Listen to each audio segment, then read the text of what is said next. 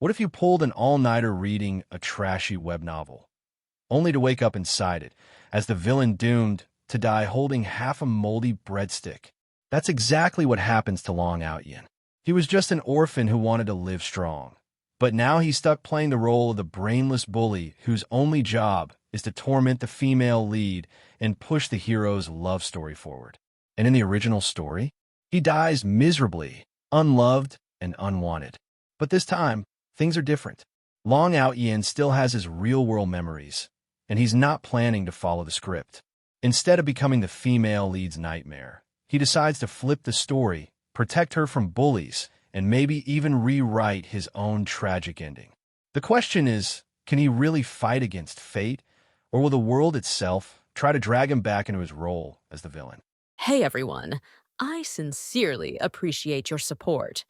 If you enjoy my audiobooks, I would be truly grateful if you could subscribe to the channel. And if you'd like to support even further, you're welcome to become a Patreon member, where you can access audiobooks of novels as long as they are freely available on the internet. Your kindness and support mean so much. Thank you. Feeling like anyone can take advantage of you. The price of staying up all night reading was harsher than Long Aotian ever imagined. One moment he was sprawled on his bed, cursing some hack author's garbage plotline, and the next he blinked his eyes open, only to discover he had transmigrated into the story itself.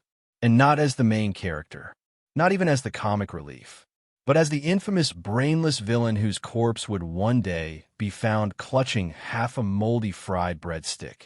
Yes, that was his grand ending. Anyone who had read enough urban wish-fulfillment novels knew the type. These kinds of villains existed for one purpose: to constantly stir up trouble so that the male and female leads could shine brighter in comparison.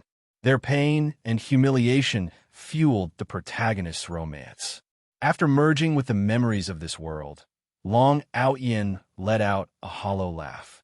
But the laugh quickly twisted into pure misery when he lifted his gaze and saw the rows of high school students in uniform. This is way too reckless," he muttered, a sinking dread forming in his chest. The meaning behind his name. Before all this, Long Aotian had been an orphan raised in a welfare home. Frail and sickly, he had been a target for bullies his whole life. Back then, he made a vow. Never again would he let anyone step on him. That was why he had chosen the name Long Aotian, a name meant to symbolize strength, dominance, and fearlessness. But fate enjoyed cruel jokes. He still remembered the first time he proudly introduced himself. His classmates had stared at him like he had just told the funniest joke in the world. Bewildered looks, snickers, outright laughter. Later, a colleague explained why. His name wasn't inspiring anymore. It was a meme, a parody, a punchline born from a popular novel where Long Aotian was nothing more than an arrogant thug destined to fail. Out of curiosity and perhaps stubbornness, he'd searched for that novel. What he found had both infuriated and humiliated him. In those pages, Long Aotian was nothing more than a delinquent high school senior. Fighting was his daily hobby, studying was beneath him, and arrogance was his one defining trait. The absurd plot, reading further, only made his blood boil. The so-called villain Long Aotian existed solely to torment the female lead. Day after day, he bullied her, humiliated her, and cornered her into despair. Then, at her lowest point, the dazzling male lead would appear like the sun breaking through the clouds. But the author wasn't done with their twisted imagination.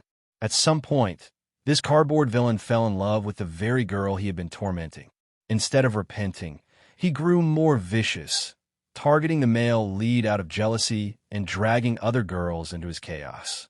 A second female lead, a childhood sweetheart, none were spared.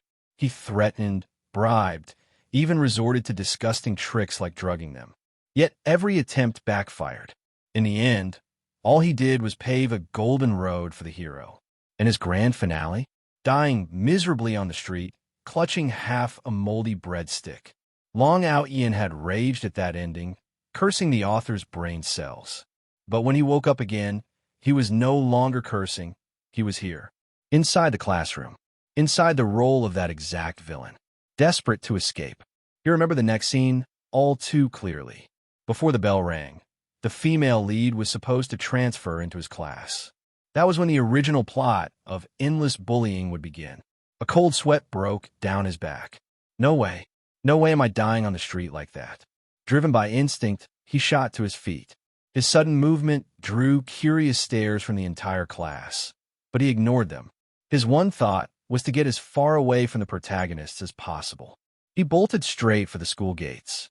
To his horror, the exit was locked tight, barbed wire lining the walls. Still, he wasn't giving up without trying. He sprinted, leapt for the gate, and was instantly tackled by 3 security guards. "It's you again," one of them barked. "Can't climb the wall, so you try to ram the gate? Think we're blind. Let me go. I want to drop out." Long Aotian shouted, thrashing wildly. "Drop out? More like skipping class. You're not staining our record, brat." No matter how he fought, he was dragged back into the classroom. The fated meeting. The bell rang just as he was shoved into his seat. Long Aotian's gaze snapped to the door. He counted each second, dread coiling tighter in his chest. 1, 2, 3. The door opened. A middle-aged woman walked in, her stern gaze sweeping the class.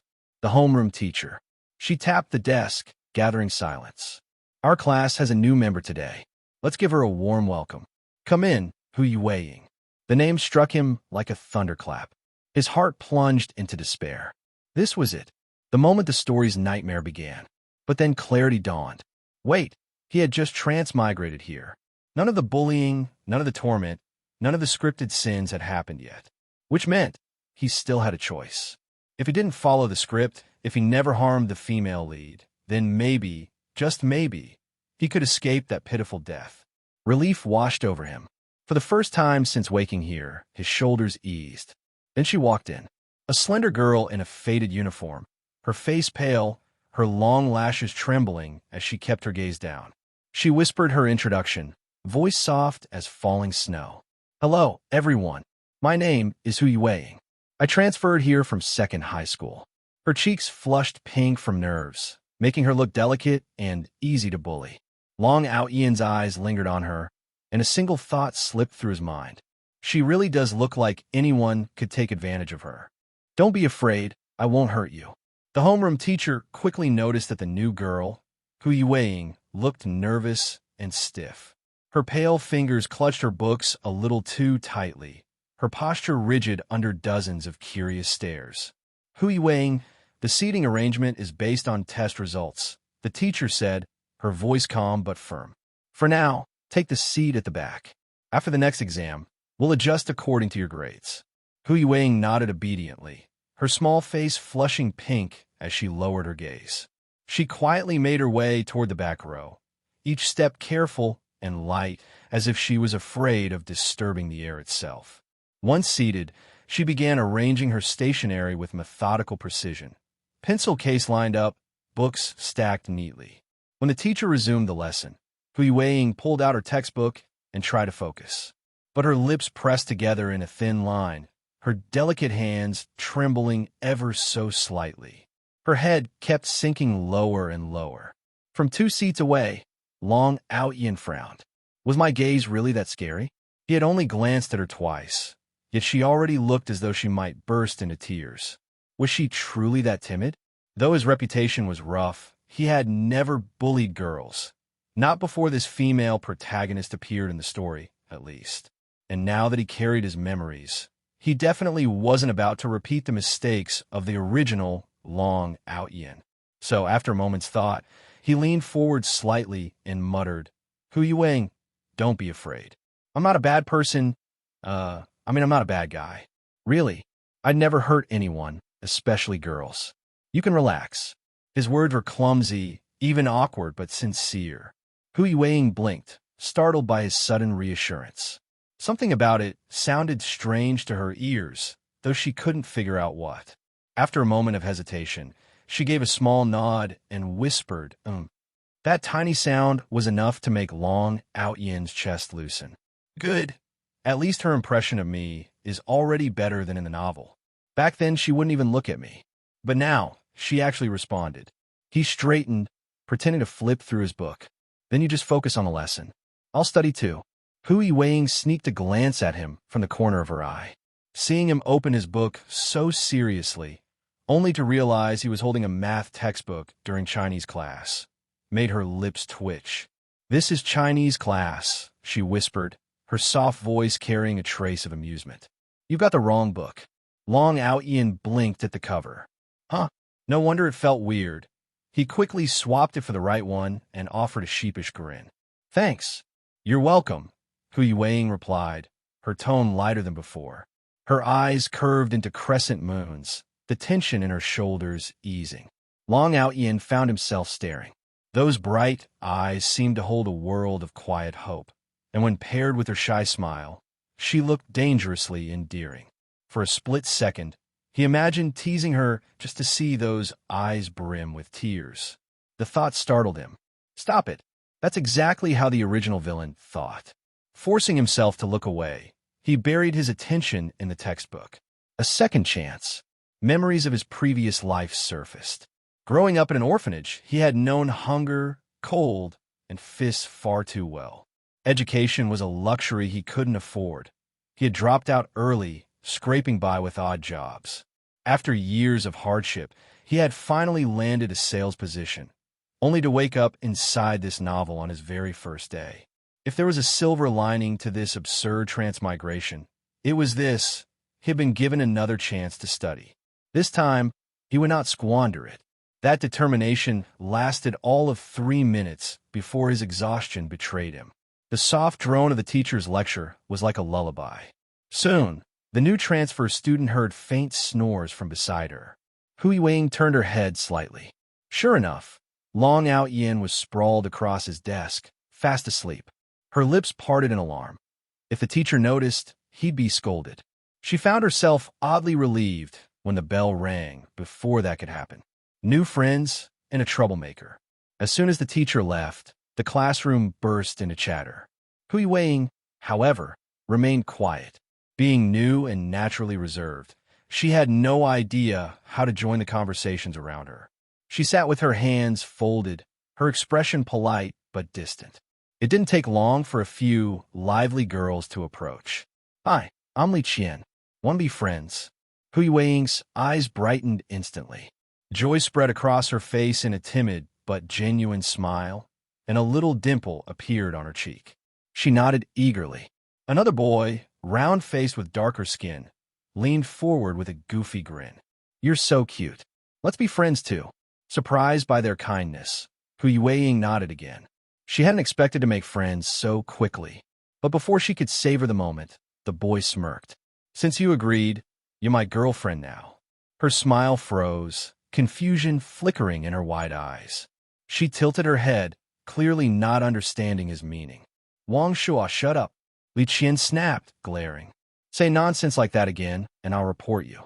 "TCH, all you know how to do is snitch," Wong Shua retorted with a careless shrug. His gaze lingered on Hu Weiing for a beat before he swaggered off toward the restroom.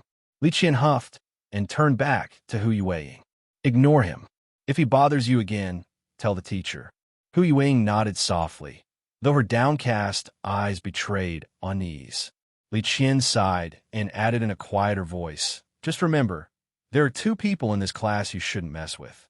One is Wong Shua, and the other," she pointed toward the back. Long Aotian was still slumped on his desk, snoring, a little drool glistening at the corner of his mouth. "He's even worse than Wong Shua. He actually fights. Wong Shua got beaten up by him before." Hu Weiing followed her gaze, lips parting slightly. "That guy? Got it," she murmured.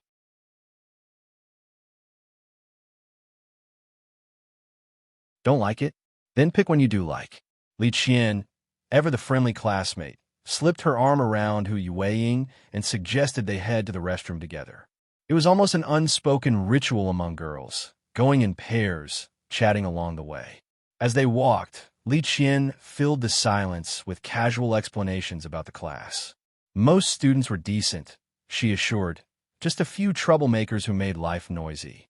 Hu Weiing listened quietly, grateful for the guidance, though she still kept her gaze lowered, careful not to draw attention.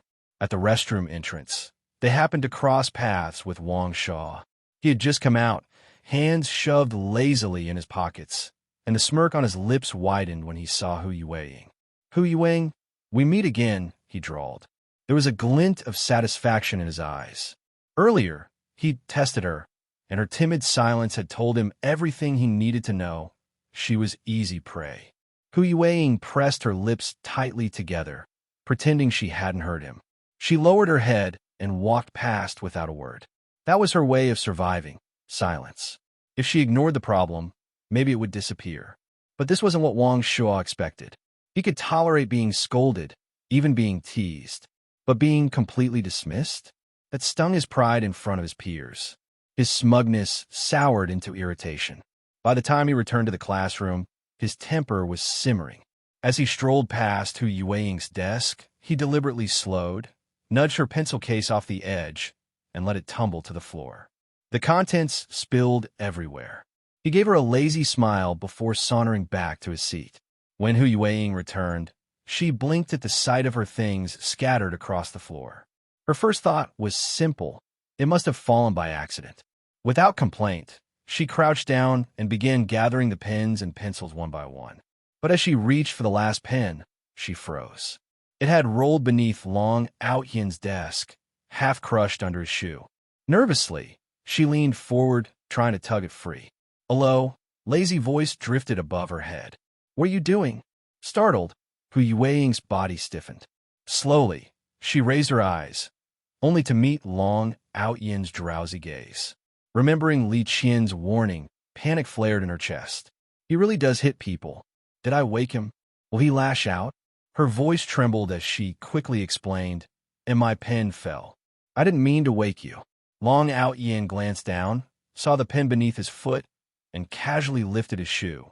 Seizing the chance, Hu Yueying snatched it back and scurried to her seat. Long Aotian frowned. Why does she look even more afraid of me now? After a pause, he dug through his pencil case, pulled out a nearly new pen, and placed it gently on her desk. Hu Yueying let out a tiny sigh of relief, only for her heart to seize again when she saw him reaching toward her. Her imagination ran wild. Don't provoke him. He's dangerous. What if he really does hit me? She shut her eyes tightly, bracing for pain. But when nothing came, she peeked through her lashes. On her desk lay a brand new pen. She blinked in confusion, then looked up. Long Aotian was leaning lazily on his arm, yawning as he gazed out the window. Her stare must have lingered, because he turned his head and caught her looking. "What's wrong?" he asked, his tone casual. "Don't like that pen? Then pick one you do like." He opened his pencil case as if offering her free choice. Hu Yueying's breath caught. For a moment, she couldn't tell if this was kindness or mockery. Quickly, she waved her hands. No, this one still works. You don't need to replace it."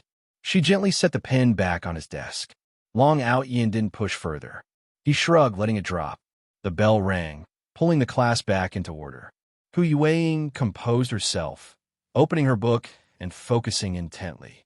At this stage of her life, nothing mattered more than her studies. Meanwhile, Long Aotian sprawled back on his desk, eyelids drooping. He had been up all night in his original world, and the sudden transmigration hadn't exactly given him a chance to rest. A math lecture was little more than a lullaby. By the time class ended, Hu Yueying had filled her notebook with carefully written formulas and solutions. Long Aotian, in contrast, was still half asleep, looking like he hadn't learned a thing. Hu Yueying glanced at him unconsciously, pen tapping lightly against her page. He really can sleep anywhere, she thought, both bewildered and amused. That small thought was cut short by a shadow falling across her desk. "Wong Shua." "Hu Yueying," he said, leaning in with a false smile. "Why didn't you answer me earlier outside?" She kept silent, calmly stacking the books she needed for the next class. Her refusal to acknowledge him only sharpened his frustration. Watching her chat with others but treat him like air felt like a slap to the face. His smirk darkened. As she lowered her head to put away her things, he accidentally brushed against her desk again. The pencil case tumbled, spilling its contents a second time. This time, he crushed it under his foot and sneered, "Oops, my bad." Hu Yueying froze, staring at the shoe print stamped across the lid. Inside, the pen casings had cracked. She quietly picked up the broken pieces, her fingers trembling. It was her first day here, and already her eyes burned with unshed tears. When the avalanche occurs, no single snowflake is innocent. In sleep, Long Aotian was disturbed by the muted sounds of suppressed sobs. With hazy eyes still heavy from slumber, he saw Hu Yueying attempting to put together scattered pieces of a broken pen shell, hoping to keep using it. Seeing her distress, Long Aotian pulled out several pens from his pouch and placed them before Hu Yueying. "Don't cry. Use mine." "Thank you." As Hu Yueying spotted the pens on her desk, she inhaled deeply, trying her best to hide the traces of her tears. But her slightly reddened eyes and trembling shoulders betrayed her. Hesitant at first, Long Aotian asked, "What's wrong?" "Nothing," replied Hu Yueying as she bit her lip and shook her head lightly. Tears are streaming, yet she insists it's nothing. "Do I look stupid?" thought Long Aotian. He looked around the classroom and finally landed on Wong Shua. A smirk on Wong Shua's face as he stared at Hu Yueying left no doubt about what had transpired. It was clear to him now, in the original plotline that he was aware of, it was him, Long Aotian, who led the ridicule and bullying of Hu Yueying. However, since he had traveled to this world and deviated from the original plot, someone else was now bullying Hu Yueying. "Did I bother you?" Hu Yueying asked in a small voice after she collected herself. "No, I was just waking up." "Do you need this?" "You were sleeping the entire class time." "You can check it if you want," Hu Yueying offered, even while using Long Aotian's pen. She didn't want to owe anybody anything. Therefore, she offered her carefully compiled study notes to Long Aotian. This work is hosted on mananovel.com. Considering his current academic level, getting into a university was a dream. A costly lesson learned. He didn't want to suffer from a lack of education ever again. In the original story, Hu Yueying was a top student, maintaining excellent grades even under relentless bullying. Her notebook, filled with key knowledge points, would certainly be a great help for Long Aotian. Taking the notebook, Long Aotian paused, then said, "You know, if you're being bullied, you should tell the teacher." "It's useless," Hu Yueying said softly while lowering her gaze. Her words stunned Long Aotian. When reading the novel, he only skimmed over Hu Yueying's earlier experience. He didn't know about her past before her transfer. According to the original plot, Hu Yueying didn't dare to report when she was bullied by Long Aotian. It was likely related to her previous experience. Long Aotian remained silent for a moment. Thanks for reading on Mananovel. When reading the novel, it was only a means of entertainment. But when he arrived in this so-called novel world, it became a different emotional experience altogether. The people here, they are real. They feel pain when hurt, they cry when they're sad, they laugh when they're happy, and they regret when they make mistakes. Everyone here is struggling for their own lives. If he hadn't traveled here with memories of the past, this world is as real as it can get. As the author breezed over the plot, for Hu Yueying, it was her reality. She had suffered through it all. The process had been painful and bitter, shaping Hu Yueying's resilient character as it stands today. She sighed quietly. Flipping through her notebook, she had marked each knowledge point with her own analysis. It's like cooking a meal and bringing it to Long Aotian's mouth. All he needs to do is open his mouth, and he can eat it directly. The break between classes ended. When Long Aotian returned to the classroom, he saw Wong Shua standing in front of Hu Yueying's desk, maliciously pushing her pencil case and books from the tabletop to the ground with his finger. Long Aotian frowned and went back to his seat. Bullying starts small and escalates from there. Right now, Wong Shua is targeting Hu Yueying's books, but if she continues to be too scared to resist, the bullying will inevitably become more personal. Watching as Wong Shua deliberately stepped on the pencil he himself had given Hu Yueying, crushing it underfoot, an image of Hu Yueying's teary eyes looking at him, trying to force a smile and pretend that everything was okay, surfaced in Long Aotian's mind. He couldn't help but think back to the time when he was at the orphanage being bullied by the other children. But he and Hu Yueying were different. He knew how to resist, and slowly, no one dared to bully him anymore. Taking a deep breath, he was a youth of the new era, and bullying was happening right before his eyes. Was he really going to just stand there and watch as Hu Yueing experiences the humiliation and bullying once again, as per the original script, and eventually walks down the road of despair? There is no innocent snowflake in an avalanche. How could he bear to watch Hu Yueing walk step by step into the abyss of despair and pain in front of him? No matter what, he could not let this go on. Time to change the script. Is this the third time? Long Aotian knocked on the desk with his knuckles. Upon hearing Long Aotian's words, Wong Shua turned around and scowled at him.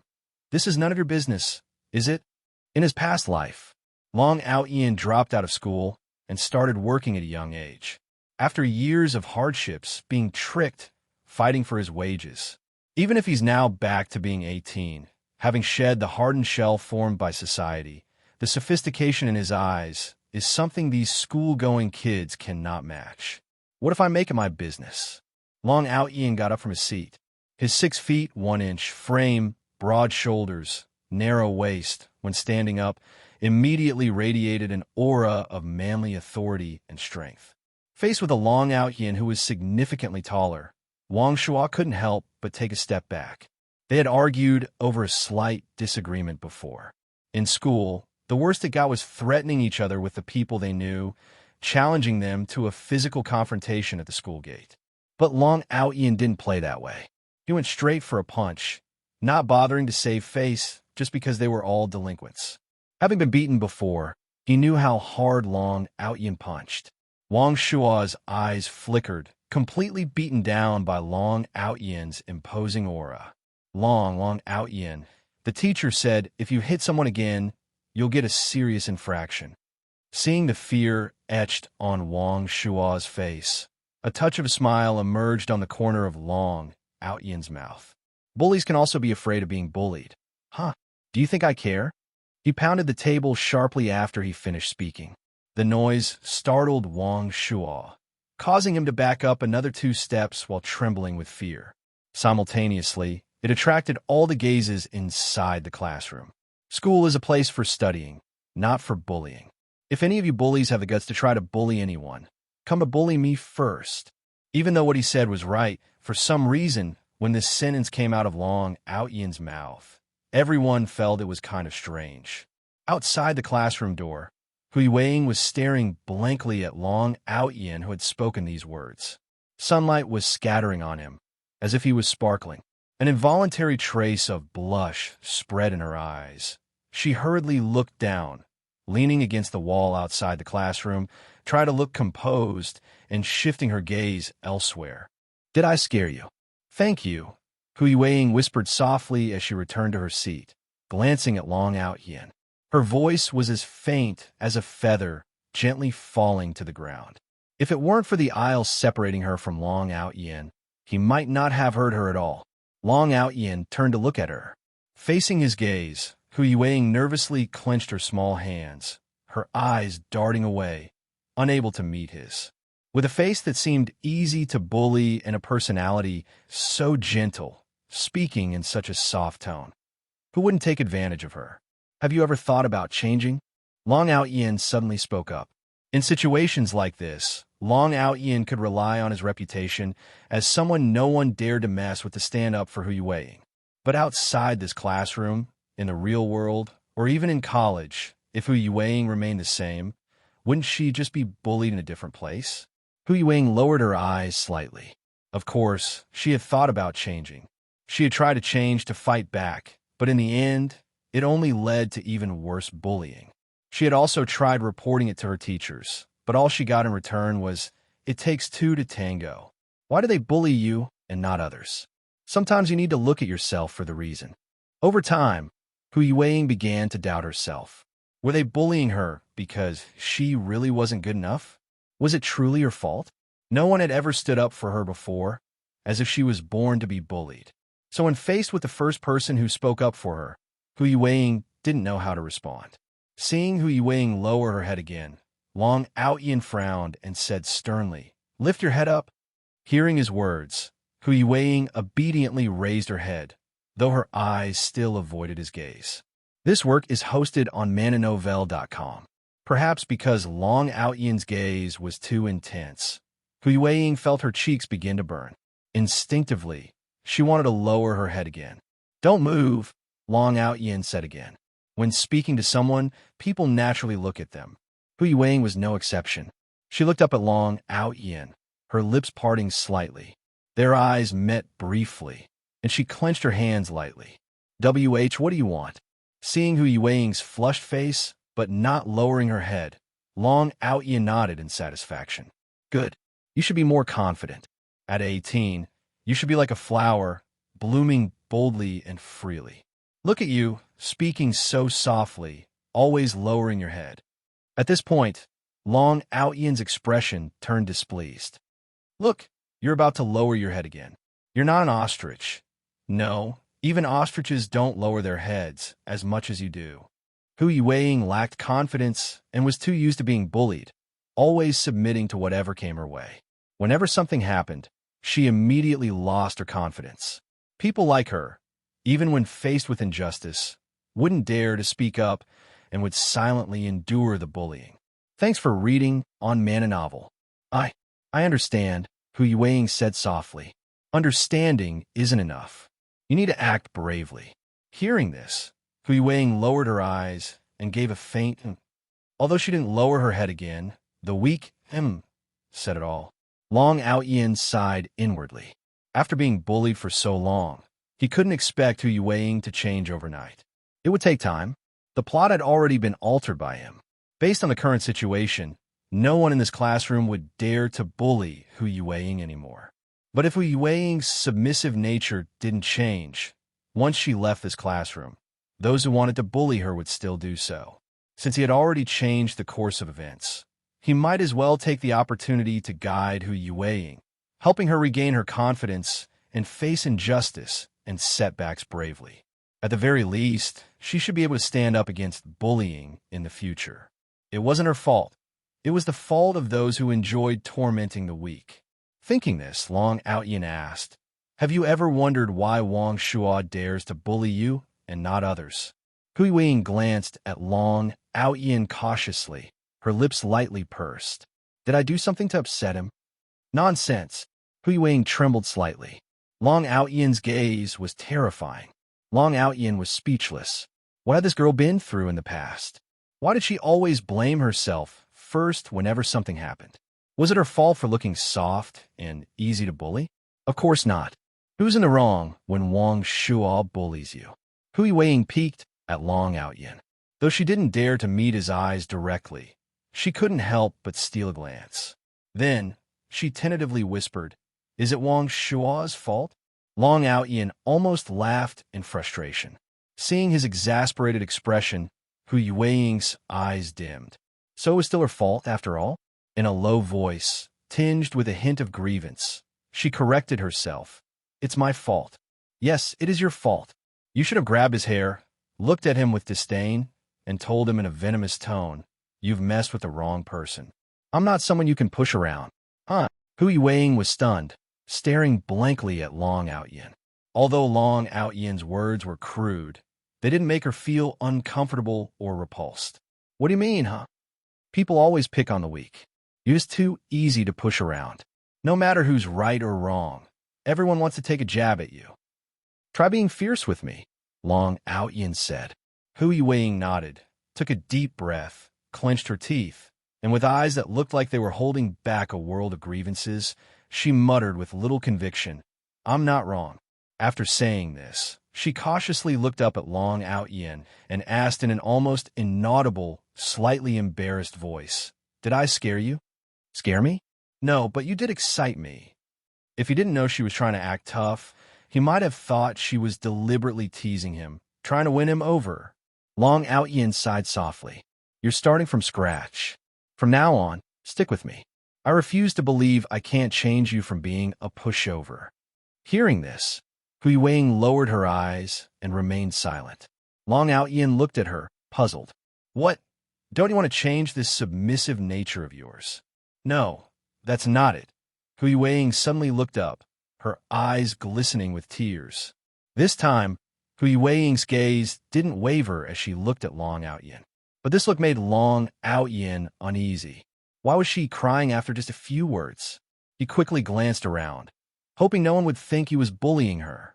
Hu Yuing took a deep breath, her voice filled with suppressed emotion. I really want to change. No one wanted to change more than she did. She didn't want to be a pushover anymore. Everyone always assumed that it takes two to tango, and even when she was the one being bullied, they told her to look for the reason within herself. But only Long Aotian had asked her if she wanted change. Yes, she wanted to more than anything. The 99th Confession. Class 1, Grade 12. No way. I just reached the peak of my life. A young man with delicate features suddenly woke up from his seat, gasping for breath. He was momentarily stunned by the surrounding noise. This is the classroom? His mind felt chaotic at the moment, until a concerned voice reached his ears. Brother Chun, are you okay? Are you too excited about preparing for the 99th Confession today? Hearing the phrase, 99th Confession, Yu Liangchen's body stiffened, and he immediately turned to look at the speaker. A chubby face, small eyes. Gao Quan? Gao Quan, you're still alive? That's great, that's great. Seeing Gao Quan, Yu Liangchen vigorously pinched his chubby cheeks. This time, I'll protect you well, and I won't let anything happen to you again. Brother Chun, did you have a dream and go crazy? Haven't I always been alive and well? Gao Quan, seeing Yu Liangchen so excited, didn't know what to say. You don't understand, but it's okay. Everything is on me, Yu Liangchen said solemnly. In Gao Quan's eyes, he might have just taken a nap. This work is hosted on mananovel.com. But that wasn't the case. In fact, he had traveled back in time. In his dream, let's call it his previous life. In the dream, he was already 28 years old, and everything happening now had already been experienced once in the dream. In the dream, Gao Quan died at 25, beaten to death by Long Aotian and his men while trying to save him. And he spent 3 years bankrupting Long Aotian, making him die like trash on the street, holding a half-rotten fried dough stick, miserable and alone. In the end, he could only marry 3 stunning beauties in loneliness, inherit Long Aotian's corporation, become the CEO, and reach the peak of his life. However, on the wedding day, seeing the 3 stunning brides, he got too excited, leading to insufficient blood supply, causing cardiac arrest. Brother Chun, hurry, stop spacing out. Li Qingxue is back. It's your turn. Hearing Gao Quan's reminder, Yu Liangchen instinctively looked towards the classroom door. Thanks for reading on Mananovel. His expression became somewhat dazed. The girl had just returned from outside, her fair cheeks bearing a faint smile. Even in her school uniform, her graceful figure was hard to conceal. As she chatted and laughed with those around her, every movement, every smile was beautiful and elegant. She just stood there, constantly drawing everyone's attention. Wow, the power of a first love is truly strong. Gao Quan teased, seeing Yu Liangchen's mesmerized expression, snapping back to reality, glancing at the pink love letter on the desk. Yu Liangchen took a deep breath, picked up the love letter, and walked step by step towards Li Qingxue. Everyone, seeing Yu Liangchen holding the love letter and walking towards Li Qingxue, couldn't help but jeer and tease. After all, Yu Liangchen's crush on Li Qingxue was no secret in the class. And Yu Liangchen himself had said that since transferring schools in the 4th grade, he and Li Qingxue had been in the same class, then middle school, high school, as if fate had destined them to be together. The phrase Yu Liangchen said the most was, I hope we could be together in university too. And including this time, he had confessed to Li Qingxue a total of 99 times. Now, seeing Yu Liangchen holding the love letter, everyone thought he was going to confess for the 99th time. Seeing Yu Liangchen approaching with the love letter, Li Qingxue looked embarrassed and was about to speak. Yu Liangchen suddenly said, You were once my treasure, held carefully in my hands, cherished in my mouth, the first love that occupied my entire youth.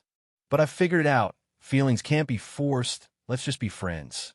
I've caused you a lot of trouble before, but not anymore. Saying this, Yu Liangchen tilted his head at a 45-degree angle, revealing a relieved smile. I hope you find happiness and meet someone better. Then, he tore the love letter in half and threw it into the trash. Everyone was shocked. Even Li Qingxue couldn't help but frown slightly, not understanding the meaning behind Yu Liangchen's actions. Damn, Brother Chun, are you crazy? You've been chasing Li Qingxue since middle school. It's been 6 years now. How can you just give up like that? To Gao Quan's words, Yu Liangchen curled his lips, glancing at Li Qingxue out of the corner of his eye.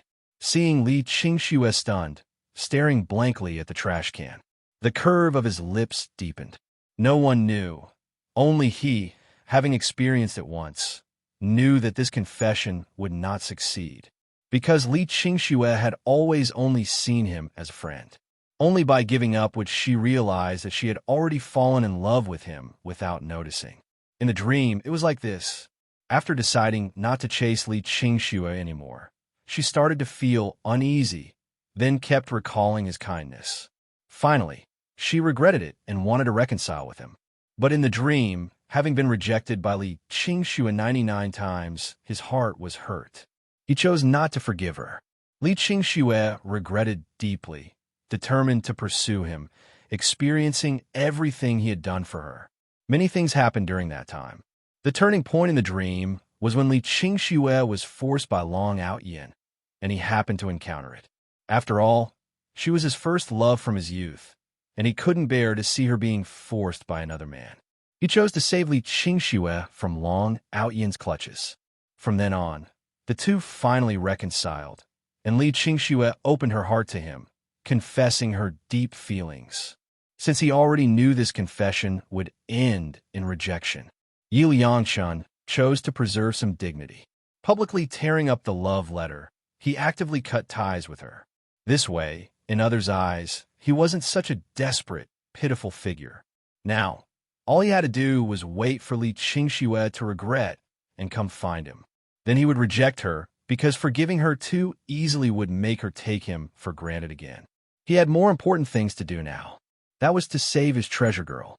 Thinking of how Long Aotian would bully and torment his treasure girl, Yu Liangchen couldn't help but get angry. Just as he was about to confront Long Aotian head-on, for some reason, Yu Liangchen suddenly gave up on the idea and deeply furrowed his brows. In the dream, after being rejected by Li Qingxue, it took about half a month to meet the treasure girl. At that time, she was bullied by Long Aotian to the brink of despair, almost broken. One rejected by his first love, one bullied and tormented, two wounded souls easily resonated. The treasure girl in the dream often said she was grateful to him for being like a ray of sunshine in her darkest moments, dispelling the endless darkness and saving her from the abyss. So Yu Liangchen hesitated. If he went now, would he still be her light? Would he still be the salvation of her life? After a moment of internal struggle, Yu Liangchen decided to follow the path of his previous life. But he could care for her in advance, leaving a strong impression.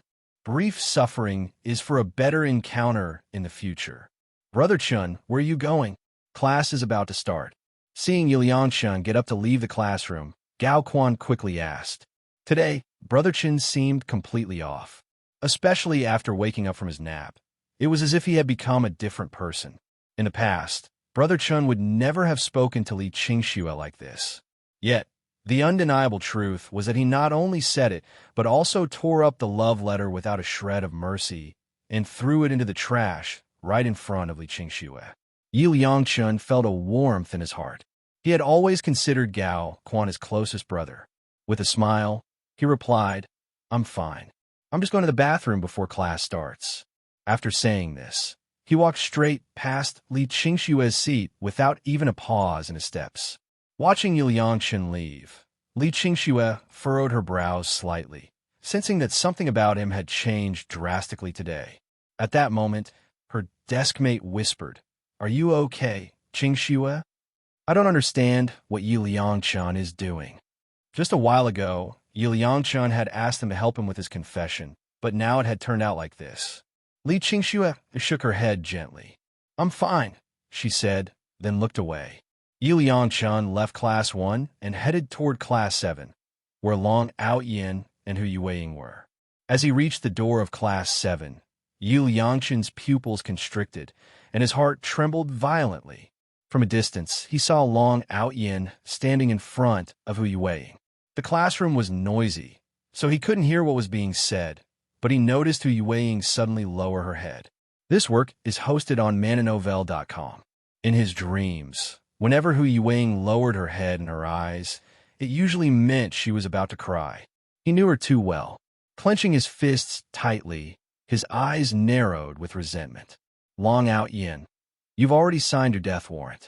I'll prepare a lot of moldy fried dough sticks for you. Just you wait. After uttering these harsh words, his gaze softened in an instant, looking at Hu Yuwei with deep affection. Don't be afraid. Just wait a little longer. Soon, I'll appear in your world like a ray of light. I will be your salvation, the son of the sun who leads you out of the darkness. All the pain Long Aotian has caused you, I will spend my life healing. After saying this, Yu Yangchen gritted his teeth and looked away. He was afraid that if he kept watching, he wouldn't be able to hold back his tears. All this suffering was for the sake of their eventual reunion. He had to endure it. Only when Hu Yuwei was at her most broken, her most desperate, would his appearance hold the most meaning. Thanks for reading on Man Novel. Taking a deep breath, he suppressed the surging emotions in his heart and headed to the restroom. I really want to, Hu Yuwei said, her eyes red but her voice surprisingly firm. I want to change. I don't want to be bullied anymore. Long Aotian sighed inwardly as he looked at the determined Hu Yuwei. If she hadn't been pushed to her limits, this shy and gentle girl would never have been so resolute. Good, Long Aotian said solemnly. From today on, you're my little follower. I'll set some basic training for you. If you want to become stronger, you'll have to give it your all. Teaching someone how to fish is better than giving them a fish. Only by changing herself could Hu Yuwei truly avoid being bullied in the future. Thank you, Hu Yuwei said, her lips pressed together tightly as she expressed her gratitude sincerely. He seemed different from the person Li Qian had described. Even though they had just met today, he had taken the initiative to talk to her, lent her a pen, helped her stand up to Wong Shua, and now he even wanted her to be his little follower. She was truly grateful to Long Aotian. No need for thanks. If you see me down on my luck in the future, helping me out would be the best thanks, Long Aotian said slowly. If the plot had truly changed, then his original ending would no longer exist. But what if it hadn't? Being nice to the female lead now might at least leave him a way out if things went wrong. After all, in the original novel, Hu Yuwei had eventually become a rising star in the business world, founding her own company and establishing an anti-bullying foundation. She had made significant contributions to the world. Someone as kind and gentle as her didn't deserve such a life. Hearing this, Hu Yuwei lowered her eyes humbly. It also strengthened her resolve to study hard, make money in the future, and help Long Aotian when he needed it. Now, I'm going to give you today's task. Hearing this, Hu Yuwei immediately straightened up. Go find Wong Shua and make him apologize to you, as well as compensate you for the stationery he ruined. The courage Hu Yuwei had mustered instantly dissipated. She glanced furtively at Wong Shua. Wong Shua was 1.72 meters tall and weighed over 180 pounds. To Hu Yuwei, his build was like a small mountain.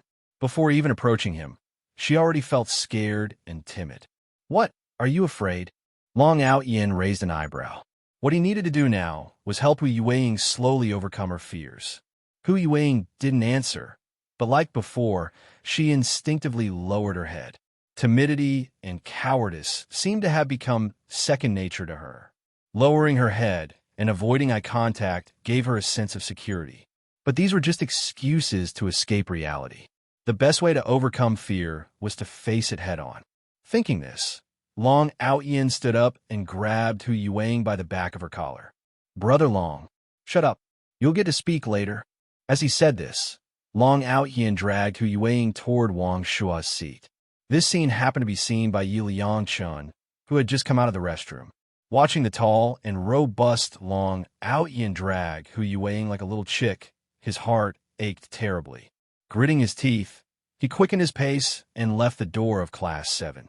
He didn't have the courage to see how Long Aotian would bully Hu Yueying. Once he was out of Class 7's vicinity, he leaned weakly against the wall. Taking a deep breath, his expression was one of deep sorrow. Just endure it a little longer. Only when you've fallen into the abyss will my appearance be your salvation. Then I'll rush into your world like a hero, bathed in golden light, to love and heal you.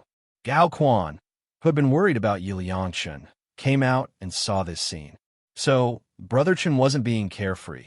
He was desperately hiding his pain. Since middle school, he had likely Qing Shua and pursued her.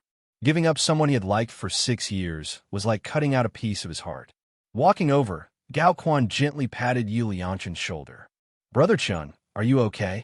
Yi Liangchen looked up, forcing a smile to mask his inner sorrow. I'm fine. Let's go back. Class is about to start. He glanced back at Class 7. In his heart, he whispered, this temporary suffering is just for a better reunion in the future. Yueying, hold on. Everything he's done to you, I'll make him pay back 1,000-fold. Thank you for taking me as your follower. Hu Yueying had no means to resist Long Aotian, or rather, she didn't dare to resist at all. She was effortlessly brought before Wong Shua's seat. Seeing Long Aotian leading Hu Yueying over, Wong Shua looked somewhat uneasy and turned his gaze toward Long Aotian. Speak. Long Aotian signaled Hu Yueying to go ahead. The commotion had already drawn the attention of the entire class, who instinctively looked over. Feeling the weight of everyone's stares, Hu Yueying grew increasingly nervous. She clenched her fingers tightly, her lips trembling slightly. After a few breaths, Hu Yueying finally mustered her courage and looked at Wong Shua. You need to apologize to me. Hearing this, Wong Shua first glanced at Hu Yueying. When Wong Shua glared at her, Hu Yueying instinctively stepped back, her body trembling uncontrollably. She didn't even notice the marks her nails were leaving on her palms. Why you need to apologize to me, Hu Yueying repeated, her voice trembling slightly, though she tried to maintain a calm exterior. But Wong Shua remained silent, and the surroundings seemed to fall into an eerie quiet. Hu Yueying could clearly hear her own heartbeat, her face growing paler by the second. Her eyes flickered to the side. Seeing Long Aotian's figure, she felt a momentary sense of calm. Wong Shua first looked at Hu Yueying, then turned his gaze to Long Aotian. Noticing Wong Shua's glance, Long Aotian tilted his head slightly and suddenly smiled, his tone lazy but laced with arrogance. Didn't you hear her? Should I repeat it for you? Though he appeared carefree and nonchalant, his gaze was sharp. No, more accurately, his aura was overwhelming. Wong Shua swallowed dryly. This is how people are. When they encounter someone weaker, they feel they can bully them and act arrogantly. But when faced with someone stronger, even if they're still resentful inside, their attitude inevitably softens. This work is hosted on mananovel.com. Looking at Hu Yueying, Wong Shua felt that if he didn't apologize, Long Aotian would definitely beat him up. It was clear that Long Aotian was now protecting Hu Yueying. I'm sorry. I shouldn't have thrown your things on the ground.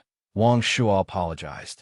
Hearing Wong Shua's apology, Hu Yueying's tense heart instantly relaxed. She couldn't quite describe the feeling. It was as if her entire being had suddenly become lighter. It wasn't just physical relief, but more of a psychological one. Upon hearing the apology, Hu Yueying instinctively wanted to say, "It's okay." But before she could speak, her shoulder was nudged twice. She looked at Long Aotian, who raised an eyebrow and gave her a meaningful look. Hu Yueying immediately understood. She took a deep breath and, though still lacking confidence, said, "Why you also need to replace the stationery you ruined." Wong Shua pursed his lips, unwilling but with no choice. He nodded because he couldn't beat Long Aotian, and because facing Long Aotian gave him the illusion of confronting those tough guys from the streets. Thanks for reading on Man and Novel. He had no doubt that Long Aotian actually knew people from that world. Fine, he said. He immediately pulled out a handful of pens from his pencil case. As a professional slacker, these pens were just for show in his case, so they were still quite new. Hu Yueying only took 5 pens, as that was how many of hers had been ruined. She returned to rest, not taking more than what was owed. This marked a new beginning. Long Aotian turned and left, and Hu Yueying quickly followed.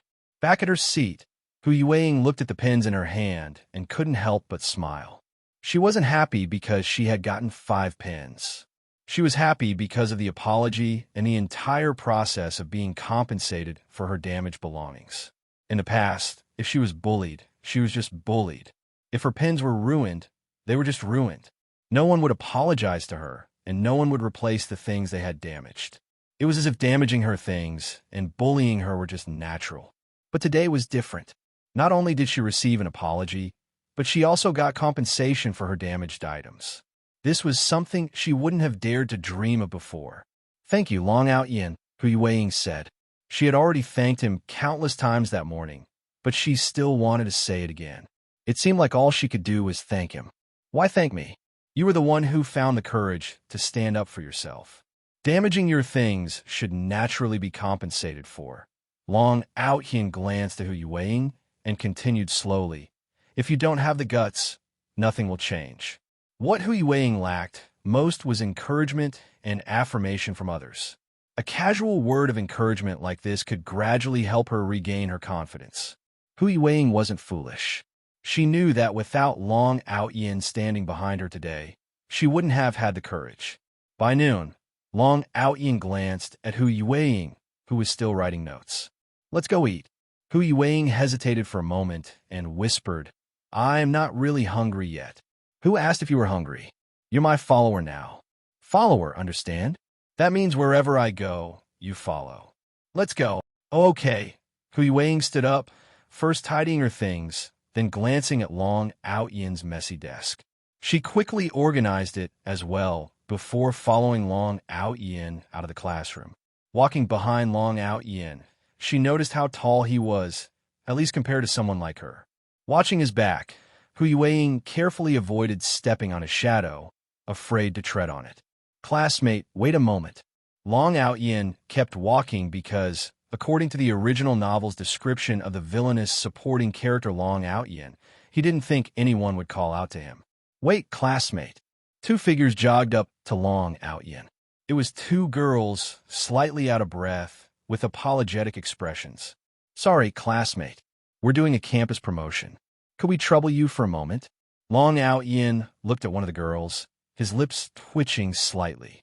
She was delicate, beautiful, and elegant. Very pretty.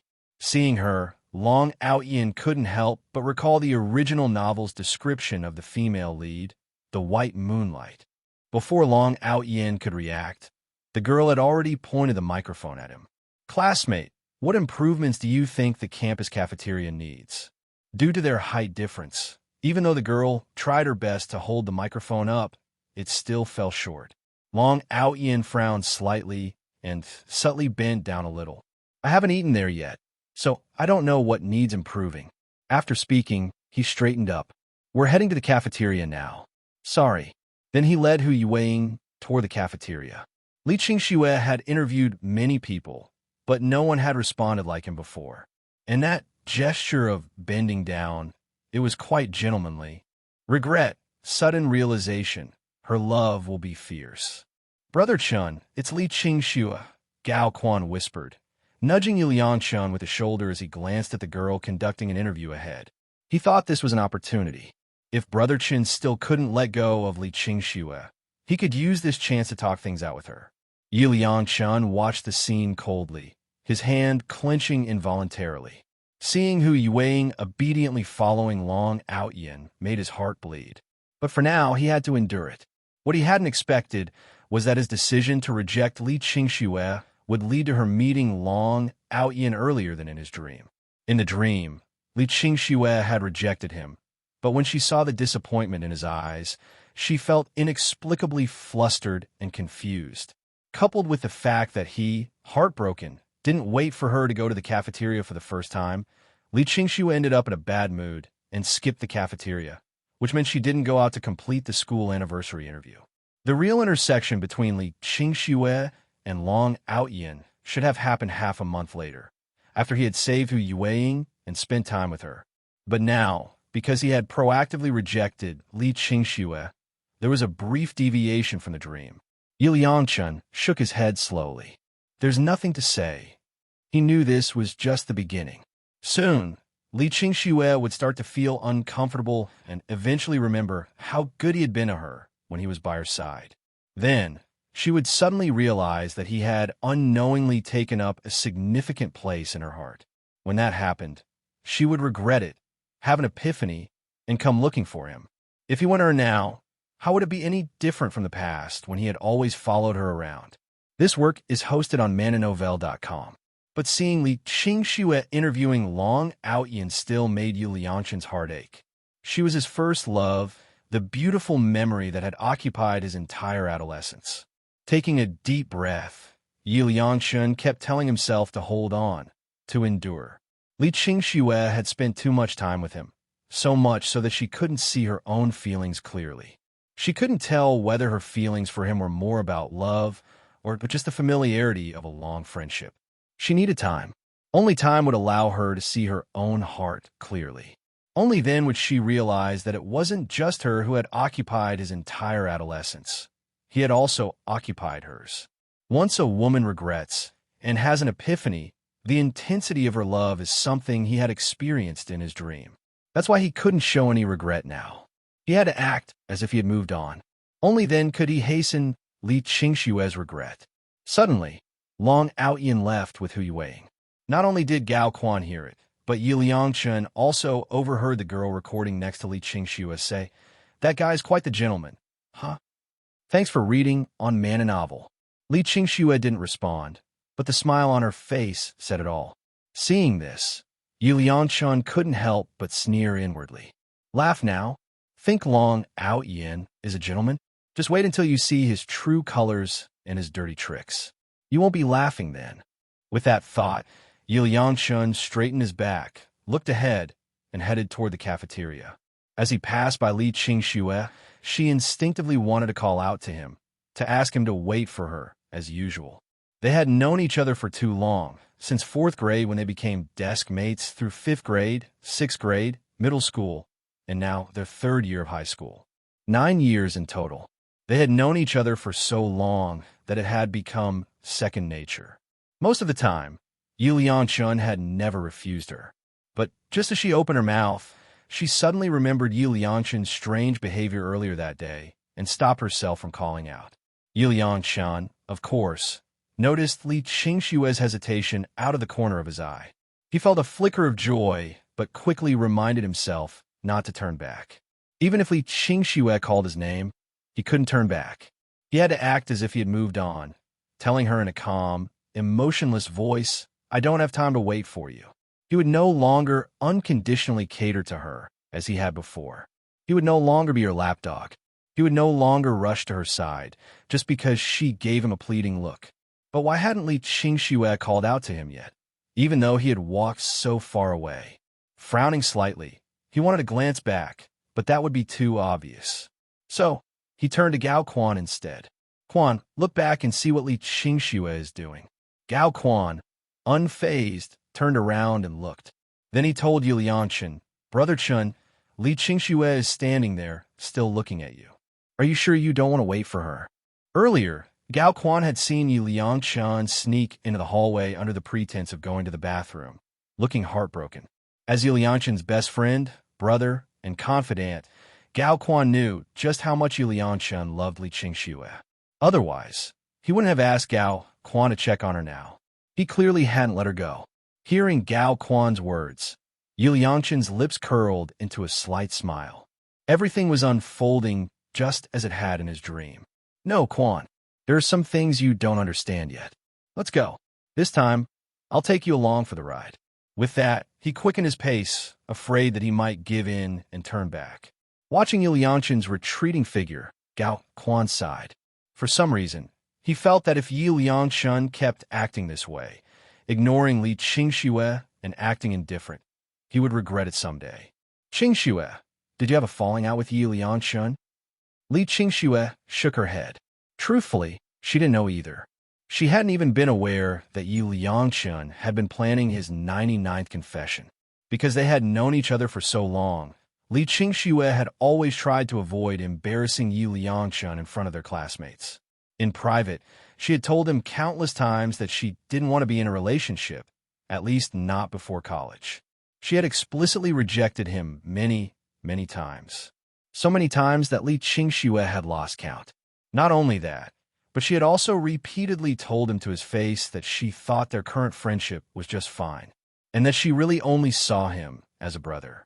So how had things come to this? Perhaps she was feeling a little down. After all, how many 9-year friendships does one have in a lifetime? But if Yu Liangchun could finally come to his senses and stop confessing to her, that would be for the best. She just hoped he could gradually adjust his emotions without affecting their friendship. I'm great at doing homework, and I can also help you with tutoring. Long Aotian brought Hu Yueying to the cafeteria. He grabbed 2 trays and handed one to Hu Yueying. As they lined up at the counter, Hu Yueying hesitated while looking at the food on display. She stepped forward and asked softly, "Excuse me, can I pay with cash?" She had just transferred to this school today.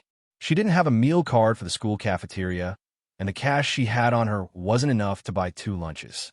If it weren't for Long Aotian helping her earlier and not minding her tagging along as his follower, she felt she should at least treat him to a meal. "Sorry, dear, we don't accept cash here. Maybe you should go top up your card first," the cafeteria lady said gently, her tone softening as she looked at the pitifully meek Hu Yueying. Hu Yueying's face flushed with embarrassment. The next second, she felt a hand on her head, lightly pushing her back. Long Aotian withdrew his hand and took her tray as well. "I'll pay for it." As the cafeteria lady started serving the food, Hu Yueying rubbed the spot on her head where Long Aotian had pushed her and said, "I'll give you the cash later." "What? You want something fancier?" Long Aotian glanced at her and continued, "This is the treatment followers get. You eat what I eat. If you want something better, buy it yourself." Hu Yueying quickly waved her hands, indicating that wasn't what she meant. "Then take the tray and go find us a seat," Long Aotian said firmly, not giving her a chance to speak further as he picked up the trays of food. Hu Yueying, with her words stuck in her throat, could only pick up the tray and look for an empty table to save a seat for Long Aotian. Fortunately, the school cafeteria was spacious. Since most first and second-year students, unlike the third years, weren't as burdened with studies and chose to go home for lunch, finding an empty seat wasn't difficult. This work is hosted on mananovel.com. You're so annoying, saying half a sentence and then stopping. "It's frustrating to watch," Long Aotian said, clearly irritated as he watched Hu Yueying hesitate. Hearing this, Hu Yueying finally spoke up. "Brother Long, maybe I should pay you back for the meal? I feel like I owe you something." This was typical of her people-pleasing personality. She didn't mind being taken advantage of by others. But when someone did something as simple as buying her a meal worth a few dollars, she immediately felt indebted. Her mind would wander, and she'd start feeling inexplicably guilty. "If you keep talking, I'll hit you." Long Aotian frowned. It had to be said that Long Aotian's earlier display of authority with Wong Shua had left quite an impression. As soon as he said this, Hu Yueying immediately fell silent. "If you really feel bad, then just do more to make it up to me. Thanks for reading on Man and Novel." Hearing this, Hu Yueying's eyes lit up. She suddenly felt this was a good idea, but the light in her eyes quickly dimmed again, because she was clumsy and didn't know how to do anything well. She had no idea what she could do to help Long Aotian. Back at second high school, Hu Yueying had seen followers who would stand behind their bosses, helping them curse, fight, or bully others. But she didn't know how to do any of that. If she did, she wouldn't have been bullied all the time. She stole a glance at Long Aotian. Would he think she was too useless and stop letting her be his follower? Thinking this, Hu Yueying's mood sank again. Without Long Aotian's protection, would she be bullied again? This feeling was hard to describe. Those who had never been bullied couldn't understand it. After being bullied for so long, suddenly finding a boss who would protect her, keep her from being bullied, and even make those who had bullied her apologize. Long Aotian couldn't read Hu Yueying's mind. Watching her, her eyes lighting up one moment and dimming the next, he could only guess that the girl was overthinking again, though he had no idea what she was thinking about. "What's on your mind?" Is helping me with homework really that hard for you? Hearing this, the light in Hu Yueying's eyes returned. That's right. Followers could help their bosses with homework. She was really good at homework. Brother Long, I can help you with your homework and even tutor you. This was Hu Yueying's forte, so when she said this, her voice carried much more confidence. Long Aotian hadn't expected his offhand remark to excite Hu Yueying so much. He nodded in approval. A girl's emotions could be like a roller coaster. One moment, her heart could sink to the bottom, and she'd lose her appetite. The next, she'd bounce back, and the food in front of her would suddenly seem delicious. Chen, what's wrong? You seem really off today. Gao Quan watched as Yu Liangshan's expression shifted from gloomy to resentful, then to fierce, and finally to a helpless sadness. In just a few seconds, Yu Liangshan had cycled through several emotions like a master of facial expressions. Yu Liangshan took a deep breath and slowly shook his head. There were some things he couldn't say, not because he didn't want to, but because they were impossible to explain. If he said he was reborn, would anyone believe him? After all, in Gao Quan's eyes, he had just taken a short nap during the morning break. I'm fine. Maybe I haven't been sleeping well these past few days, Yu Liangshan explained. But his gaze remained fixed on Hu Yueying. Earlier, he had seen Long Aotian frown and say something, after which Hu Yueying's expression visibly fell. Though he hadn't heard what Long Aotian said, from his lip movements, Yu Liangshan had caught the word hit. From that, he inferred that Long Aotian had likely threatened Hu Yueying, possibly saying he would hit her. Yu Liangshan's heart was in turmoil. Long Aotian was tall, strong, and robust. In a fight, Yu Liangshan knew he stood no chance. But he couldn't just stand by and watch Hu Yueying get bullied. In the end, he chose to switch seats with Gao Quan. By turning his back, he wouldn't have to see it. No one wanted to see their treasure of a girl being bullied by someone else, and Yu Liangshan was no exception. Pretending not to see was the best solution he could think of. Everything Hu Yueying was suffering now. When the time came, he and Hu Yueying would make Long Aotian pay back double. With this thought, Yu Liangshan secretly made up his mind. He would use the advantage of his rebirth to accelerate his entrepreneurial plans. In his previous life, with the help of his treasure girl, his first love, and his childhood friend, he had achieved financial freedom by the age of 28. But now that he was reborn, he could use this time to succeed earlier, ensuring that Gao Quan wouldn't meet the same tragic fate as in his past life, beaten to death by Long Aotian and his gang while trying to save him. I am indeed a qualified little follower. After finishing the meal, Long Aotian went to the restroom. It was Hu Yueying's first day transferring to this school, and she didn't know many people here. Faced with an unfamiliar environment, she didn't wander around, but instead waited in place. As Long Aotian walked out of the restroom, she would be able to see him. You take your time eating, Yu Liangshan said, then used the reflection on his spoon to fix his hair. After that, he walked toward Hu Yueying. Hey, hello. Hu Yueying, who had been waiting in place, suddenly heard a deep, magnetic voice with a hint of charm. She couldn't help but look up toward the source of the voice. There, she saw a handsome young man with a gentle smile, waving at her as he approached. Do we know each other? Hu Yueying asked softly, looking at the young man in front of her.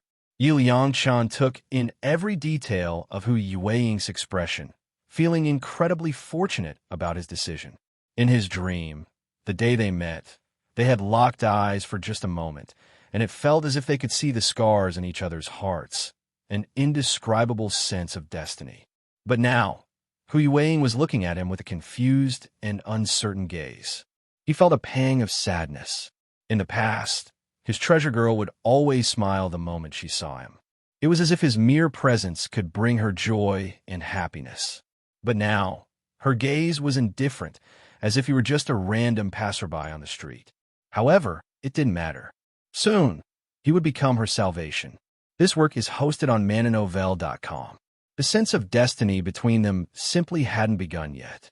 Once it started, their connection would become tangled and inseparable.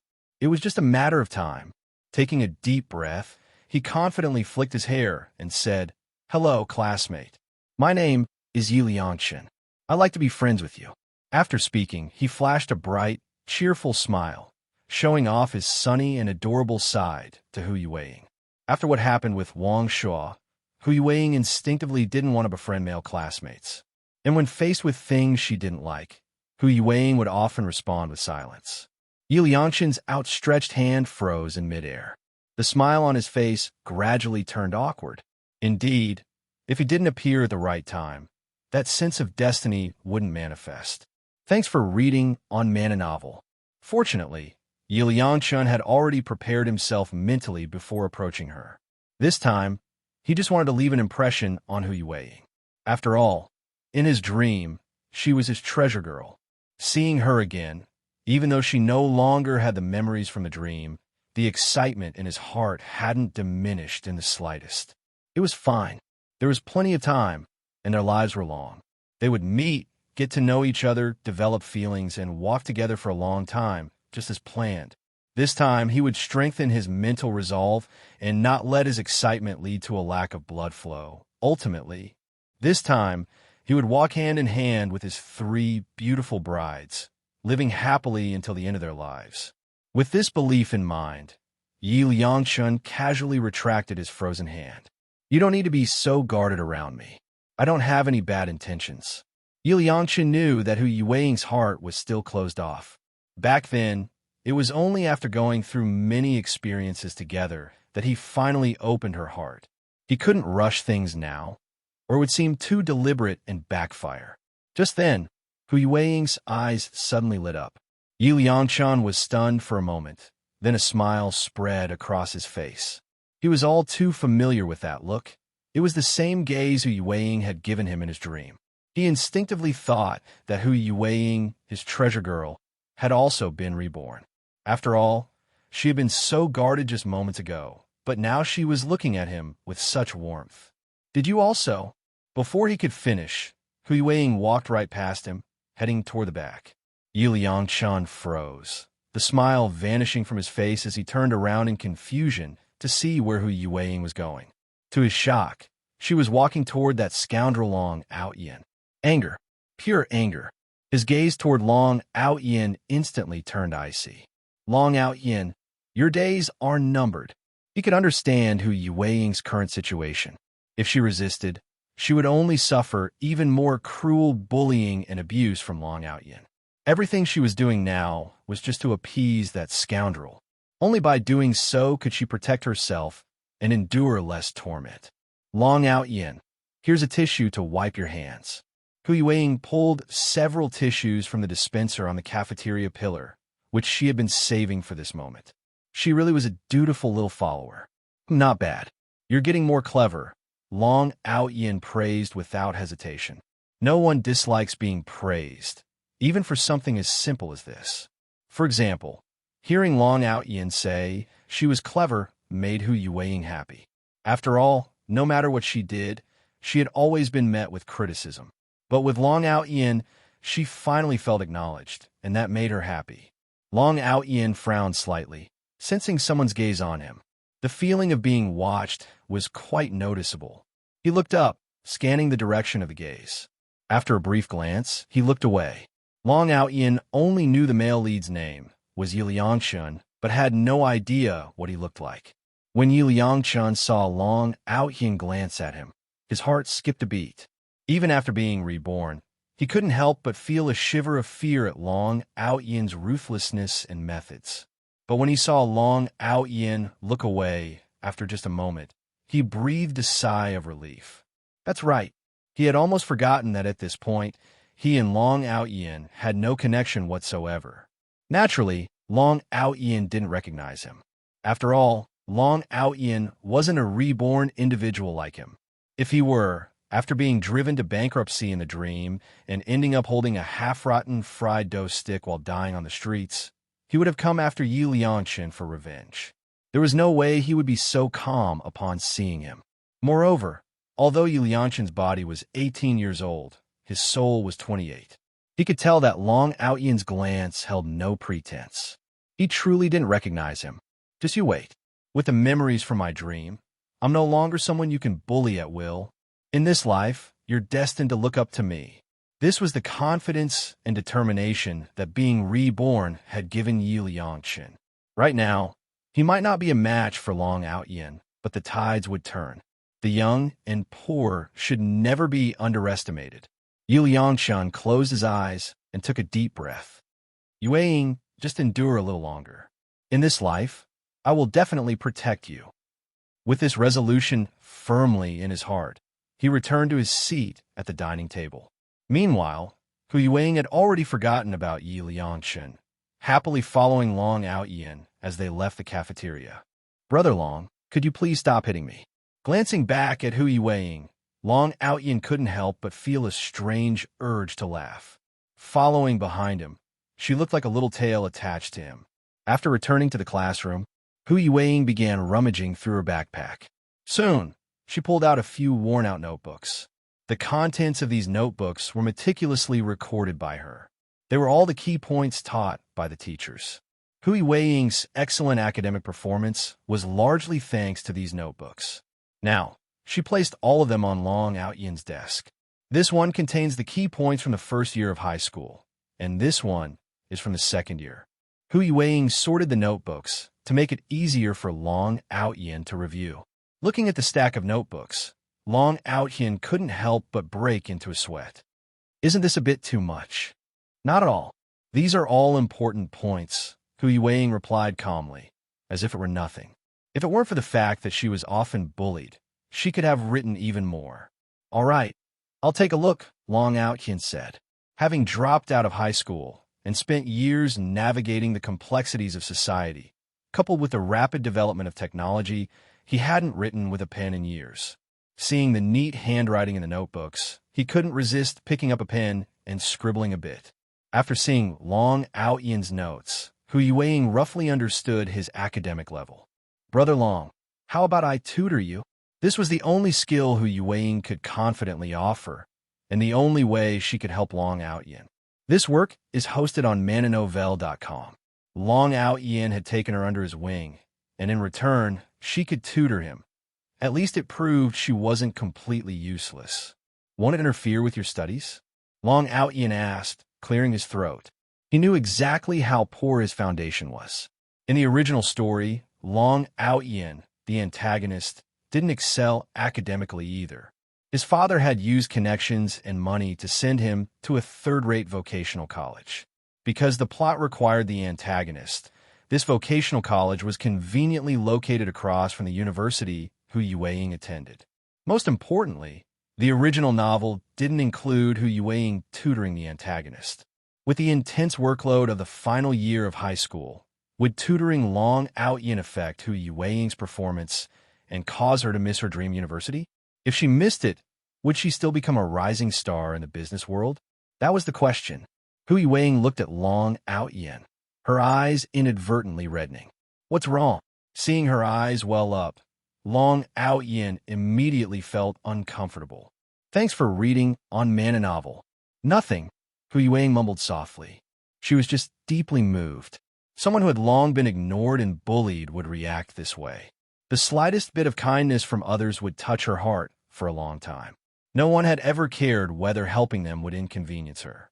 They only ever bossed her around.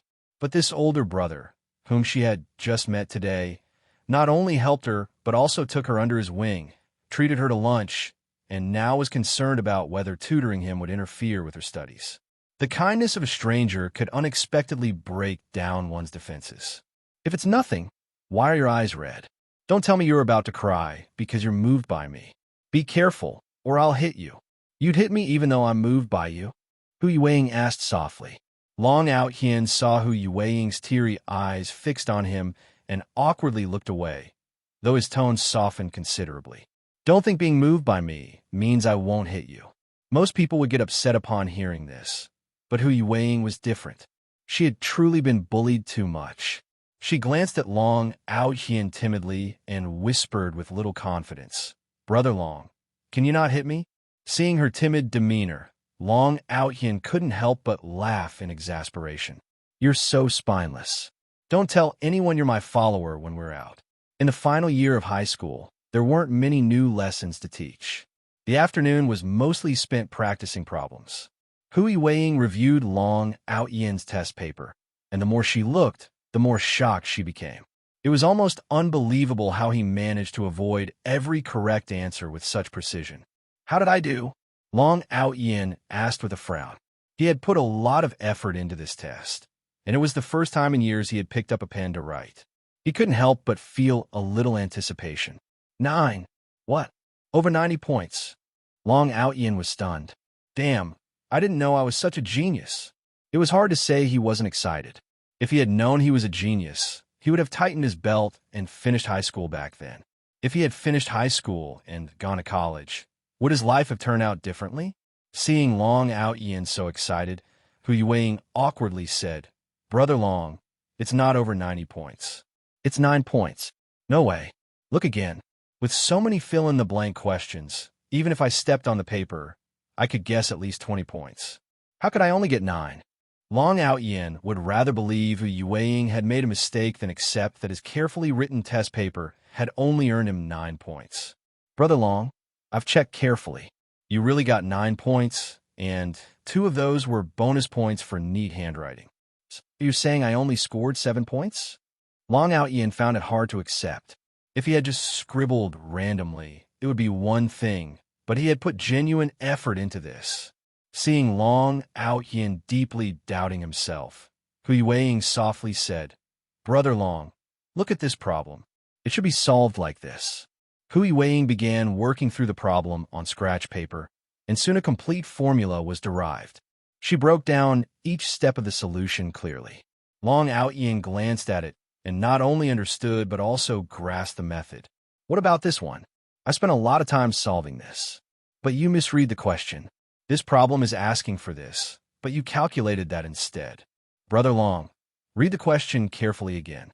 Hui Weiing focused on the problem, her tone and the confidence in her eyes, making her seem like a completely different person.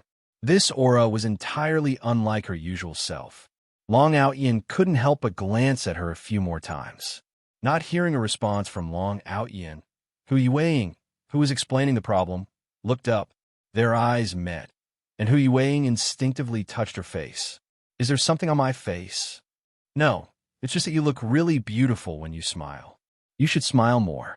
Hui Weiing bit her lip lightly, and the tips of her ears quickly turned red. It's nothing," she said, nervously turning slightly away. Her hands fidgeted, as if only through these constant small movements could she hide the shyness in her heart. "Do you know how excellent you are?" Watching Hui Weiing's bashful demeanor, Long Aotian gave her a strange look. "Has no one ever told you how beautiful you are?" Hearing this, Hui Weiing didn't know how to respond, and as a result, she became even more nervous. Her slightly lowered gaze and docile expression resembled the little white fox from ancient myths, a mix of allure and an innocence that could captivate hearts. Occasionally, when she glanced up, it was so breathtaking that it made one instinctively want to conquer and possess her. "No way. Please, stop talking." Hui Weiing pretended to pick up a test paper. "This problem is actually quite simple. I have notes on it in my notebook. Let me find them for you. Many of the exercises on these papers are based on key concepts. I'll write them down for you later. If you practice regularly, your grades will definitely improve." Seeing Hui Weiing flustered, Long Aotian found it amusing. This girl really couldn't handle being teased. Just look at how red her face had turned. Noticing the smile on Long Aotian's lips, Hui Weiing, who had been nervous, started to relax a little. In fact, during their interactions, under Long Aotian's deliberate guidance, Hui Weiing's shyness had gradually faded. If this had happened before, she would have immediately lowered her head, not even daring to look at anyone. The ugly duckling becomes a swan because it was always a swan to begin with. Hui Weiing was the same. Like the typical trope in novels, the female protagonist must undergo a gradual transformation, eventually stunning everyone. What she needed most now was to build her confidence. Destroying someone's confidence is easy. This work is hosted on mananovel.com. But building someone's confidence is incredibly difficult. At least for Hui Weiing, today was undoubtedly a wonderful day. The amount of praise she received today surpassed what she had gotten in the past 2 years of high school combined. all thanks to having such a great big brother. Thinking this, Hu Yueying silently encouraged herself to help her big brother improve his grades. Seeing Hu Yueying so motivated, Long Aotian also felt inspired. 10 minutes later, wait a second, my brain's a bit overwhelmed. Let me take a moment. Given the function f, x equals kx plus b. Hu Yueying waited quietly, but when she noticed smoke rising from Long Aotian's head, her eyes widened in shock. Pointing at Long Aotian's head in amazement, she exclaimed, "Big brother, your head is smoking." Huh? Long Aotian was momentarily stunned. I can't see it. Could it be that I'm growing a brain? Thanks for reading on Man a Novel. Then, big brother, do you still want to keep studying? Of course, Long Aotian replied without hesitation. I feel like a god of learning has possessed me. I can't stop now. After Hu Yueying carefully explained the solution step by step, she looked at Long Aotian expectantly. Did you understand? Sort of, Long Aotian said, though he hadn't really grasped it. He felt a bit embarrassed. After all, the impression he had left on Hu Yueying so far was one of dominance and brilliance. If she found out he was actually clueless, would she still respect him? Hearing Long Aotian's response, Hu Yueying's eyes curved into a smile, and she tilted her head, trying to suppress her laughter. Should we go over it again? She was holding back laughter because Long Aotian clearly hadn't understood, but was pretending he had. His guilty expression was a stark contrast to how he had acted when scolding Wong Shua earlier. He looked a bit silly. All right, let's go over it again. Write it down for me this time. Okay. As the top troublemaker in Class 7, Long Aotian was now discussing academics with a new classmate. This was something he would never have imagined before. But the conversation between the two of them was a bit too abstract, wasn't it? Overusing his brain to the point of smoke rising from his head, yet claiming it was the god of learning possessing him. He was clearly nervous earlier, yet he insisted he had understood everything. Everyone in the class was secretly watching Long Aotian and Hu Yueying. Whispers spread throughout the room. Even Wong Shua couldn't help but glance at Long Aotian.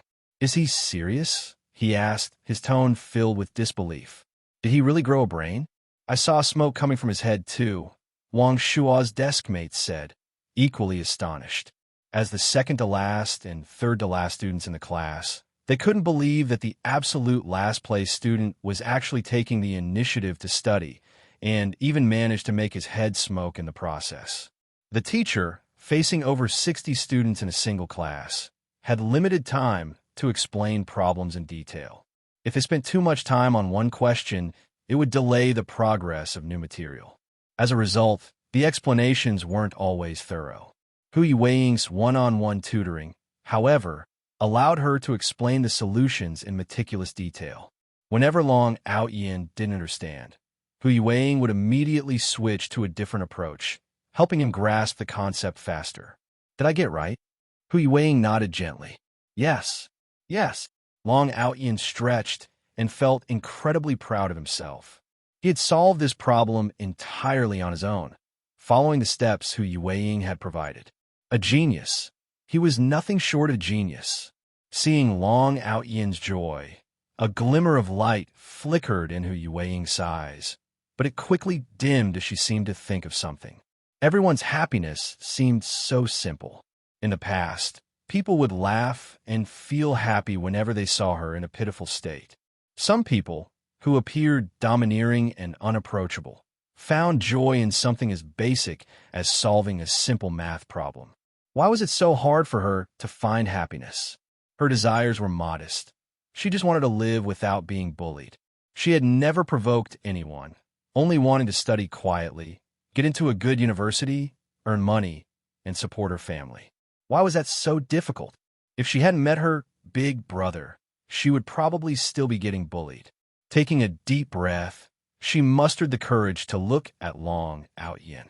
Big brother, if I'm your follower, will no one bully me anymore? Hearing this, Long Aotian fell silent for a few seconds. Then, meeting Hu Yueying's gaze, he didn't directly answer her question. Instead, he spoke seriously. Do you know how amazing you are? Amazing? Me? Hu Yueying's eyes showed a brief moment of confusion. Let me guess. If I'm right, just nod, okay? Hu Yueying looked at Long Aotian without speaking, then nodded. Among those who used to bully you, did someone once confess their feelings to you, but you rejected them? Hearing this, Hu Yueying instinctively pursed her lips, but under Long Aotian's gaze, she nodded again. Long Aotian chuckled softly. Looks like I guessed right. Among those who bullied you, did they ever insult your appearance or accuse you of cheating on exams? Hu Yueying recalled something, her gaze lowering as she nodded once more. So, do you see how amazing you are now? Amazing people naturally attract each other, but those who only want to possess you will do everything they can to drag you down. Because you're so outstanding, to some people, you're like a swan among toads or a cloud above the mud. Only when the swan becomes an ugly duckling or the cloud is tainted by mud do these people feel they have a chance. As he said this, Long Aotian glanced meaningfully at Wong Shua, who was picking his nose. Hu Yueying followed his gaze, then quickly looked away. But jealousy can also twist people's hearts. The people they admire are easily drawn to you, and their pride takes a hit. When they realize they can't measure up to you, but refuse to admit you're better, they start targeting you. They'll try to expose your most vulnerable moments, tarnishing your image so that your brilliance is overshadowed by flaws. And once you're covered in flaws, you don't seem so amazing anymore. Long Aotian's words seemed to be comforting Hu Yueying, but in reality, he was magnifying her strengths. As a passionate young man from the modern world, Long Aotian was 28 years old before he transmigrated. In front of an 18-year-old girl, it wasn't too much to call himself an uncle, was it? Having experienced so much in society, seeing the fickleness of human nature, the harsh realities of the world, and the darkness in people's hearts, he naturally knew how to comfort someone effectively. And truthfully, Long Aotian wasn't entirely wrong. After middle school, boys and girls enter a phase of youthful curiosity and budding emotions. By high school, the attraction between the opposite sexes, combined with the hormonal turbulence of adolescence, often leads to a particular infatuation with those who are exceptionally good-looking. It's all too common for confessions of love to be rejected, leaving behind feelings of resentment, something that happens even among adults. When the person you secretly admire likes someone else, it's only natural to feel a pang of jealousy. The root of the problem, however, lies with Hu Yueying herself. You deserve the best life. Beauty combined with excellence is an absolute winning start, but if one doesn't know how to utilize it, it becomes a dead end. A shy personality and poor social skills make one an easy target. The reason people dare to bully Hu Yueying is simply because she doesn't fight back. They see her as an easy target. Take the example of the pretty girl who interviewed them today. She's also very beautiful and has excellent academic performance. But why doesn't anyone dare to bully or harass her? 80% of the reason is her good family background. The care and love she received from a young age nurtured her into a cheerful, optimistic, and confident personality. People like her can quickly make friends and form their own little social circles. But Hu Yueying is different. In the original novel, her family circumstances were poor, and her upbringing shaped her into a shy and obedient person.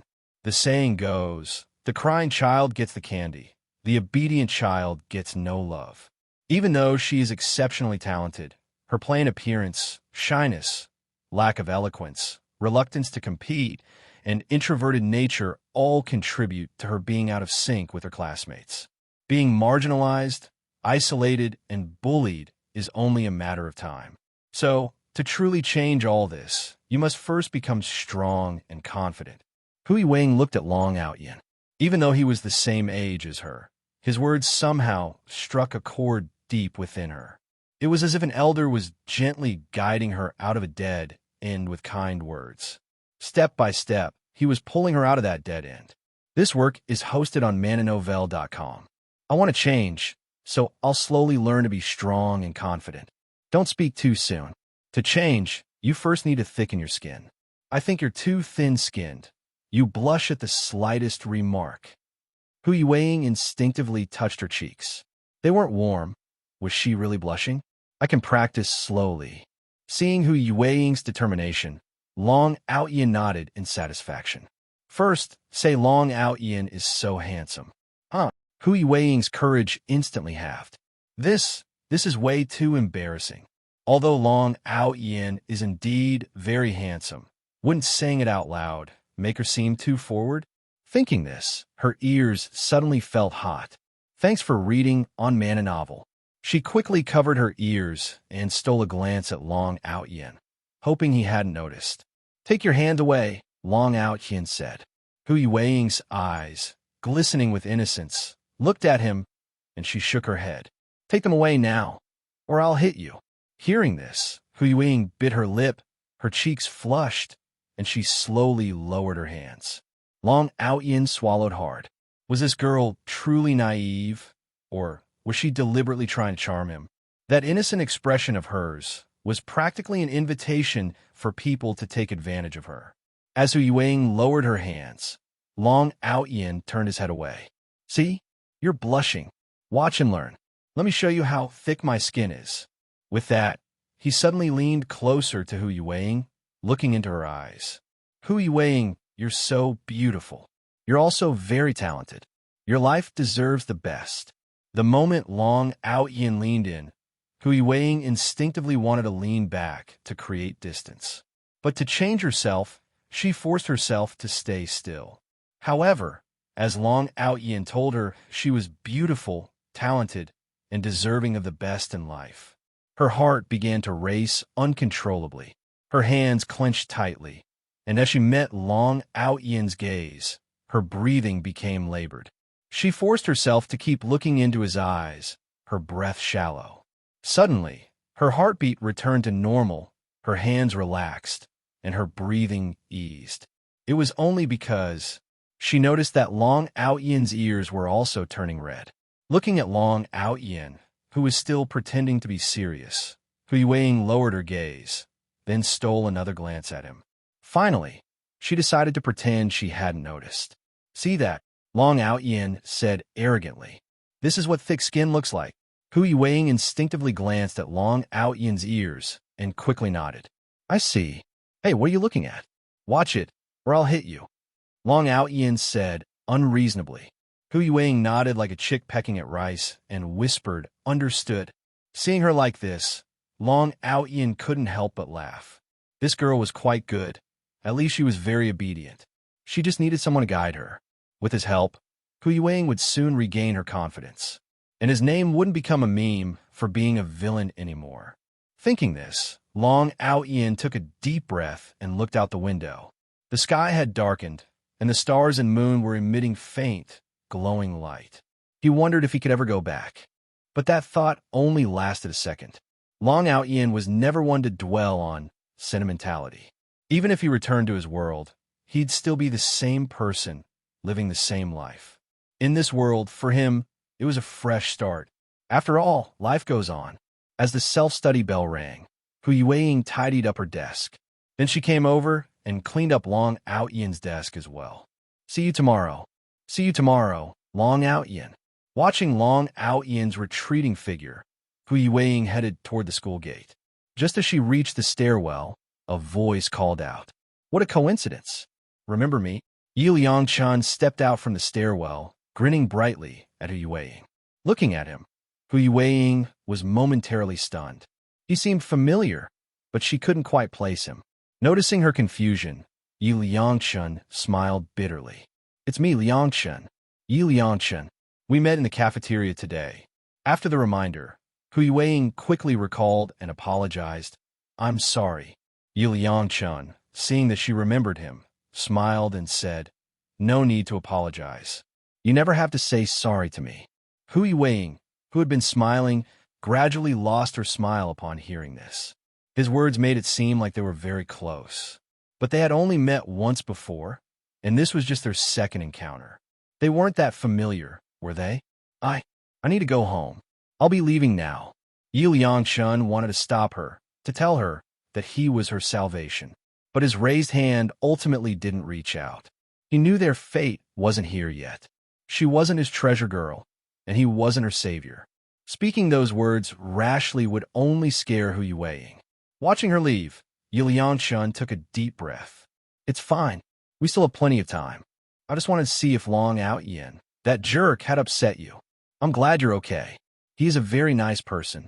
Following the memories in his mind, Long Aotian walked towards his home. The novel spends a significant amount of time describing the story between the male and female protagonists. As for Long Aotian's family situation, it is almost glossed over. Since Long Aotian had traveled into this world, he didn't have the original host's memories. He could only recall the corresponding plot from his mind. In the story, it seemed to be mentioned that Long Aotian's personality became obsessive due to his parents' divorce.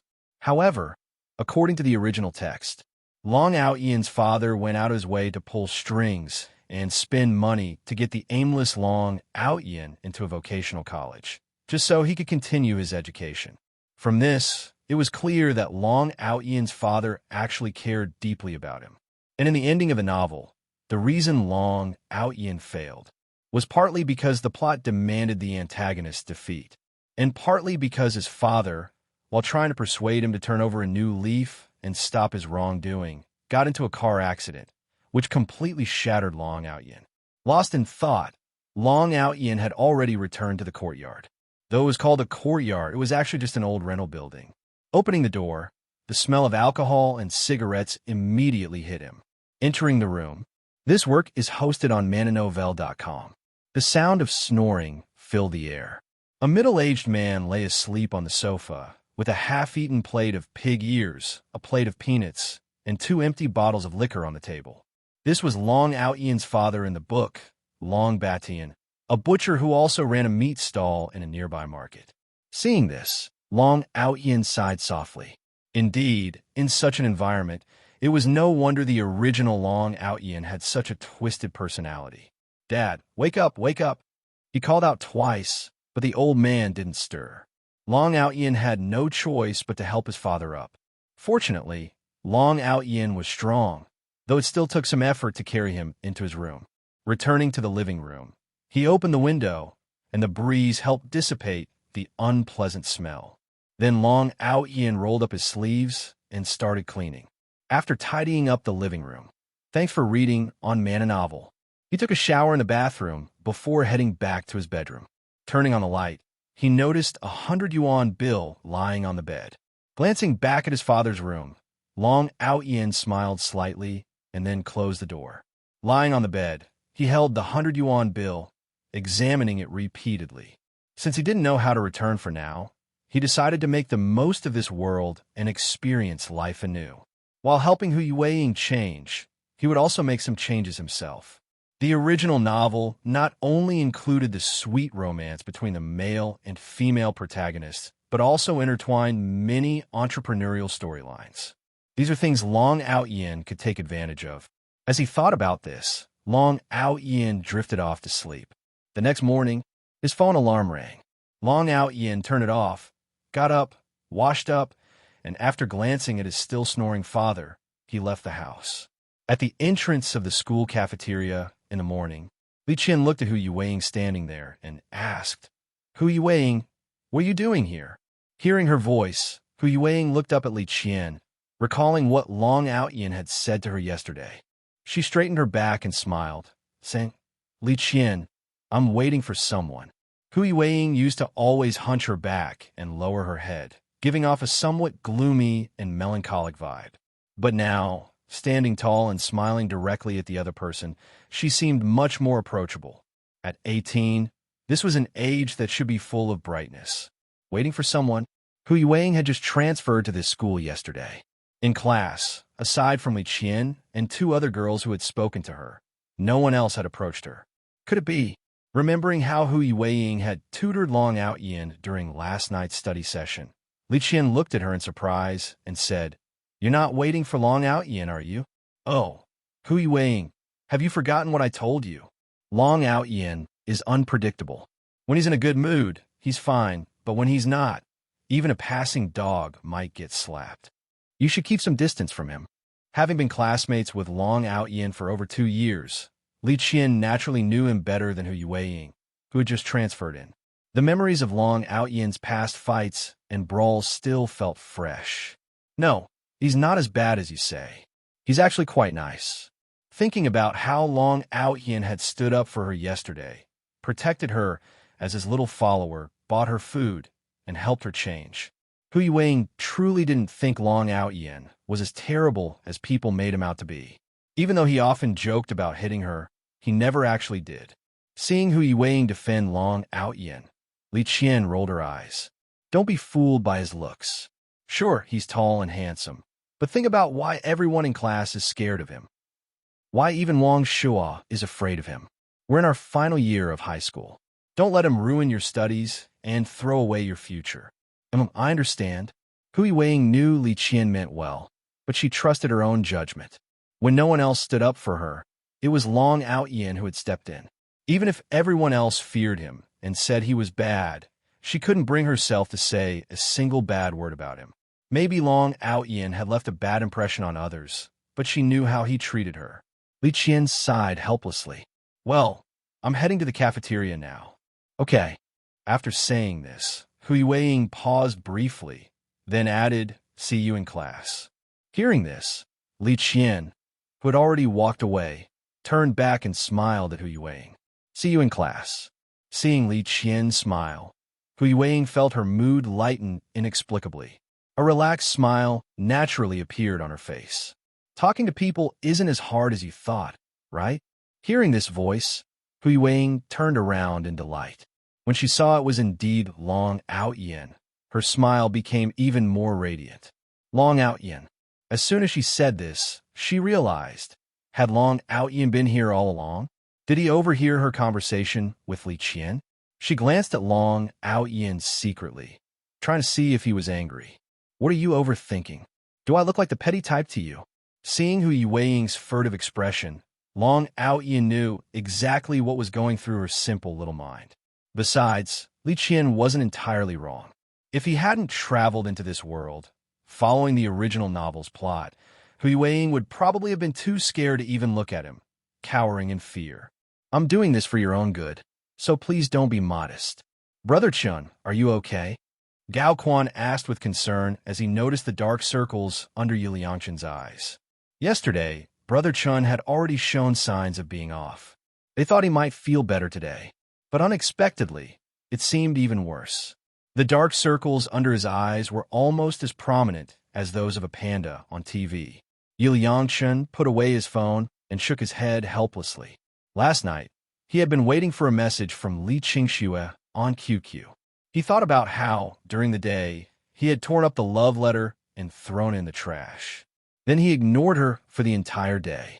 According to the way things unfolded in his dream, Li Qingxue should have taken the initiative to ask him what was wrong, why he had suddenly stopped paying attention to her. Last night, Yiliangshan had stared at his phone, waiting for a message from Li Qingxue. But to his surprise, he waited until 3 or 4 in the morning, and still, no message came. That's why he was in such poor shape today. But it didn't matter. Li Qingxue wouldn't hold out for long. Once she slowly realized that he was no longer by her side, she would start to remember how good he had been to her. Then she would regret it and come to her senses. Taking a deep breath, he said, "It's nothing, I just stayed up late last night." This work is hosted on mananovel.com. Is it because of the pressure from studying lately? At this point, a thought suddenly popped into Gao Quan's mind. Brother Chun, did you give up on confessing to Li Qingxue because of the gap in your academic performance? As the class monitor, Li Qingxue's grades had always been in the top 5 of the entire school. Meanwhile, Yiliangshan's grades were mediocre at best, and there was still a noticeable gap between him and Li Qingxue. Was Brother Chun worried that, given his current academic performance, he might not be able to get into the same university as Li Qingxue, which was why he decided to give up on confessing to her? Because he didn't want to hold Li Qingxue back. But at the same time, he didn't want to truly give up. So he secretly studied at night, hoping to improve his grades through hard work. Yiliangshan glanced at Gao Quan. This guy really had a knack for overthinking things. But there was no helping it. To outsiders, his feelings for Li Qingxue seemed as if they were carved into his very bones. Thanks for reading on Mana Novel. Suddenly giving up on her would make people think either that he felt unworthy of her and had no choice but to step back, or that he was just trying a different tactic to get her attention. Even Li Qingxue herself might think the same way.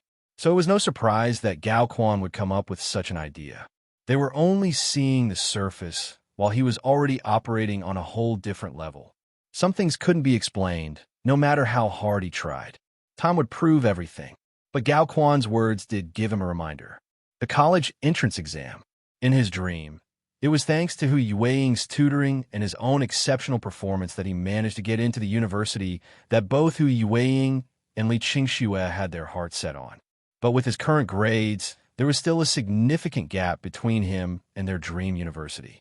The key issue was that after being reborn, he had forgotten most of what he had learned in high school. It was time to figure out a way to improve his academic performance. Thinking this, Yi Liangshun took a deep breath and looked at Gao Quan. The pressure from studying has been a bit overwhelming lately, but there's always a way to solve it. Come on, Brother Chin will treat you to breakfast today.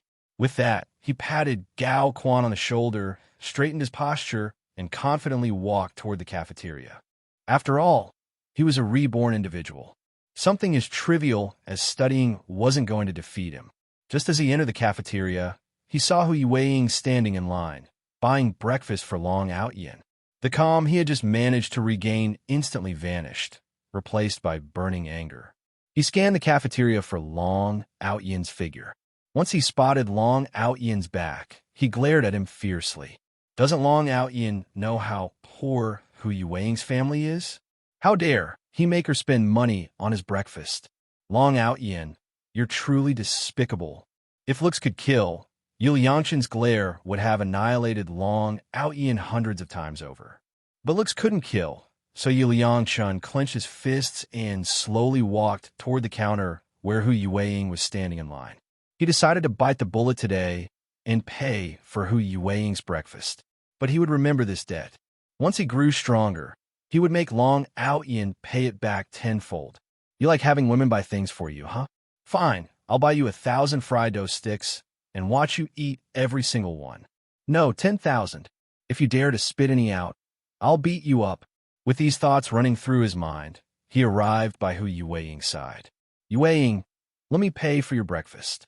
Hearing this, Hu Yueying turned and gave Yi Liangshun a puzzled look. No, thank you. Please let me. Yi Liangshun knew about Hu Yueying's difficult family situation. She lived with her elderly grandparents, who no longer had any source of income. Hu Yueying lived frugally, and sometimes even took on part-time jobs during holidays to make ends meet. She worked so hard, yet Long Aotian, this scoundrel, had the audacity to make her buy him food. What he was eating wasn't breakfast. It was Hu Yueying's blood and sweat. How could he stomach it? In his dream, he hadn't known about this at first. It was only later that he realized how much Hu Yueying had struggled. He had felt so much regret and remorse. Now that he knew the truth, he couldn't just stand by and watch Hu Yueying be treated this way. No, really you don't need to. Just pay for your own. Hu Yueying sidestepped, avoiding any contact with the boy in front of her. Let me do it. Your family situation isn't great. The money you spend on breakfast could cover your living expenses for several days. I'm doing this for your own good. Please don't refuse. Hearing this, Hu Yueying couldn't help but feel a bit annoyed. Noticing that many people in the cafeteria were now looking her way, she instinctively wanted to lower her head. My little follower doesn't need your concern. Long Aotian pulled out his meal card and paid for the breakfast himself. Afterward, he glanced around the room. Everyone who had been ready to watch the drama quickly averted their eyes. Long Aotian's actions were a clear message to everyone. Hu Yueying was under his protection.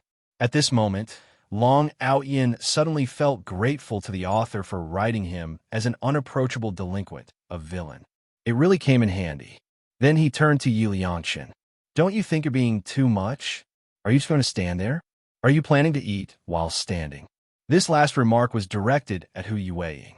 Hearing Long Aotian's words, Hu Yueying pursed her lips and nodded. Then she carried her tray back to her seat in the cafeteria. Watching Long Aotian's retreating figure, Yi Liangshun mustered his courage and said, How am I being too much? You don't care about Hu Yueying. You just want to bully her. Why can't I care about her? But his voice was so soft that not only did Long Aotian not hear him, even the cafeteria lady serving food just asked curiously, "Young man, what are you saying? Speak up if you want to order something." Yu Yangshan closed his eyes and exhaled. 2 eggs, 2 cups of soy milk, and 6 buns. How much is that? Be unwavering in loving yourself. Seeing Hu Yueying still keeping her head down, Long Aotian frowned. Why are you lowering your head? Lift it up. Hu Yueying glanced up at Long Aotian, pursing her lips. Perhaps it was just her imagination, but she felt like the people around her were still staring at her. She had finally mustered the courage to treat her big brother to breakfast, but in the end, he was the one who paid. She couldn't help but feel annoyed at herself. She was so clumsy, always messing things up. If it weren't for Long Aotian suddenly showing up, she wouldn't have known what to do. Her family wasn't well off, but that wasn't anyone else's business. Why did they have to bring it up in front of so many people? You didn't do anything wrong, so why are you lowering your head? Lift it up, or I'll beat you up. Hu Yueying awkwardly raised her head and cautiously glanced around. Coming from a poor family wasn't a big deal in itself, but having someone point out in public that she couldn't afford breakfast really hurt her pride. Perhaps Hu Yueying had already experienced strange looks and exclusion because of her family's financial situation, so she was instinctively afraid of facing the kind of judgment again. Gossip is always around, but if you don't listen, it won't affect you. People's words won't make you lose a piece of flesh. If you're really bothered by it, then work on becoming stronger. That's the only way to shut them up. Long Aotian felt like he was turning into a life coach. This work is hosted on mananovel.com. He could actually empathize with Hu Yueying's feelings at that moment. In his previous life, he had been mocked plenty of times too. As a child, people mocked him for being a kid without parents who loved him. When he grew older, people taunted him for being poor, saying he had to scavenge trash to sell for food. But he had still managed to go from having nothing to owning a car and a house, living a decent life.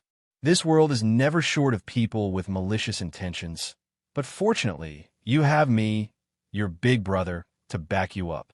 So you need to learn to love yourself, to firmly and unwaveringly love yourself. This was Long Aotian's advice to Hu Yueying as someone who had been through all. It wasn't about anything else. There are plenty of people from poor families. If you go back 3 generations, whose ancestors weren't farmers? My family wasn't well off either. My dad was a butcher, but do you see anyone daring to mock me? They don't dare because I'd actually beat them up. They can't fight me, so they keep their mouths shut. Thanks for reading on Man a Novel.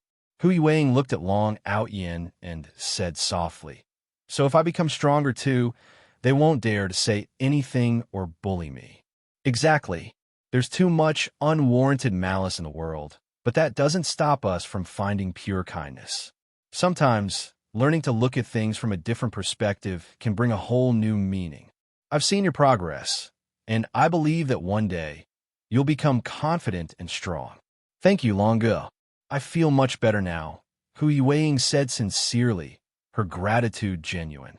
Long Aotian's words had a profound impact on Hu Yueying at that moment. Someone who had long been oppressed desperately needed someone like Long Aotian to guide them emotionally. Seeing the light return to Hu Yueying's eyes, Long Aotian breathed a small sigh of relief. Those people who seem like they have nothing good in their heads, stay away from them in the future. Got it? Got it. Hu Yueying chuckled, her eyes sparkling with a unique charm. Let's go. We're done eating. Okay. Walking beside Long Aotian, her beautiful eyes flickered slightly. She bit her lip, took a deep breath, and secretly glanced at him.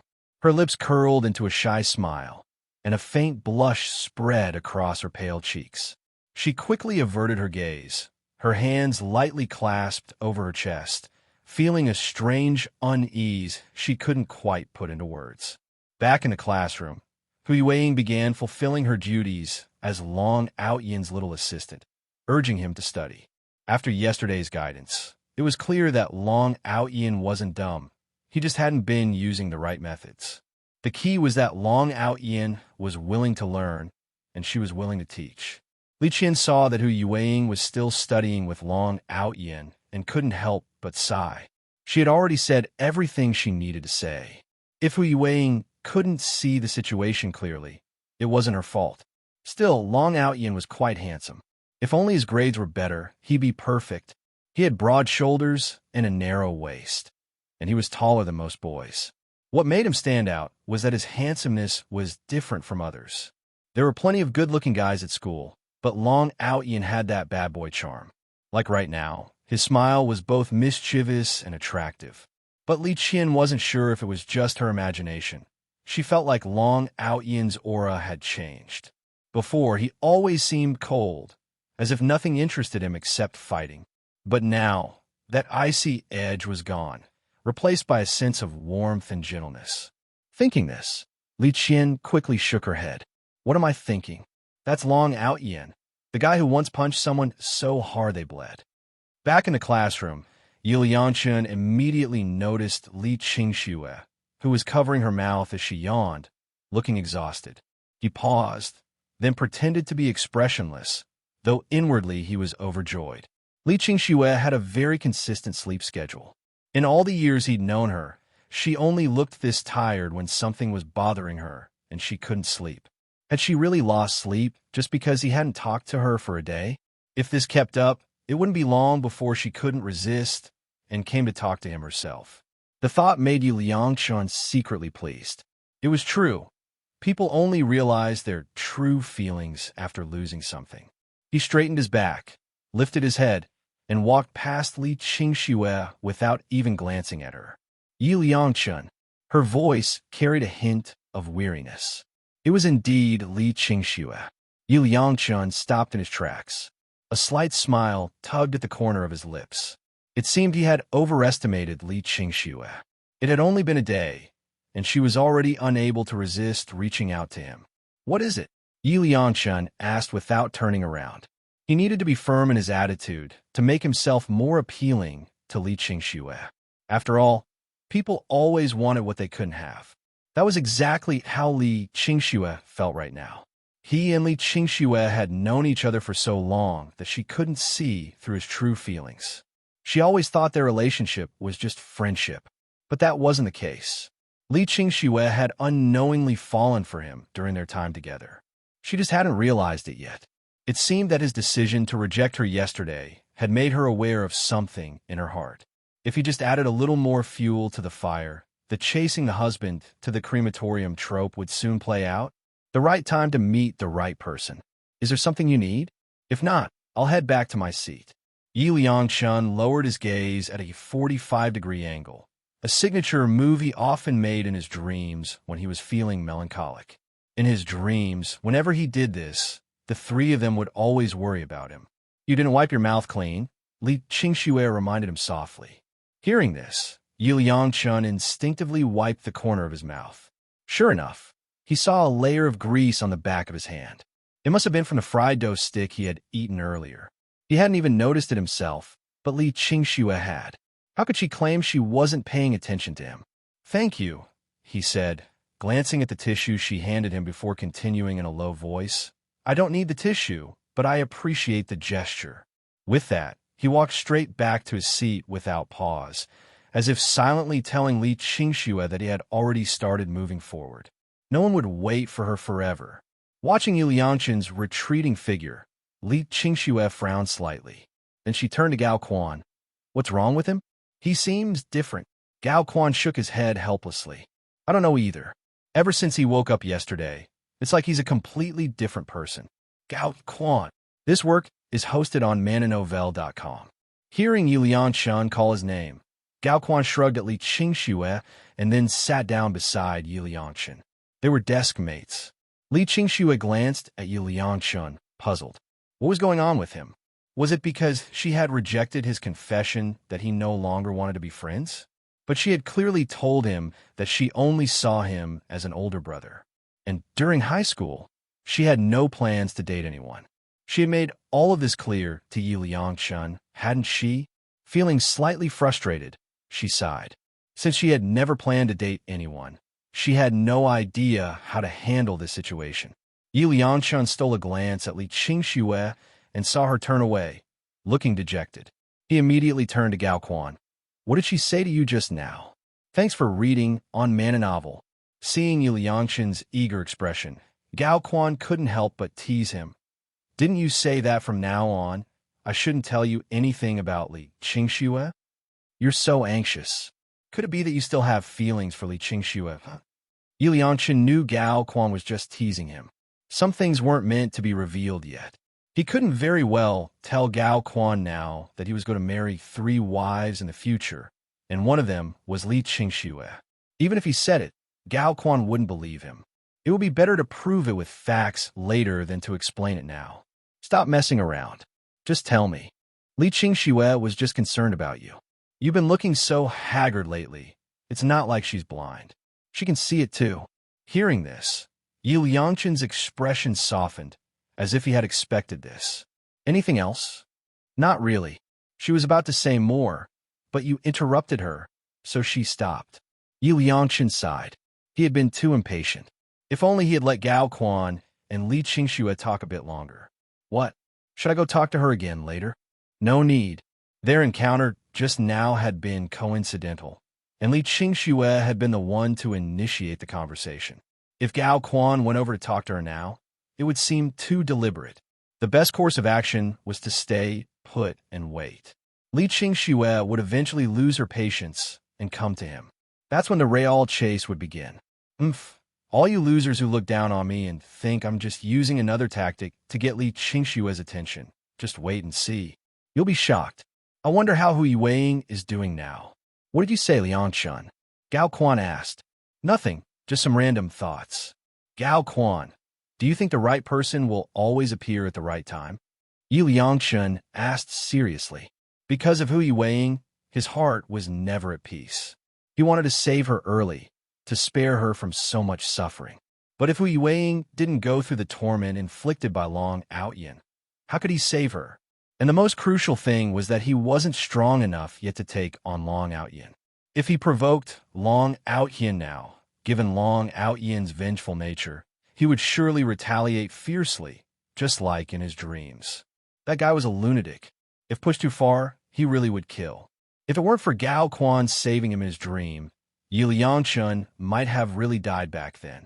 Heaven had given him a chance to be reborn, and he could fully use this time difference to achieve his grand ambitions.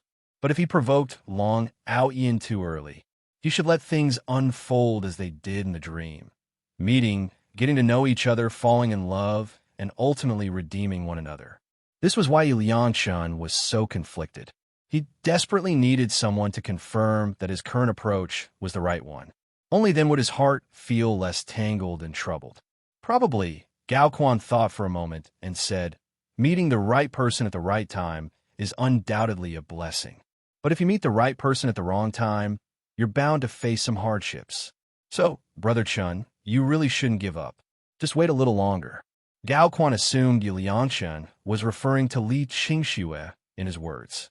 After all, Brother Chun and Li Qingxue had known each other for 9 years. A person doesn't have many 9-year spans in their life. And Li Qingxue had made it clear that she wasn't ready for a relationship yet, preferring to wait until university to consider such matters. Brother Chin was just too anxious. He worried that he might not get into the same university as Li Qingxue. That's why he was trying so hard to confess his feelings to her during high school. But the fact that Li Qingxue instinctively cared about Brother Chun suggested that she didn't dislike him. On the contrary, she might even have some feelings for him. Otherwise, why would she only remind Brother Chun about the oil stain on his mouth and not mention it to me? This was clearly a case of the right person at the wrong time. At this stage, Li Qingxue was clearly focused on her college entrance exams, which was why she kept rejecting Brother Chin's confessions. If they waited until university, even if they didn't end up at the same university, as long as they truly liked each other, couldn't they still be together? Perhaps by then, when Brother Chin confessed again, Li Qingxue might accept him. After all, from the looks of it, Li Qingxue still cared about Brother Chun to some extent, right? So you agree, the right time, the right person. It seems my thinking isn't wrong after all. Aotian let out a slight sigh of relief. In truth, he wasn't really afraid of Long Aotian. But if Hu Yueying didn't endure Long Aotian's bullying and humiliation, how could he redeem her? How could he become her little ray of sunshine? So, he wasn't just standing by idly. He was simply waiting for the right time. In that moment, Aotian felt a great weight lift from his heart. I'll knock you down with one punch, and you won't be able to get up, believe it or not. Aotian felt the torment in his heart suddenly release. I'm going to the restroom, Aotian said, taking advantage of the fact that class hadn't started yet, and headed toward the restroom at the end of the hallway.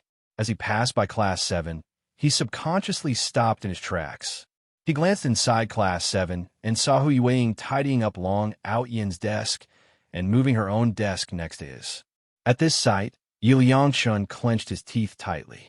Yueying, just wait. When you're completely engulfed in darkness, I will step in, transform into the sun, and rescue you from the abyss. Forgive me for standing by for now. Forgive me for not being able to save you yet.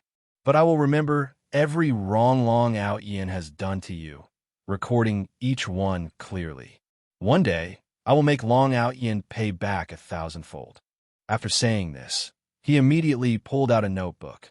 Flipping it open, he saw that he had already recorded 7 or 8 of Long Aotian's misdeeds. Today, Long Aotian forced Hu Yueying to sit with him again. What a beast! After this sentence, he wrote the character for pig. The implication was that one day, he would make Long Aotian live, eat, and sleep with pigs. Do you enjoy forcing beautiful girls to sit with you? Then I'll punish you by making you live with sows. After writing these words, he took a deep look at Hu Yueying, and sure enough, Aotian's mood improved. This work is hosted on mananovel.com because he felt he was helping Hu Yueying in his own way. I look forward to our next encounter, he said before heading back to his own classroom. Hu Yueying, who had just finished organizing her things, felt like someone was watching her. When she turned around, she saw Aotian exhale deeply and then walk away with a satisfied expression. What are you looking at? Long Aotian followed Hu Yueying's gaze but didn't see anything, so he asked. Hu Yueying shook her head. Nothing. Then she remembered the advice Long Aotian had given her. Asterisk, when you see someone who's not right in the head, remember to steer clear of them in the future. Asterisk. After moving her chair over, Hu Yueying sat down, feeling a strong sense of security. With an aisle separating them, it was inconvenient for her to tutor Long Aotian. So Hu Yueying made a bold decision. Without the teacher's arrangement, she took the initiative to move her seat next to Long Aotian. Thanks for reading on Man a Novel. This decision might seem insignificant to others, but for Hu Yueying, it took a lot of courage. Although she had only spent a day with Long Aotian, she had already sensed a great deal of kindness from him. Hu Yueying had her own way of judging sincerity. Having endured too much malice and insincerity in the past, she could tell when someone was genuine. At the very least, Long Aotian could help her avoid being bullied by others. People are like that. After long periods of oppression and humiliation, they naturally develop a dependence on those who extend a helping hand. Because she knew this person wouldn't bully her. Time always flies when you're focused on something, whether it's playing games or studying. Before she knew it, it was lunchtime. Let's go eat, Long Aotian said. Hearing this, Hu Yueying slowed down her movements as she tidied her desk. She smiled at Long Aotian. I ate too much this morning. I'm not hungry yet. Long Aotian, you go ahead. Long Aotian looked at Hu Yueying. With over a decade of experience navigating society, how could he not know what was going through her mind? But seeing the look in Hu Yueying's eyes, he nodded. All right then, I'll go by myself. With that, he left the classroom. Watching Long Aotian leave, Hu Yueying turned her gaze away, pursed her lips, and pulled out 2 steamed buns and some pickled vegetables from her bag. What Aotian had said earlier wasn't wrong. She really was struggling financially. But Long Aotian had already treated her to 2 meals yesterday, and this morning, even though she had intended to treat him, he ended up paying again. Hu Yueying genuinely didn't want to trouble Long Aotian any further. Just as she was about to open the bag of buns, her arm was suddenly grabbed. Gotcha! Sneaking off to eat something good behind my back, huh? Turning around, she saw Long Aotian, who had supposedly left. Hu Yueying was startled, but hearing his words, she instinctively wanted to explain that this wasn't anything fancy. If she had something good, she would definitely share it with Long Aotian first. No, Long Aotian, this isn't anything special. It's just steamed buns. How dare you slack off as my little follower, Hu Yueying? You got some nerve, Long Aotian said, acting unreasonable and domineering. Come with me. Long Aotian, I'm fine with eating this. I don't want to go to the cafeteria, Hu Yueying said, sitting on her chair, not daring to look at Long Aotian. You're not listening to me? Do you want me to hit you? Hurry up, you cheapskate. Hu Yueying tilted her head, her eyes flickering, and then, as if suddenly deflated, stood up and followed behind Long Aotian. She muttered softly, I don't want to keep troubling Long Aotian. What are you mumbling about? Keep up. On the way to the cafeteria, Hu Yueying held her meal card and kept talking. Long Aotian suddenly stopped and said impatiently, Stop chirping in my ear, okay? If people hear you, what will they think of me, Long Aotian? Long Aotian, I might be frugal, but I'm not greedy. I don't want to keep taking advantage of you. Enough. If this gets out, people will think I'm mistreating my little follower. Shut your mouth, or I'll punch you so hard you won't be able to get up. But I'll feel bad, Hu Yueying said, looking at Long Aotian's large fist, feeling flustered. Seeing Hu Yueying's big, watery eyes, looking scared and pitiful, Long Aotian couldn't help but pinch her cheek. Where's that thick skin I taught you to have? Why are you still so shy? Her cheek was soft and bouncy, and Long Aotian couldn't resist pinching it a couple more times. With such a petty attitude, you'd better not stick around me. I'd be embarrassed. Hu Yueying rubbed the spot where Long Aotian had pinched her.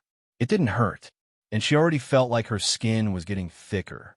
At the corner of the school building, Yi Liangshan wrote in his notebook. Today, that damn Long Aotian threatened to punch Hu Yueying and then pinched her cheek. After writing this down, Yi Liangshan took a deep breath, suppressing the anger in his heart. Don't worry, Yue. I've recorded everything. Every bit of suffering you endure. I'm keeping track of it all. Entering the game with one's body. Long Aotian opened a packet of pickled mustard greens and ate it with rice, savoring every bite. Hu Yueying had initially thought that Long Aotian might not be used to such simple food, but to her surprise, he seemed to enjoy it immensely. Could it be that Long Aotian liked pickled mustard greens? Not entirely. In his previous life, Long Aotian, who had no one to rely on, managed to buy a car and a house all by himself, thanks to one word: frugality. Back then, he mostly ate instant noodles and sausages, and occasionally, when his meals felt too bland, he would add a packet of pickled mustard greens. After so long, eating pickled mustard greens again felt surprisingly refreshing. Long Aotian slowed down. If you like it, I can bring you more on Monday, Hu Yueying offered cautiously, afraid that Long Aotian might refuse. Monday. Long Aotian paused for a moment. Then he realized it was Friday. Even though they were already in their third year of high school, they still had weekends off. Yeah, today's Friday, so we have a weekend off. I can bring you some on Monday. Is that okay? Hu Yueying asked carefully, hoping Long Aotian would agree. Long Aotian didn't respond immediately, his gaze distant as if lost in thought. Seeing that Long Aotian remained silent, Hu Yueying hesitated for a moment before adding, Or, I can bring you some tomorrow. Long Aotian had always looked out for her, making sure she wasn't bullied. Now that he wanted some pickled mustard greens, she felt she had to fulfill his request. This work is hosted on mananovel.com. After all, she owed him for all the times he had treated her to meals. Can you help me with some extra tutoring today? Long Aotian suddenly asked. Huh? Hu Yueying was caught off guard by the sudden change in topic. Weren't they just talking about pickled mustard greens? How did it suddenly shift to tutoring? You don't want to? Long Aotian raised his fist and gave her a friendly smile. And no, I do. I'm willing. Hu Yueying stammered, shrinking her neck slightly. You. Long Aotian tapped Hu Yueying lightly on the head with his knuckles. Compared to before, when she was quiet and lifeless, she had become much more lively. It seemed that once the bullying stopped, her personality had started to change. The tap didn't hurt much, but it gave Wang a strange feeling. Thanks for reading on Man a Novel. It was as if she wasn't facing a classmate her age, but rather an elder. Only elders would tap younger people on the head like that. The way Long Aotian had done it so naturally, with a smile on his face, didn't seem like something a peer would do. Shaking her head, Wang looked at Long Aotian's youthful figure and his handsome, slightly immature face. Maybe she was just imagining things, she thought. There was no evening self-study on Fridays. Once the afternoon classes ended, it was time to go home. Some students were packing up to leave, while others stayed in the classroom chatting and laughing. A few were still working on their homework. Wang took out her notebook, which contained some basic problems she had written down. The problems weren't difficult, but since Long Aotian's foundation was weak, they had to start with simple exercises and gradually increase the difficulty. After giving the problems to Long Aotian, she started working on her own homework. Glancing at the clock in the classroom, it was 5:20 p.m. Stretching her body, she turned her attention to the problems she had assigned to Long Aotian. Is it okay if you go home a bit late today? Long Aotian asked. Wang looked up at him. It's fine. Although she was grateful to Long Aotian, she didn't elaborate. She lived alone. Her grandparents were back in the countryside. All right then. Wang didn't understand why Long Aotian had asked her that, but since he didn't say anything more, she went back to her homework, occasionally checking on Long Aotian's progress. Brother Yi, what are you doing? Gao Quan was increasingly confused by Yi Liangshan's actions. Yi Liangshan was stuffing books into his clothes, tightening his belt, and pressing the books against his stomach. Once he was done, he asked Gao Quan to punch him in the stomach. Stop asking questions, just do it, Yi Liangshan said, patting his stomach.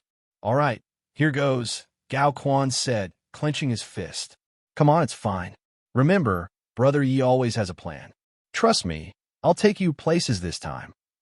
Although Gao Quan didn't fully understand, he could sense the sincerity in Yi Liangshan's words.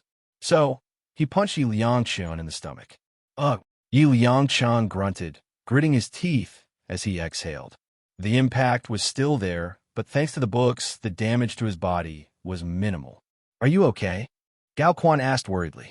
I'm fine, Yi Liangshan said, standing up straight and patting Gao Quan's shoulder. Brother Yi, what are you planning? Are you going to pick a fight with someone? Yi Liangshan just smiled without answering. Gao Quan was only half right. Yi Liangshan wasn't planning to pick a fight. He was planning to get beaten up. It was all to test a theory. If his dream was accurate, some of Wang's former classmates from her old school would come to the school gate today to confront her. They would insult her and maybe even hit her. Yi Liangshan's plan was to provoke them before Wang arrived, drawing their anger onto himself. He wanted Wang to see him getting beaten up. Afterward, she would surely feel concerned and ask him why he had gotten into a fight with those people. That's when he would tell her that he had overheard them planning to bully her and say terrible things about her. He couldn't stand it, so he had confronted them. This would definitely move Wang, especially since the fight was over her. Based on what he knew of her from his dream, she would feel guilty. At that point, he would smile brightly, pretending it was no big deal. This would deepen her guilt. Finally, he would say, if you really feel bad, just be my friend and help me with my studies. That way, this beating won't be for nothing. Wang would agree because it wouldn't cost her much. Helping him with his studies was her strength, so she wouldn't refuse. This would not only bring them closer, but also give him a head start on his studies. It was a win-win situation. Gao Quan, no matter what happens later, don't come out. Even if I get beaten up, don't help me. Got it. Seeing the confusion in Gao Quan's eyes, Yi Liangshan patted his shoulder. Do you trust me? If you trust me, don't ask any questions. I have my reasons, and you'll understand everything later. All right, good. This time, Brother Yi will take you to new heights. Yi Liangshan checked the time. According to his dream, the confrontation would happen around 5:30 p.m. It was already 5:22 p.m., so it was about time. Yi Liangshan headed toward the school gate. For minute read time. Charging for love, don't be moved to tears. Yi Liangchan hurried to the school gate, glancing around as he arrived. He didn't see anyone wearing uniforms from other schools or not wearing uniforms at all. First High School was known for its strict management. Almost everyone was dressed in their school uniform, and at a glance, the crowd was filled with students from his own school. Could my memory be wrong? That's impossible.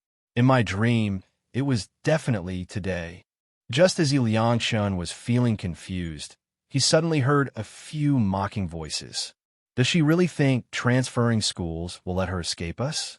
How naive. Yeah, daring to reject our brother lie. She really doesn't know what's coming for her. With that fox-like face, she's always seducing men. Women like her are disgusting. Who knows how many men she's been with? She thinks transferring schools will give her peace. I'll make sure her reputation spreads here too, so everyone knows how much she loves stealing people's crushes. The group speaking included both boys and girls. A group of 7 or 8 people was walking toward him in a bold and imposing manner. The moment Yi Liangchan saw them, he smiled. This work is hosted on mananovel.com. His memory wasn't wrong. They had indeed come. He glanced at his phone. It was 17:31. Hu Yueying would be out in a minute or two, or at most 4 or 5 minutes. Thinking this, Yi Liangchan gave Gao Quan a meaningful look and then walked toward the group alone. Don't you think your words are a bit too harsh? Yi Liangchan frowned slightly as he looked at them. In his eyes, they were just a bunch of immature high schoolers. Compared to that lunatic Long Aotian, who was capable of killing, they were nothing to fear. The group paused, then turned to Yi Liangchan. What's it to you? Thanks for reading on Man and Novel. Yeah, we'll say whatever we want. It's not about you, so stop pretending to be some kind of hero. These were the troublemakers from Second High School. With 2 girls included, there were 8 of them in total. The more people there were, the bolder they became, and they didn't take Yi Liangchan seriously at all, especially since he was alone. I won't let you insult her. Yi Liangchan stood tall, one hand behind his back, trying to appear as heroic as possible. Of course, these actions weren't for their benefit. They were for Hu Yueying, who might appear at any moment. Since Yi Liangchan had chosen to step into this situation, he had to show his most heroic side. Why had he stuffed books into his stomach? So that even if he got beaten, he could still maintain a cool posture. You know Hu Yueying? Said the boy at the front, with a shaggy, emo-style haircut and bangs covering one eye. His name was Wong Tianlai, the top troublemaker in the senior year at Second High School. After being rejected by Hu Yueying, he had developed a grudge and had often targeted her at school. Today, he had even gone to the barber to style his hair before coming to see her. Hu Yueying's sweet and gentle personality had always appealed to him. He was strong and powerful, and he felt he needed a delicate, submissive girlfriend. What's more, Hu Yueying was beautiful, but not in the same way as other pretty girls. He had been captivated by her at first sight, and the thought of not having her felt like claws scratching at his heart. Today, he was here to give Hu Yueying one last chance. If she agreed, everything would be fine. But if she refused, he would spread rumors about her, ruin her reputation, and make sure no one else could have her. Yes, I do know Hu Yueying. Yi Liangchan spoke these words with great solemnity. She was his treasure, the most precious person in his life. How could he not know her? Damn, I knew that fox would seduce men wherever she goes. Look, she's only been here for less than 3 days, and she's already hooked another one, said a girl with earrings. She had often bullied Hu Yueying at Second High School. Sometimes, when she saw how shiny and black Hu Yueying's hair was compared to hers, she would even pull on it.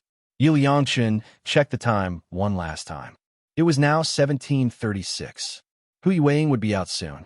Realizing this, Yi Liangchan snorted coldly and glared at the group. I said, you can't insult her. With that, he charged at Wong Tianlai like a warrior fighting for love, without hesitation. The group was caught off guard. They hadn't expected Yi Liangchan, who was alone, to actually attack them. Wong Tianlai, unprepared, was knocked to the ground by Yi Liangchan. Damn it, he's attacking. Get him. Soon, Yi Liangchan was grabbed. The moment he was grabbed, Yi Liangchan smiled. He had stepped into the game, and he was winning. He took a punch, and the force of it spun him around, causing him to fall to the left. As he fell, he looked toward the school gate. Huh, where is she? He hit the ground hard, but at that moment, he seemed to forget the pain. Even as he lay on the ground, Yiliangshun ignored everything else, his eyes fixed on the school gate, hoping to see the figure he longed for. But she wasn't there. Yiliangshun looked carefully, but there was no sign of Hu Yueying. The next second, Wang Tianlai and his friends pulled Yiliangshun up from the ground. Damn it, you started this. Seeing Wang Tianlai's angry expression and ready to strike again, Yiliangshun quickly said, "It's all a misunderstanding." Bullshit. You attack us, and now that you're losing, you call it a misunderstanding? Do you think I believe that? Gao Quan watched as Yiliangshun was pinned to the ground and beaten. He couldn't understand why Brother Chun had provoked them. From what he had seen, it was Brother Chun who had meddled first and started the fight. Seeing Brother Chun being beaten, Gao Quan almost stepped in to help, but he held himself back. Brother Chun said, "No matter what happens, I should act like I didn't see anything." Soon, the commotion caught the attention of the school guards. Seeing the fight, they quickly intervened. Wang Tianlai and his group scattered at the sight of the security personnel, shouting as they ran, "It was your school's guy who started it." Once they were gone, Gao Quan hurried to Yiliangshun's side and helped him up. "Brother Chun, are you okay?" "Damn it, I stuffed 2 books in my stomach, and they didn't even hit them once." "What the hell?" Yiliangshun cursed in frustration. Even as he cursed, his eyes remained fixed on the school gate. Although a crowd had gathered, Hu Yueying was nowhere to be seen. Why is this happening? Why? Could it be that Hu Yueying was too scared and already left? Did she recognize him? He was the one who had stood up to those people for her. After repeated questioning by the security guards, Yiliangshun insisted he was fine and just wanted to leave quickly. The fight had drawn a lot of attention. There was no doubt that by Monday, the story would spread throughout the school. But at the same time, it would also subtly let Hu Yueying know that he had saved her. As Gao Quan helped him walk away, Yiliangshun suddenly laughed. "When you find out the truth, don't cry because of how moved you are. Sincere people should not be let down." Looking at the time, it was already 6:15 p.m. Long Aotian stretched lazily and said, "Let's call it a day." Hu Yueying, who was still buried in her homework, looked up and glanced at the sky outside. She nodded and began packing her things. If Long Aotian was leaving, she would leave too. At this hour, apart from a few diligent students still lingering in the school, the campus was almost empty. As they left the teaching building, the wide-open school gate came into view effortlessly. "Bye, Long Aotian," Hu Yueying said. "See you," Long Aotian replied. After exchanging goodbyes, Long Aotian headed in the direction of his home. Hu Yueying watched his retreating figure, feeling a pang of melancholy, but she quickly composed herself and walked off in the opposite direction.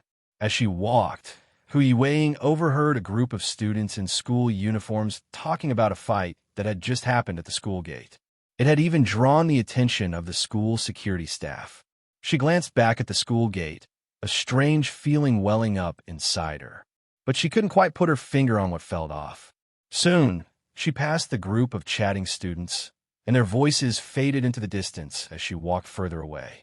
This work is hosted on mananovel.com. Before long, Hu Yueying arrived at a narrow alley. She walked to the very end, took out her keys from her backpack, and unlocked the door. Pushing the door open, she locked it behind her. Entering the inner room, she set down her backpack and pulled out her homework to start solving problems. Hu Yueying's life was monotonous, as if studying was the only thing she had to do. For her, the tedium of studying was oddly enjoyable. But today, as she looked at her homework, she found herself unable to focus as usual.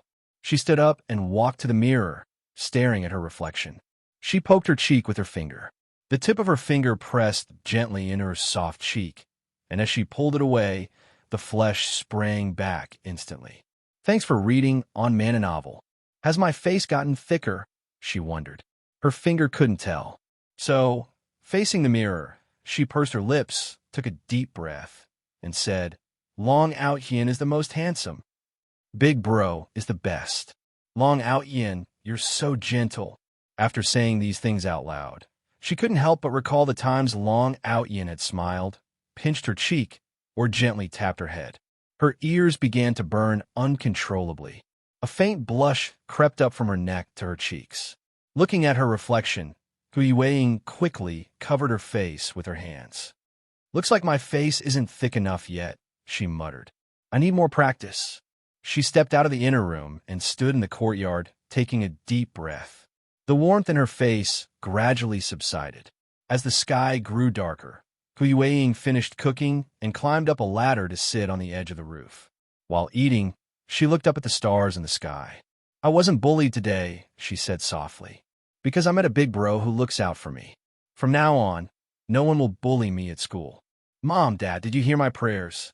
They say that when people die, they become stars in the sky." Though she knew it wasn't true and had no scientific basis, Wei wished it were real. The stars didn't answer her, but that didn't stop her from talking to them.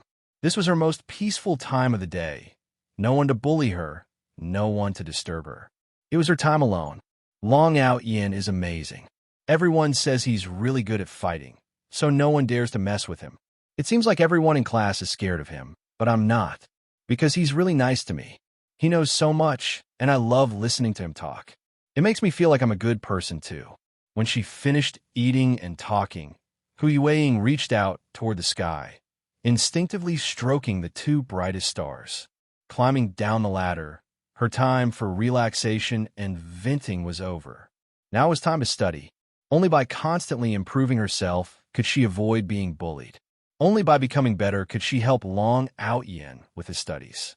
On the other side, Long Aotian returned home to find the table still clean. But his father wasn't in the house. After changing out of his school uniform and washing it, he left the house again. He headed toward the large market not far from their neighborhood. The market was always bustling, no matter the time. Vendor stalls were lined up one after another, separated by white chalk lines. Further in was the meat section, where several meat stalls were set up. Long Aotian walked through, looking for his father. In the original novel, this place was only briefly mentioned, with no detailed description. So Long Aotian didn't know exactly where his father's stall was. Soon, he spotted his father in the second row. His father, wearing an apron, was chopping meat on a cutting board. Despite the late hour, the market was crowded and stuffy. His father's clothes were soaked with sweat, but he kept working diligently. After finishing the chopping, he wiped the sweat from his forehead and prepared to pack the meat for a customer. Before he could grab a bag, an open one was held out in front of him. Thinking it was a customer, his father smiled and said thank you. But when he looked up, his smile froze for a moment. He seemed surprised, momentarily forgetting to pack the meat. "If you keep staring, the customer will get impatient," Long Aotian reminded him. Hearing his son's voice, his father snapped back to reality and mechanically packed the meat into the bag. "Here you go, ma'am," Long Aotian said, handing the bag to the customer. Long Aotian, now out of his school uniform, looked even more handsome. His polite words and efficient movements made the customer smile. "Is this your son?" she asked. His father glanced at Long Aotian before nodding with a smile. "Yes, he is." Watching his father's smile shift from stiff to natural, Long Aotian sighed inwardly. In the original novel, Long Aotian had blamed his father for his parents' divorce. This had created a rift between them, leading to a strained relationship. His father, a rough man, didn't know how to talk to his son. Long Aotian, filled with resentment, had grown increasingly stubborn. Deep down, though, they both cared about each other. "Why are you here? Did you run out of the money I gave you?" his father asked, wiping his hands on his apron and reaching for the cash box. Usually, his son was cold toward him, so the only reason he could think of for Long Aotian coming here was to ask for money. Still, he was happy that his son had come to see him.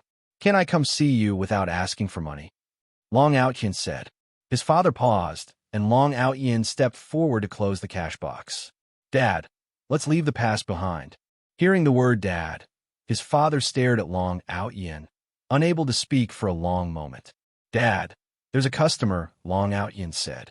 His father looked at him, a smile spreading across his rough face. Right. In his previous life, Long Aotian had grown up in an orphanage, never experiencing familial love. In this world, he wanted to give a try. Even though he knew this rough man wasn't his real father, it didn't matter. No one who offered genuine care should be let down. Too easy to obtain, too hard to cherish. Early morning, the sound of the door closing reached his ears. Long Aotian groggily sat up and walked outside, only to find the old man no longer in the room. The world of adults is not easy for anyone. Thinking about his life as a corporate drone before transmigrating, he couldn't help but sigh softly. He turned back to the room, changed his clothes, but then quickly took them off again. I worked hard and struggled for half my life in my previous world. What's wrong with slacking off for a day? With that, he threw himself back onto the bed, wrapped himself in the blanket, and fell asleep again. 10 minutes later, Long Aotian put down his bowl at the breakfast shop and let out a satisfied breath. As expected, morning porridge is the best for the stomach. He then packed another breakfast to take to the old man at the vegetable market. Li Qingxue was stunned when she saw the message from Gao Quan. It said that Yu Liangchun had been beaten up. The moment she saw the news, Li Qingxue instinctively searched for Yu Liangchun's QQ account. But she noticed that Yu Liangchun's profile picture had been changed, and his signature was different too. Even all the messages related to her in his space had been cleared out. This work is hosted on mananovel.com. Frowning slightly, she felt a pang of confusion at this sight. After all, they had known each other for 9 years, not 9 days. Yu Liangchun was right. She had been a part of his entire adolescence, just as he had been a part of hers. Despite her frustration, Li Qingxue decided to send Yu Liangchun a message right away, asking him what had happened and why he had been beaten. The moment she sent the message, she also sent one to Gao Quan. But at this hour, Gao Quan was clearly still asleep, and her message seemed to vanish into the void. After some thought, Li Qingxue got up, got dressed, washed up, and left the house. Soon, her phone buzzed with a reply. It was from Yu Liangchun. Sorry, Gao Quan must have been blabbing again, right? I'm fine. Let's leave it at that. Thanks for reading on Man a Novel. Reading Yu Liangchun's message, Li Qingxue's mood grew even more agitated. She had been worried sick, but his reply was so casual and indifferent. What on earth was going on with him? In his room, Yu Liangchun looked at the message from Li Qingxue and couldn't help but smile. Her instinctive concern was impossible to hide. Even though Li Qingxue's message was just text, Yu Liangchun could still sense her worry and urgency from the words. By replying in such a detached tone, he was creating a sense of distance. With Li Qingxue's way with words, she would definitely pick up on it. The more she worried about him, the more it proved that she cared about him. This was how it had started in his dream. The more Li Qingxue worried, the more he needed to remain calm and indifferent. Think about it. If someone who usually cared about you suddenly became cold and distant, wouldn't you feel anxious? Wouldn't you wonder why they had suddenly changed? And in that moment of reflection, she would deeply realize how much care, love, and joy he had brought her when he was by her side. This stark contrast would quickly make her aware that she might be losing a boy who had once been completely devoted to her. At that point, regret would come flooding in like a tide. Thinking back to the dream, where Li Qingxue had lowered her pride to chase after him, cried for him, and made efforts to reconcile, Yu Liangchun felt an overwhelming sense of satisfaction. Why didn't you cherish it when you had it? Why do you only regret it after losing it? Do you even realize whose love you're rejecting? It's the love of a boy who had you in his heart and eyes at all times. With that, Yu Liangchun sighed softly and looked at the new message on his phone. Come out. I think we need to have a proper talk.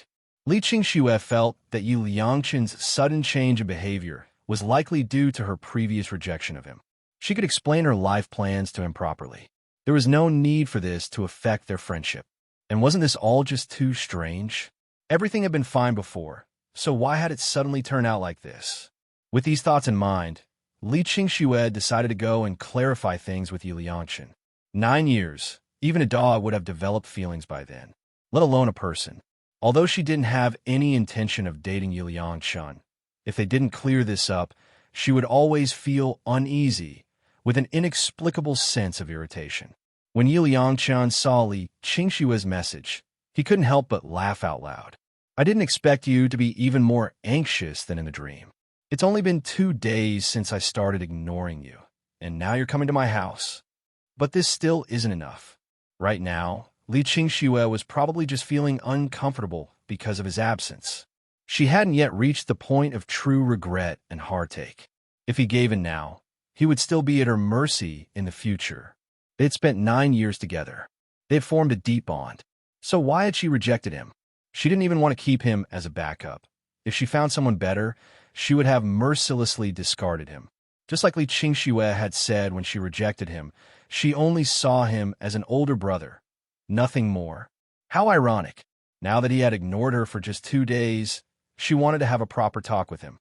Yi Liangchen even knew exactly what Li Qingxue would say when they met.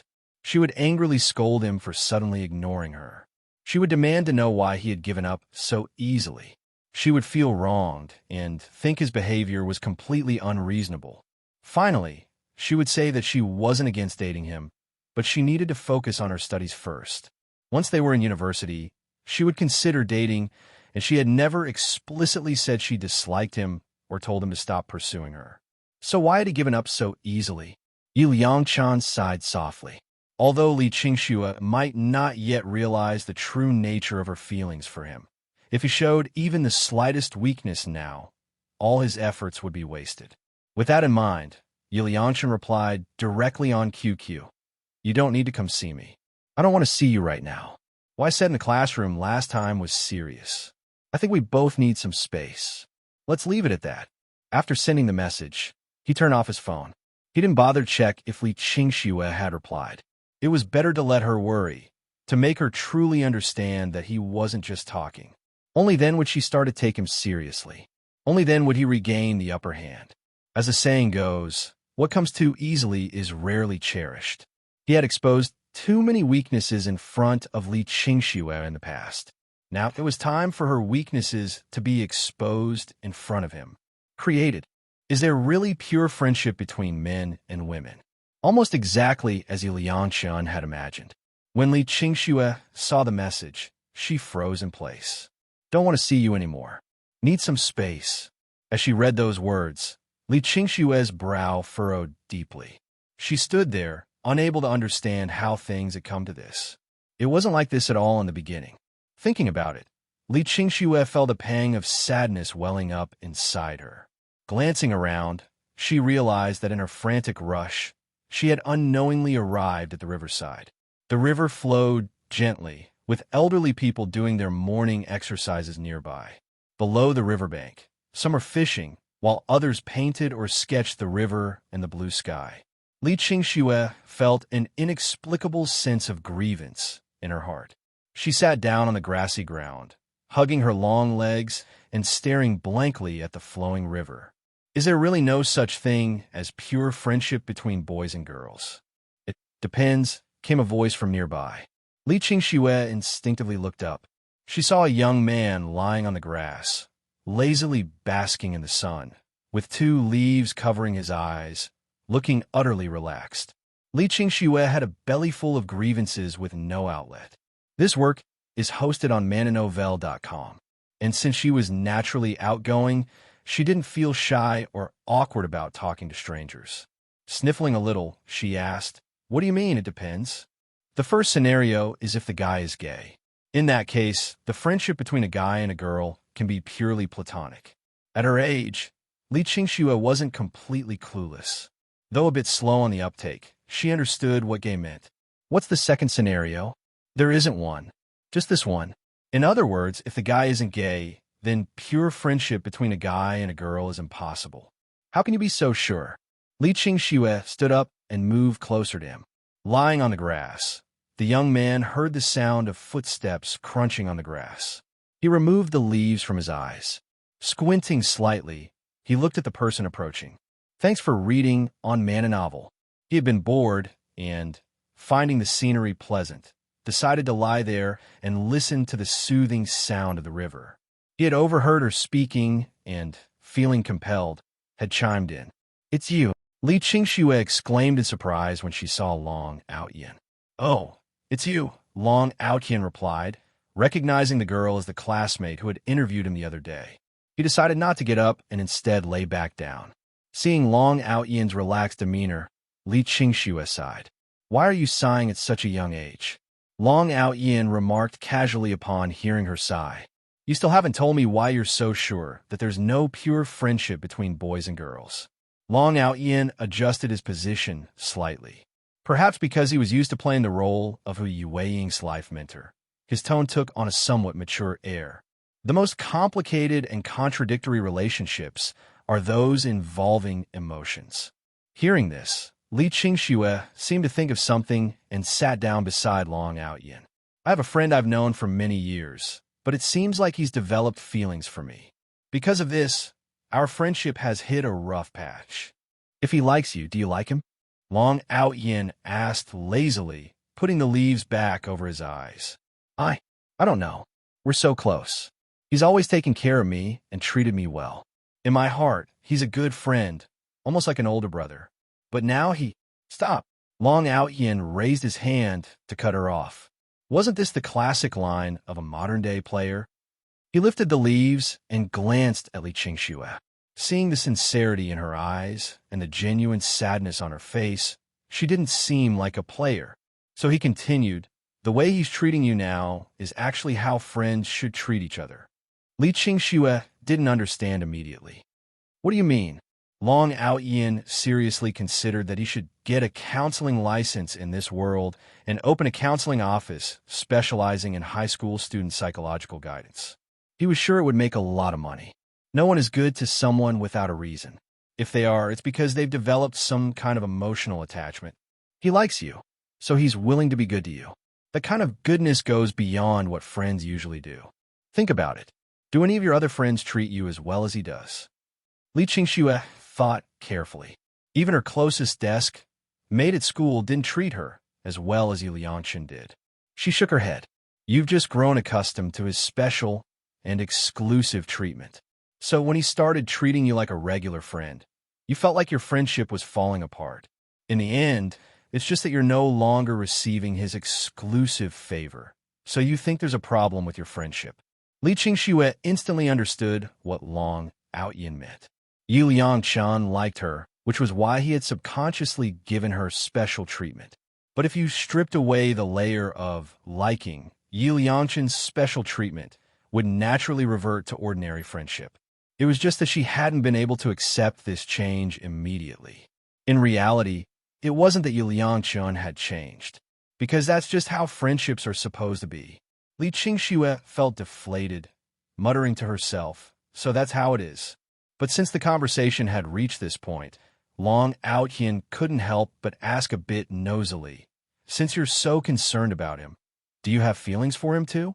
Li Qingxue thought for a moment, then said in frustration, "What does it feel like to like someone?" Well, that settled it. This girl wasn't a player or a heartbreaker. She was just clueless about love. Maybe she was lively and sharp in her daily life, and maybe she excelled in her studies. But when it came to emotions, she was as slow as a 90-year-old grandma shuffling along. While others were racing ahead, she was still asking what it felt like to like someone. When you like someone, your heart skips a beat when you see them at certain moments. Your gaze naturally drifts toward them, and even if you're just sitting together doing nothing, it never feels boring. "No, I've never felt any of those things," Li Qingxue said after giving it serious thought. "Then you need to take a good, hard look at what you call friendship. Since you can't give him the response he's looking for, you need to accept the changes in his behavior. After all, if you don't like him, he has every right to move on and direct his special treatment towards someone who truly likes him back. Of course, if you can't accept his change, you could try to develop feelings for him. Habit is a terrible thing." At this point, Long Aotian looked at Li Qingxue seriously. "Don't ever try to string someone along, because your brain might not be able to keep up with it." He had figured out that Li Qingxue's way of thinking was sharp when it came to studying and business.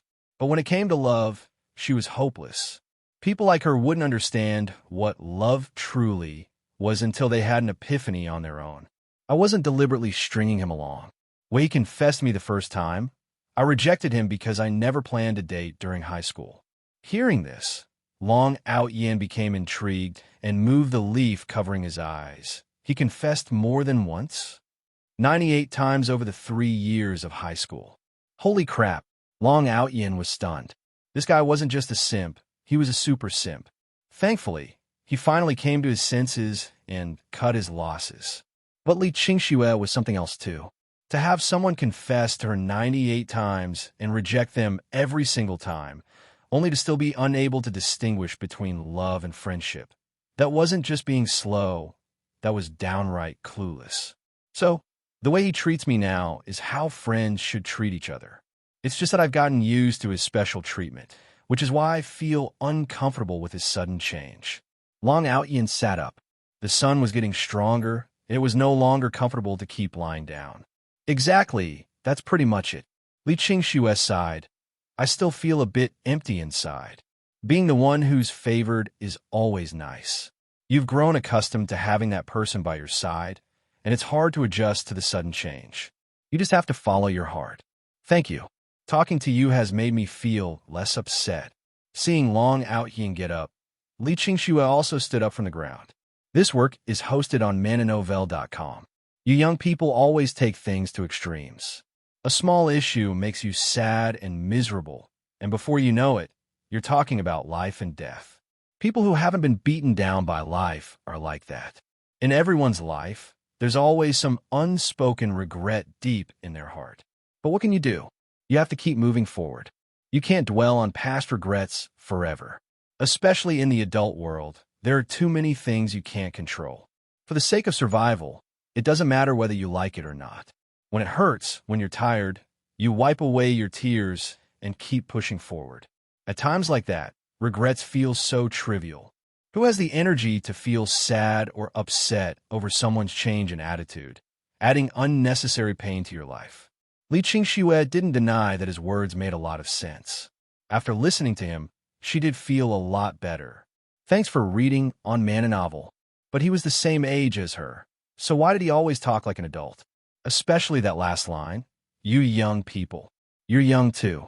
True. Long Aotian didn't argue and waved his hand. Goodbye. Goodbye. Li Qingxue also waved at Long Aotian. Then she took a deep breath and started walking home.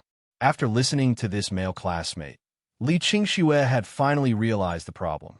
She had never really set her attitude straight. If she had maintained a proper friendship with Yi Liangshun after rejecting his first confession, the following 97 confessions wouldn't have happened. She had taken Yi Liangshun's kindness for granted. She had mistaken his affection for her as mere friendship. And in doing so, she had kept sending him the wrong signals. That's why the 97 confessions followed. Now that Yi Liangshun had come to his senses and placed her in the position of a normal friend, she really shouldn't disturb him. They needed to maintain some distance, a safe, normal distance for friends. If she hadn't met this male classmate, she would have gotten angrier and angrier and might have gone straight to Yi Liangshun. Then, without realizing it, she would have sent him the wrong signals again. On the other hand, if Yi Liangshun still rejected her advances, she would have developed a rebellious mindset, just as the male classmate had said. Unable to figure out the problem, she would have blamed Yi Liangshun. She would have accused him of giving up on their friendship just because she didn't reciprocate his feelings of no longer being kind to her. And then she would have felt more and more upset, more and more wronged. She would have started overthinking. Did she have to like him back to keep their friendship alive? Under the influence of such rebellious thoughts, she might have even developed other feelings for Yi Liangshun just to continue enjoying his unconditional kindness. She wasn't sure if that counted as love, but one thing was certain, it was just habit and possessiveness at work. Thinking about this, Li Qingxue shuddered, because the way the male classmate described what it feels like to like someone, she had never felt that way about Yi Liangshun. Habits were truly terrifying. Thankfully, she had been enlightened now. From this moment on, she would adjust her attitude to that of a normal friend. She couldn't take Yi Liangshun's past affection and kindness for granted anymore. No one should feel obligated to give and be kind to her unconditionally. With this in mind, Li Qingxue took out her phone, found Yi Liangshun's QQ number, and sent him a message. She was quite good at taking advice. Meanwhile, Yi Liangshun waiting at home, was itching to check his phone.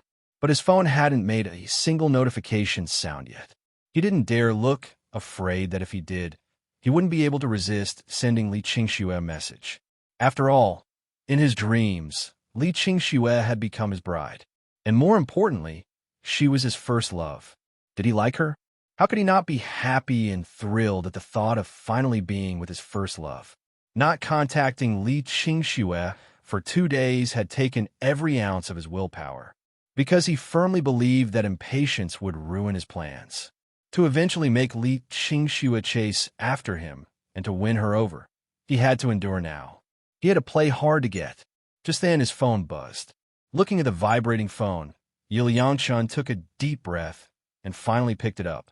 The moment he saw the message, Yi Liangchun jumped out of bed. Yes, this is great. The message was from Li Qingxue. I'm sorry, Yi Liangchun. It was my fault before. I'll change from now on. We're still friends, right? Apologetic smile emoji. She's realized her mistake. It seems she's remembered how good I was to her. Haha. He quickly typed out a response, then deleted it all, and simply replied, yes. Because now, he had to maintain a cool and aloof demeanor, quietly waiting for Li Qingxue to start her chasing the husband to the crematorium phase. But no one will stand in the same place waiting for you forever. After waiting for a long time, Yi Liangchun still hadn't received a reply from Li Qingxue. He couldn't help but feel puzzled. Based on his dream memories, after saying something like that, Li Qingxue should have sent him a flood of messages. But now, the chat box didn't even show that she was typing. Could it be that she's crying from excitement? That wasn't impossible. In his dream, when Li Qingxue realized that she had unknowingly fallen in love with him over the years, she had become like a fragile heroine, crying at the drop of a hat. She would cry when she couldn't see him, cry when she saw him, and cry even more when she saw him with the treasure girl. In just a few days, she had become a picture of heartbreak. Now, after realizing her mistakes, she was probably secretly weeping. Taking a deep breath, Yi Liangchun muttered to himself, if only you had known better earlier. Only after losing something do people start to regret and learn to cherish it, but no one will wait for you forever. Thinking this, Yi Liangchun sighed softly and then called Gao Quan. Hey, don't you have Li Qingxue's classmate's QQ number? Tell her to comfort Li Qingxue and ask her to stop crying. Right, just say it's a message from me. After hanging up, a faint smile tugged at the corners of Yi Liangchun's lips. If Li Qingxue's classmate really passed on the message, Li Qingxue would probably become even more attached to him. Such a gentle and understanding person. This work is hosted on mananovel.com. Putting his phone aside, he walked to the curtains and pulled them open. Sunlight streamed into the room. Yi Liangchun closed his eyes, spread his arms wide, and faced the view outside the window. A beautiful day, here I come. My treasure girl, wait for me. With that, he changed into his most dashing outfit from the wardrobe and left home. It's been a while since I rode you. Let me relive my youthful days. Yi Liangchun stroked his bicycle, a hint of nostalgia in his eyes. He remembered from his dream how he had ridden this very bicycle with the treasure girl, freely roaming the campus. It was a brief moment of peace that belonged only to him and her. But as time passed, as the treasure girl became a successful entrepreneur, as his first love rose to become a venture capital queen, and as his childhood friend became a star in the entertainment industry, luxury cars surrounded him, and the memory of this bicycle had faded. Thanks for reading on Man and Novel. Now, seeing the bicycle again, his heart felt a strange mix of emotions. Perhaps novelty was the best word to describe how he felt. Riding the bike, he pedaled into the sunlight and left the neighborhood. Following the memories in his mind, Yi Liangchun arrived at Nanfeng Plaza. After parking his bike, he began wandering around the plaza. In his memories, every Saturday, Hu Yueying would work part-time at the plaza. Although the pay wasn't much, Hu Yueying was frugal and always managed to stretch her earnings until the next Saturday. Her grandparents were already quite old, and it was already a struggle for them to scrape together her tuition fees. So, Hu Yueying didn't want to burden them further. Even when she faced bullying or hardship outside, She kept it to herself, burying the pain deep inside and forcing herself to appear cheerful in front of her grandparents. What a wonderful girl. Thinking of this, Yu Yangchen's hatred for Long Aotian grew even stronger. Damn Long Aotian. It's all because of you that my treasure girl suffered. Just you wait. Once I grow stronger, you'll get what's coming to you. With that thought, Yu Yangchen barely managed to suppress his anger. After his recent heart-to-heart with Gao Quan, discussing meeting the right person at the right time, Yu Yangchen's inner turmoil had eased somewhat. He wasn't afraid of Long Aotian. It was just that, at the wrong time, he couldn't save the treasure girl. Only after she had endured humiliation and suffering would his appearance be seen as a salvation. And only then could he leave an indelible mark in her heart. With that thought, Yu Yangchen snapped back to reality. But that's all in the future. For now, I should focus on caring for the treasure girl and laying the groundwork so that, when the time comes, I can enter her heart even sooner. Nanfeng Plaza was vast. Guided by his dream memories, Yu Yangchen searched for the places where the treasure girl might be working. Since she only worked part-time on Saturday mornings and had to study in the afternoon, her work locations changed every week. Even with his dream memories, Yu Yangchen couldn't immediately pinpoint where she was working today. He could only wander aimlessly. But Yu Yangchen believed in the deep bond between him and the treasure girl. He would definitely find her. Holding on to this belief, Yu Yangchen continued walking forward. As he passed a corner, his steps paused, and his gaze softened. A gentle smile even crept onto his lips. He wanted to approach her immediately, but his raised foot froze mid-air.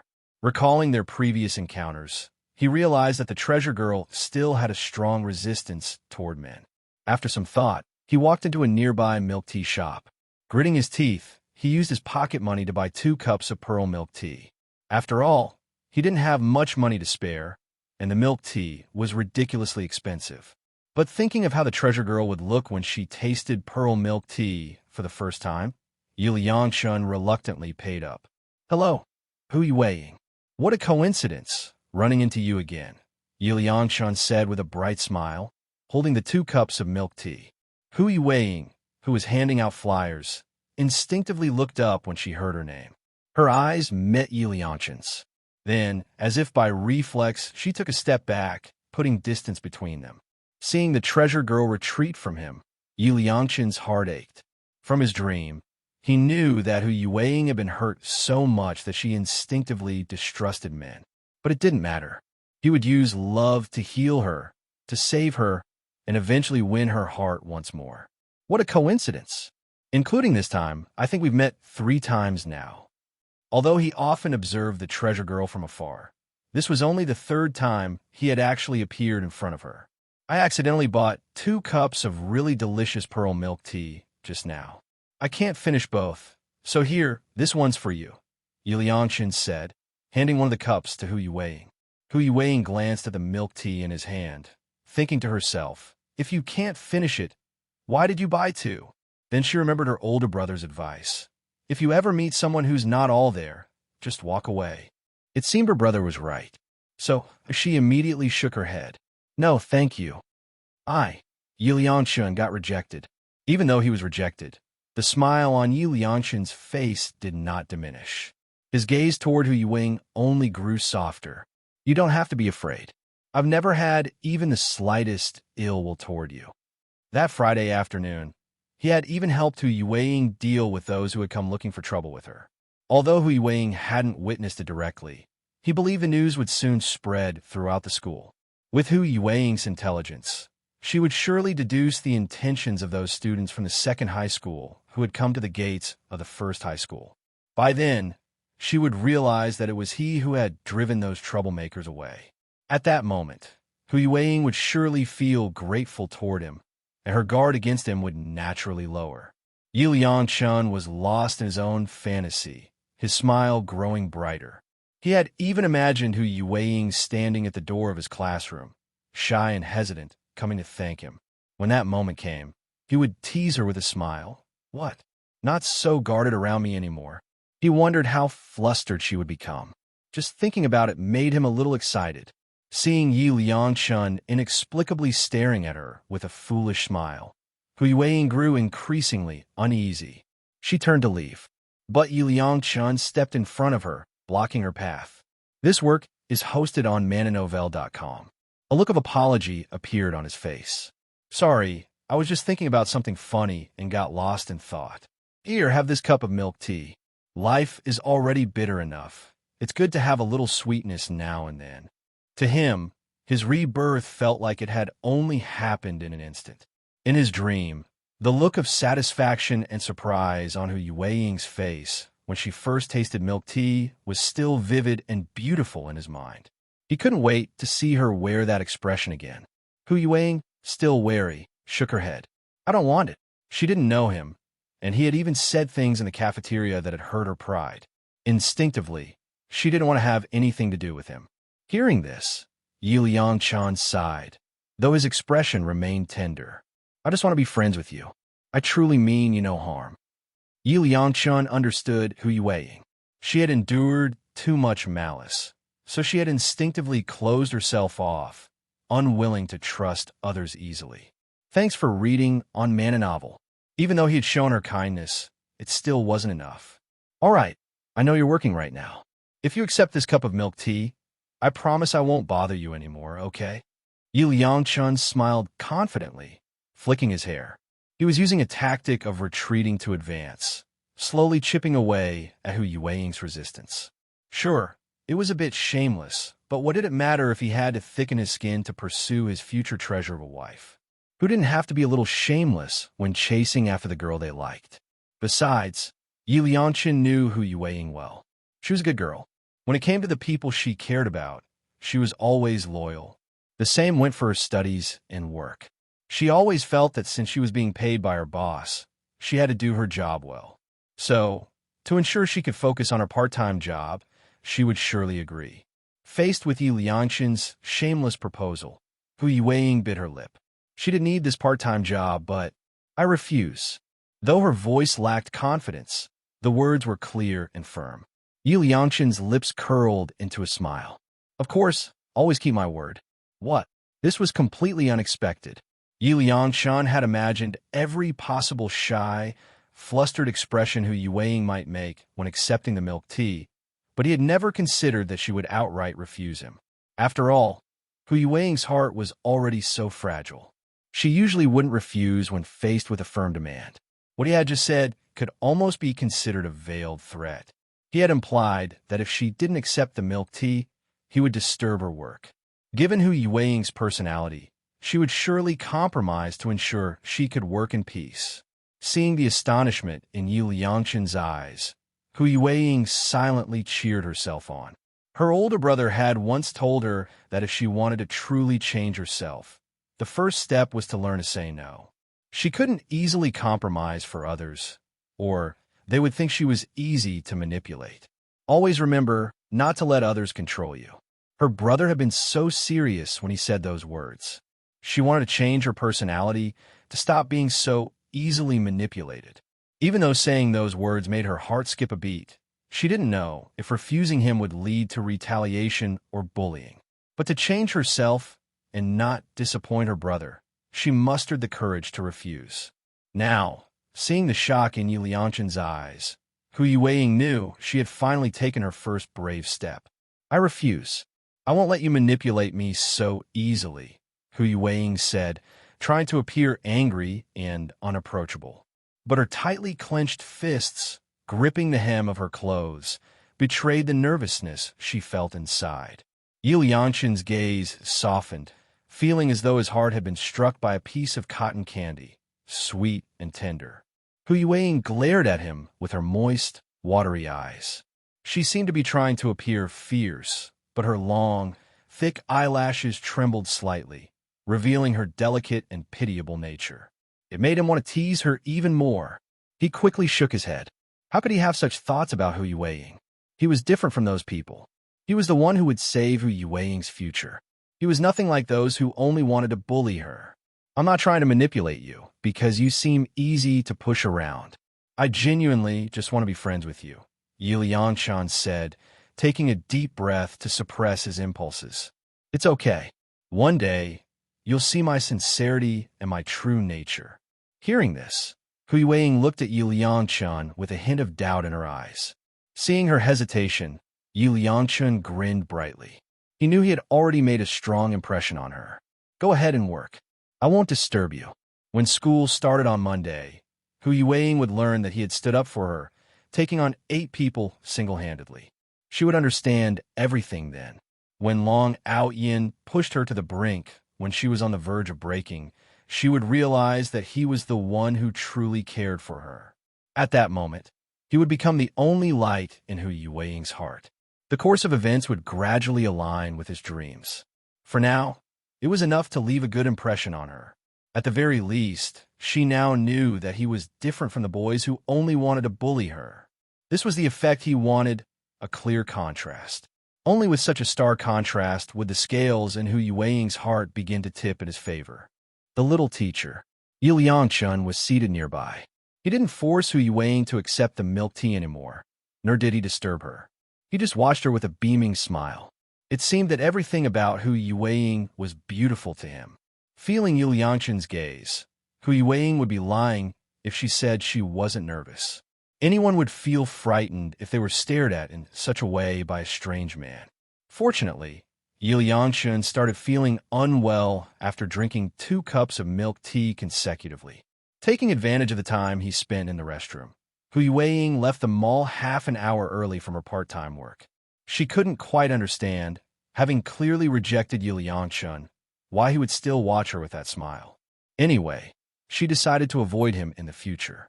Thinking this, Hu Yueying quickened her pace, terrified that Yi Liangchun would find out she was gone and come chasing after her. On her way home, passing by a fresh market, she looked at the money in her hands and walked in. The part-time job paid daily. She wanted to buy some vegetables to take home. Before, Hu Yueying used to visit the market in the afternoon, because vegetables are cheapest then, but she didn't want to go out again after going home today, because she had to study and review more problems to ensure that when she explained problems to her elder brother, she would not stumble over unfamiliar ones. This work is hosted on mananovel.com. Walking into the market, Hu Yueying started selecting vegetables from stalls. As the weather gradually warmed up, the vegetables Hu Yueying chose were mostly cheap and had a longer shelf life. Boss, I'll take these. How much? She handed the selected potatoes and sweet potatoes to the market vendor, asking in a soft voice. After paying the money and picking up her bag, she was about to leave the market. Hu Yueying? Suddenly hearing someone call her name. Hu Yueying turned her head in bewilderment, but she couldn't see who called her because of the many stalls and crowd. Over here, the voice sounded again, and Hu Yueying looked toward the meat stall. She saw a young man waving his right hand high at her. His black short hair, soaked with sweat, was stuck to his refined and handsome face. Thanks for reading on Mananovel. He slowly walked towards her. Even in the hustle and bustle, at this moment, just this moment, at least this moment, all the noise around seemed to disappear. Why are you standing there dumbfounded? Don't you recognize me? The young man in front laughed lightly. His laugh was like a clear spring in the summer, dropping pebbles into her heart, and ripples spread unwittingly. Elder brother, what are you doing here? Hu Yueying's eyes shimmered as if reflecting fragments of light, adding a touch of vitality to her face, instantly erasing all of her worries. My father sells pork over there. I'm here to help. He noticed the bag of potatoes and sweet potatoes in Hu Yueying's hand and frowned slightly. Follow me. Okay. Hu Yueying nodded heavily. A faint dimple showed on her cheek. He led Hu Yueying to the old man's stall. The old man was surprised to see his son returning home with a girl. This is my father, Long Aotian introduced. And this is my classmate, also my little tutor. It was the first time that his son had introduced him in front of a classmate. The old man was lost in a complexity of emotions. Unthinkingly, he removed his oil-stained apron. Hu Yueying, however, was taken aback to be introduced as Long Aotian's little tutor in front of the latter's father. Known for her introverted character, she was at a loss for a moment. Out of courtesy, she softly greeted him, "Hello, uncle." She then looked helplessly at Long Aotian. Hearing the girl timidly calling him uncle, the old man did his best to appear friendly. With a softened heart, he chuckled and said, "Has Long Aotian been causing trouble for you?" Hui Wang shook her head immediately. Long Aotian had not been troubling her. On the contrary, it was she who was always causing trouble for him. Trouble? Of course, there would have been trouble. In our busy senior year, she had to spend time tutoring your son. How could that not be troublesome? Long Aotian had already cut a piece of nicely marbled meat during the conversation. After packing it neatly, he put it directly into Hui Weiying's bag. Hui Weiying, seeing this, hurriedly declined, "I can't accept this." She didn't have much money left since she wrapped up her part-time job early today. She couldn't afford this meat. "It's a gift. You look as thin as a bamboo pole. Take it home and build up your strength." These words were heartfelt. According to the original description in the novel, Hui Weiying's figure and height were supposed to be the most exquisite golden ratio, an enchanting curve with an indentation at the waist. But now, she was as thin as a line, completely unlike the original enchanting curves. Frantically, Hui Weiying looked at Long Aotian. "Big brother." Her cheeks flushed as she felt embarrassed. I don't have money." Long Aotian, amused, said, "It's a gift, my little tutor, but I can't accept it. You're a businessman, and besides, I've already bought vegetables today, and I don't like eating meat." Long Aotian forcibly pulled Hui Weiying's hand from the bag. "I warn you, I can't bear your long-windedness anymore. Accept what's given to you, or I might hit you. But I don't like to eat meat." Long Aotian gently tapped his knuckles on Hui Weiying's head. "Will you keep arguing?" Hui Weiying rubbed her head. Her teary eyes made her look like she would burst into tears any moment. On seeing this, Long Aotian quickly rubbed the place where he had hit Hui Weiying. Feeling the soft touch of Long Aotian's hand, Hui Weiying froze. It was as if an unknown force had compelled her. Instead of responding in alarm, she continued looking up at Long Aotian, gazing at him in a daze. Did it hurt? It didn't hurt too much, but for some reason, Hui Weiying gently nodded her head. "Will you behave next time, understood?" "I understand. Do you live nearby?" Seeing Hui Weiying here was a surprise for Long Aotian. "The village up front." Hui Weiying pointed in the eastern direction. The old man, watching the two of them standing against the light, couldn't help but smile without uttering a word. He noticed the changes in his son, and since their family is into meat business, meat is nothing unusual for them. If this young teacher can really educate his son, help him improve his grades, and get a university admission, then not just chunks of meat, even if he comes to dine every day, there wouldn't be any issue. Our existence is meaningful." Hui Weiying looked at the meat in her bag, unable to suppress the smile on her face. She glanced back at the market. Although she could no longer see Long Aotian's stall, she still wanted to take a look. On her way home, Hui Weiying's heart was filled with joy. It turned out that she could also receive so much kindness. As she entered her alley, she heard a knocking sound. She looked up, and the joy in her eyes was instantly replaced by panic. She quickly hid behind someone else's door, peeking out with her small head to take another look. This time, she wasn't mistaken. Someone was knocking on her door, and she recognized this person. It was Yi Liangchun, the guy who had insisted on making her drink his milk tea at the mall earlier. In an instant, fear and worry flooded her heart. She didn't know how Yi Liangchun had found out where she lived, nor did she understand why he was knocking on her door. "Yueying, it's me, Liangchun, Yi Liangchun. I went to the restroom, and when I came out, you were gone. I was so worried about you. Are you home?" Yi Liangchun was extremely anxious. He had only gone to the restroom, but when he came out, Hui Weiying was nowhere to be seen. He asked the restaurant owner, who said that Hui Weiying seemed to have something urgent and had left her part-time job early. Based on what Yi Liangchun knew about Hui Weiying from his dreams, she wouldn't leave her post unless something truly urgent had happened. This work is hosted on mananovel.com. Yi Liangchun had no idea what kind of emergency Hui Weiying was facing. That's why he was so worried and had come to her place without her permission. But he had been knocking for a long time now.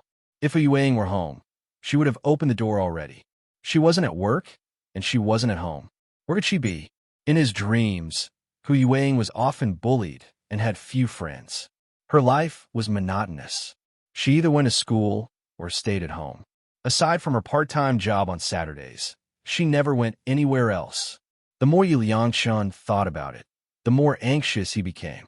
In his dreams, around this time, the only thing that happened to her was being bullied by Long Aotian. Nothing urgent had occurred at her home. Thanks for reading On Man a Novel. Bullied by Long Aotian, Liangshun suddenly thought of this. An idea gradually formed in his mind. Could it be that Long Aotian had discovered who Yueying was working part-time at Nanfeng Plaza, forced her to leave, and taken her away to bully her? The more he thought about it, the more plausible it seemed. There was no other explanation. How despicable! Right under his nose, Long Aotian was acting so lawlessly, completely disregarding him. Hu Yueying watched as Liangshun muttered to himself, knocked on her door, rubbed his hair in frustration, and even peered through the crack in the door. She was terrified and had no idea what to do. She took 2 steps back. In her panic, she thought of Long Aotian. Clenching her fists, she turned and ran toward the market, glancing back occasionally to see if Liangshun had noticed her. Finally, she arrived at the market. Whether it was luck or not, she saw Long Aotian coming out just as she got there. It was mealtime, and the market was almost empty, so Long Aotian was preparing to go home under the old man's urging. When she saw Long Aotian, Hu Yueying's steps slowed, and her anxious heart gradually calmed down. Long Aotian was puzzled. Hadn't Hu Yueying already gone home? Didn't you go home already? Seeing her slightly out of breath, with her bangs damp from sweat after running, he couldn't help but ask, "What's wrong?" Hu Yueying looked at Long Aotian, her eyes filled with the gentleness in his expression as he asked her, Someone is knocking on my door. Take me there to see." Long Aotian frowned, thinking it might be someone from Hu Yueying's time at second high school. In the original novel, that group of people was supposed to gang up on Hu Yueying on Friday. He had made her stay behind to tutor him, cleverly avoiding the situation. But now, they had actually found her home. This was going too far. He had originally thought that a bunch of kids weren't worth his time, and he could just avoid them. But now, it seemed that wouldn't work. Fortunately, he knew a bit of martial arts. Since he couldn't avoid it, he'd just have to settle things with his fists. There had to be a way to resolve this. Hu Yueying was stunned. She hadn't expected Long Aotian to agree so readily just from her brief explanation. Looking at his back, she suddenly felt a pang of regret. She had been too scared earlier. She had never told anyone where she lived. How had that person found her? The most likely explanation was that he had been following her. But she had only transferred to first high school 2 days ago. That meant she had been targeted and followed within those 2 days. Now that she had calmed down, she remembered that on her first day at the new school, even though she didn't know Liangshun, he had insisted on getting to know her and acted as if they were already close. Could have been that day when he started following her? Had she brought trouble to Long Aotian by coming to him? In that moment, Hu Yueying's heart was filled with conflict and regret. What are you standing there for? Lead the way. Long Aotian had taken a few steps, but noticed Hu Yueying was still rooted in place, so he called out to her. Hearing his voice, Hu Yueying looked at him with a conflicted expression. The next second, she felt her hand being grasped, and she looked in surprise as Long Aotian took her hand. Scare out of your wits? Don't worry, Big Bro's got your back. Feeling the warmth from Long Aotian's hand, Hu Yueying instinctively followed his lead. By the time she came to her senses, they were already nearing the village where she rented her place. Where's your house? Hu Yueying stared at Long Aotian in a daze. Big Bro, why are you so nice to me? Aside from my family, no one has ever treated me this well before. This question caught Long Aotian off guard. The fact that he had transmigrated into this world was something most people would find hard to accept. He couldn't just tell Hu Yueying that this world was a fictional one and that he was being nice to her because he was originally a villain trying to change his tragic fate. If he said that, she'd probably think he was crazy. But looking into Hu Yueying's clear, innocent eyes, Long Aotian coughed lightly and said seriously, Of course, it's because I'm your big bro. Since you're my little sidekick, as your big bro, I'll always make sure you're safe. Besides, I need your help too, little tutor. I want to go to college and experience a completely different life. With my current grades, my future seems like a dead end. At this point, Long Aotian looked at Hu Yuweiing earnestly. Everyone in this world has their own purpose, you and me included. And right now, helping a classmate overcome her troubles is something very meaningful to me. Hu Yuweiing's eyes shimmered. My existence has meaning too. How can someone this old still choke while eating? Ugh. Yi Liangchun suddenly clutched his stomach, inhaling sharply through his teeth. He felt as though his insides were churning violently. Crap, drinking too much milk tea can really upset your stomach. Damn, this is intense, it's coming right to the edge. He glanced around, then, clutching his stomach, hurried toward the ditch at the end of the alley. He had just stepped in when he quickly retreated, picked up a brick from the ground, smashed it, and grabbed 2 broken pieces. After checking their size, he rushed back into the ditch. By the time Long Aotian and Hu Yuweiing arrived, the alley was empty, with no one in sight. Back at her doorstep, Hu Yuweiing checked the lock. The keyhole wasn't blocked, and there were no signs of forced entry. He was definitely here just now, Hu Yuweiing whispered. Maybe he left after realizing he couldn't get in? Long Aotian suggested, looking toward the other end of the alley. The alley had entrances on both the east and west sides, allowing people to come and go from either direction. They had entered from the west and hadn't encountered anyone. It was possible that the others had left through the east entrance. Hu Yuweiing nodded, agreeing it was likely. She opened the door and stepped inside. Big brother, come on in. Long Aotian thought it over and decided it was fine. If those people dared to come back, he could still go out and reason with them. So he followed her inside. It was an ordinary small courtyard. This work is hosted on mananovel.com. There was a main room, a kitchen, and a bathroom in the southeast corner of the yard. The courtyard looked a bit old, but it was clean and tidy, making it feel cozy overall. Hu Yuweiing placed the groceries she had bought into the kitchen. She lifted the bamboo curtain of the main room. Big brother, come inside. I'll pour you some water. Hearing her call, Long Aotian entered the main room. The room wasn't small, with 2 bedrooms, a common layout for houses with courtyards. Hu Yuweiing poured 2 glasses of water and placed them on the coffee table. Then, feeling a bit awkward, she said, Big brother, have a seat. I'll turn on the fan for you. She had never expected anyone to visit her home. Hu Yuweiing's home was clean, literally clean. There were no snacks, no fruits. The coffee table was bare except for an open book and some unfinished homework. Thanks for reading on Man and Novel. This was her first time hosting a guest, and she wasn't sure what to do. After pouring the water, she didn't know what else to say. The room fell into an awkward silence. Big brother, you haven't had lunch yet, right? Let me cook something for you. You could try my cooking, she offered. It was lunchtime, and she figured Long Aotian probably hadn't had time to eat at the market. No need, I'm not hungry, he said, just as his stomach growled loudly. The room was so quiet that the sound was unmistakable. Hu Yuweiing glanced at Long Aotian discreetly. She found him looking back at her, equally embarrassed. Their eyes met, and they both burst out laughing. Well, I guess I'll take you up on that offer, Long Aotian said sheepishly. No problem, big brother. You've been helping me, so it's the least I can do. I'll make it quick, Hu Yuweiing replied, her steps light as she headed to the kitchen. In the fridge, she found some green bell peppers, 2 tomatoes, and 4 or 5 eggs. After some thought, she decided to make 2 dishes, stir-fried green peppers with pork and scrambled eggs with tomatoes. They say children from poor families grow up fast, and that was certainly true for Hu Yuweiing. She had been helping with simple meals like porridge since she was very young. By middle school, while her peers were still figuring out how to make instant noodles, she was already a proficient cook. So these 2 dishes were practically her specialties. I didn't expect you to be so skilled in the kitchen, Long Aotian remarked as he watched her cook. Hu Yuweiing, her eyes sparkling with amusement, replied, I cook for myself a lot, so I guess I've gotten used to it.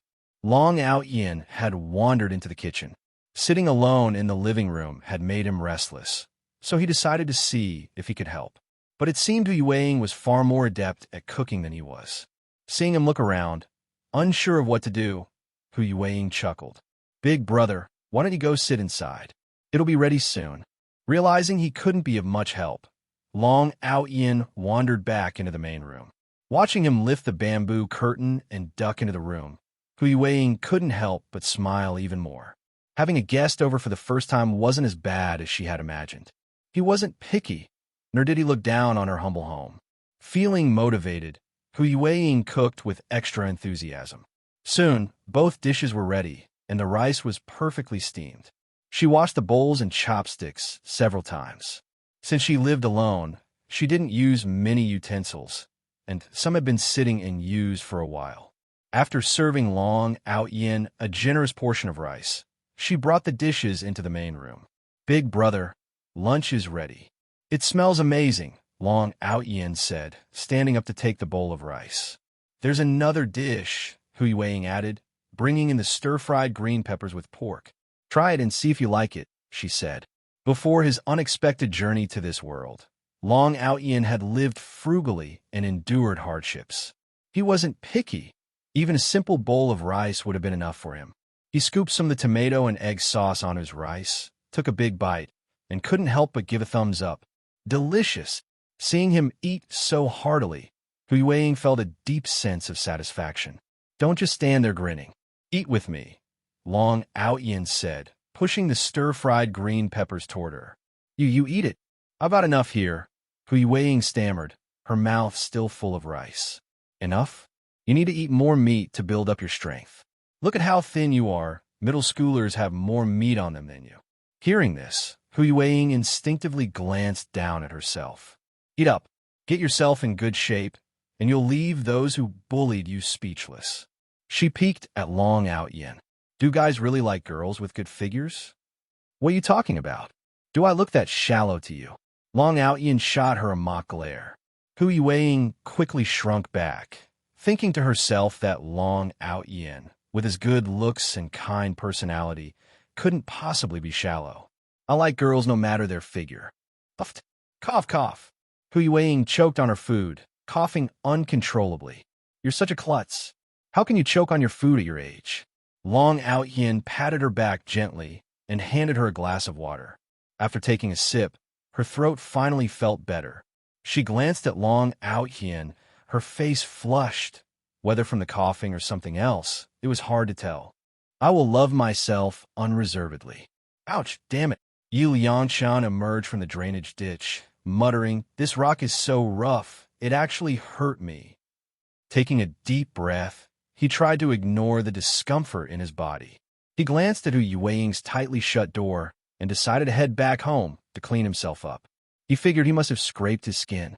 The pain between his buttocks was burning, making him extremely uncomfortable. "This is unbearable. Next time, I'll make sure to carry tissues with me. There's not even a tree around here, not a single leaf in sight. I'm really fed up. If it weren't for the treasure girl, I wouldn't even come to this place." Mumbling to himself, he left the area. His home was quite far, and he hadn't eaten lunch yet. Now he was both hungry and in pain. "I'll just wait until Monday when we're back at school. I'm sure Hui Weiing will be moved to tears when she finds out everything I've done for her. That kind-hearted treasure girl is like that. Even the slightest bit of kindness from others can make her emotional for a long time." As he spoke, Yi Liangshan left the alley. After lunch, Hui Weiing went to wash the dishes, while Long Aotian got up and took a walk outside. He opened the door and stood on the street, looking around. At this time of day, the streets were mostly empty. In this rural alley, most of the residents were elderly, so the area looked deserted.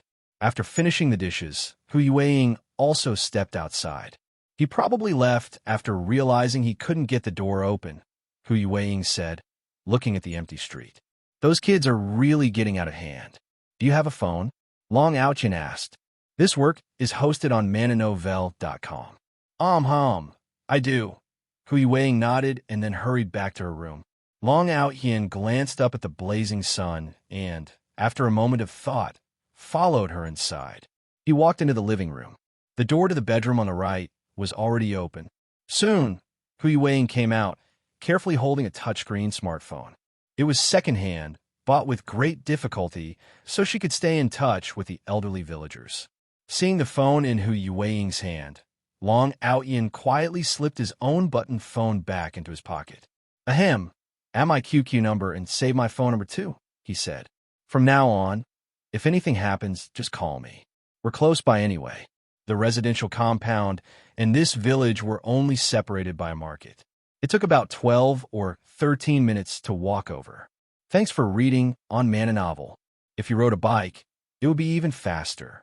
And if he happened to be helping out at the market, it would be quicker still. Hui Weiing didn't say anything, but she added Long Aotian's QQ and phone number. Looking at the first friend on her list, Hui Weiing felt a little flutter of excitement in her heart. Seeing the smile on Hui Weiing's face, Long Aotian thought to himself that happiness could be quite simple. Ding-ling-ling. Hui Weiing's phone rang. She turned off the ringer and placed the phone back under her pillow. Big brother, do you need anything? Not really. I'll be heading off then, Long Aotian said. After all, he was an adult at heart.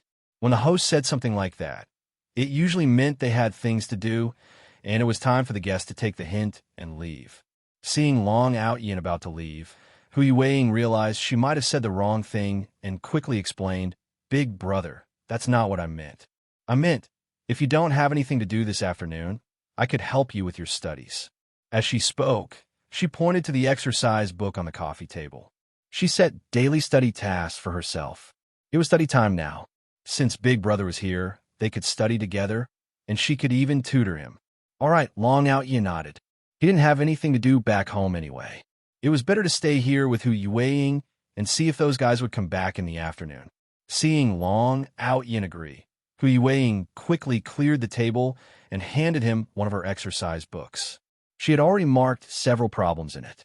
These were basic knowledge questions, which she had originally planned to give him on Sunday afternoon when they returned to school.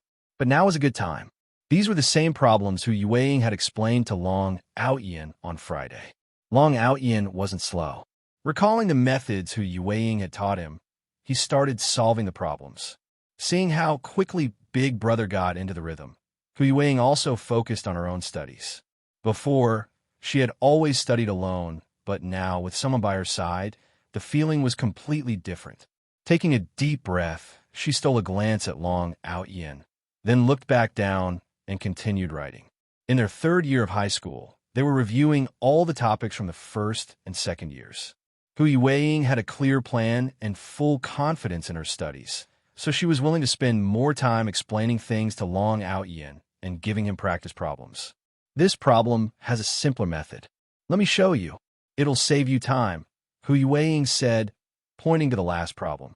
This one was slightly more challenging than the previous ones. Hui Weiing explained the problem in great detail.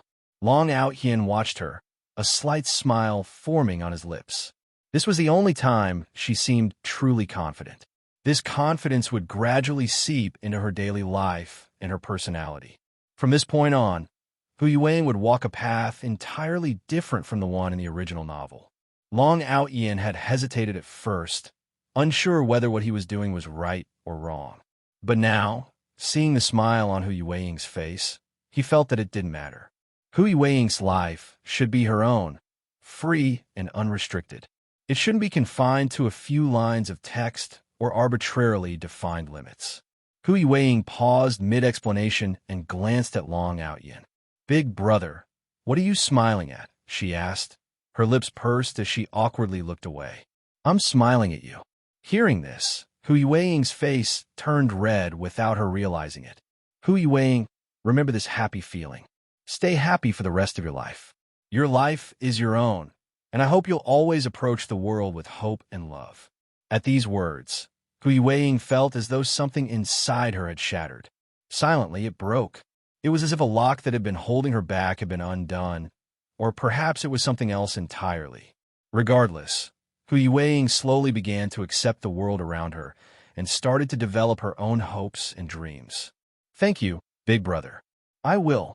I'll love myself wholeheartedly and cherish everything in this world that deserves to be loved.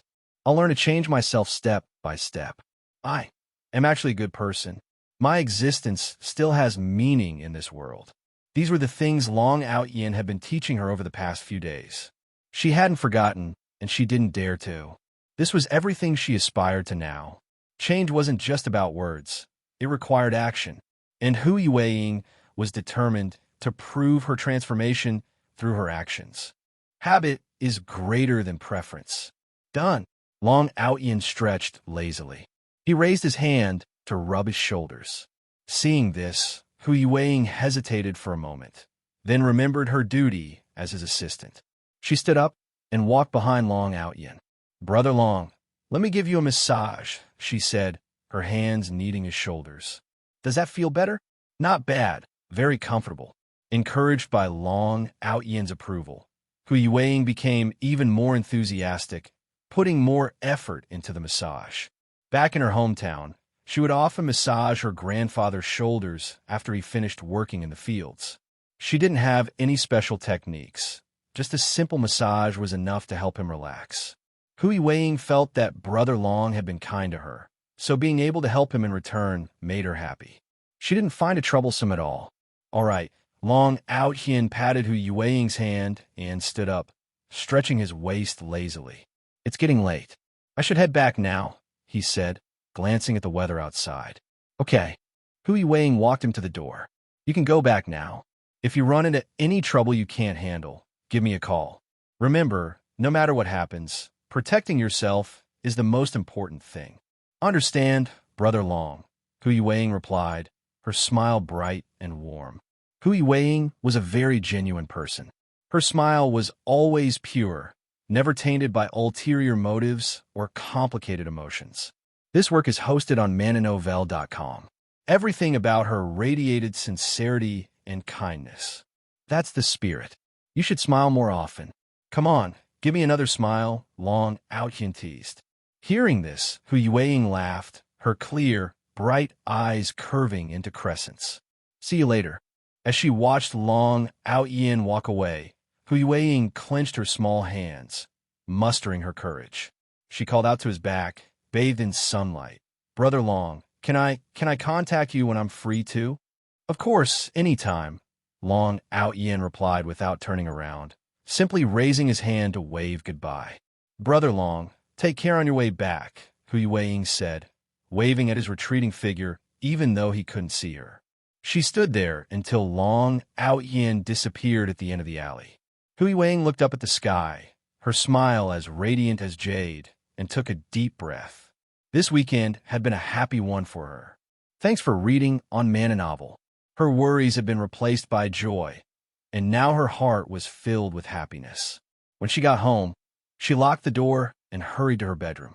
She pulled out her phone from under her pillow. Seeing the blinking notification from QQ, she opened the app. Long Aotian. "Little teacher, today's meal was delicious. Thanks for the treat." Reading the message, Hu Yueying couldn't stop smiling.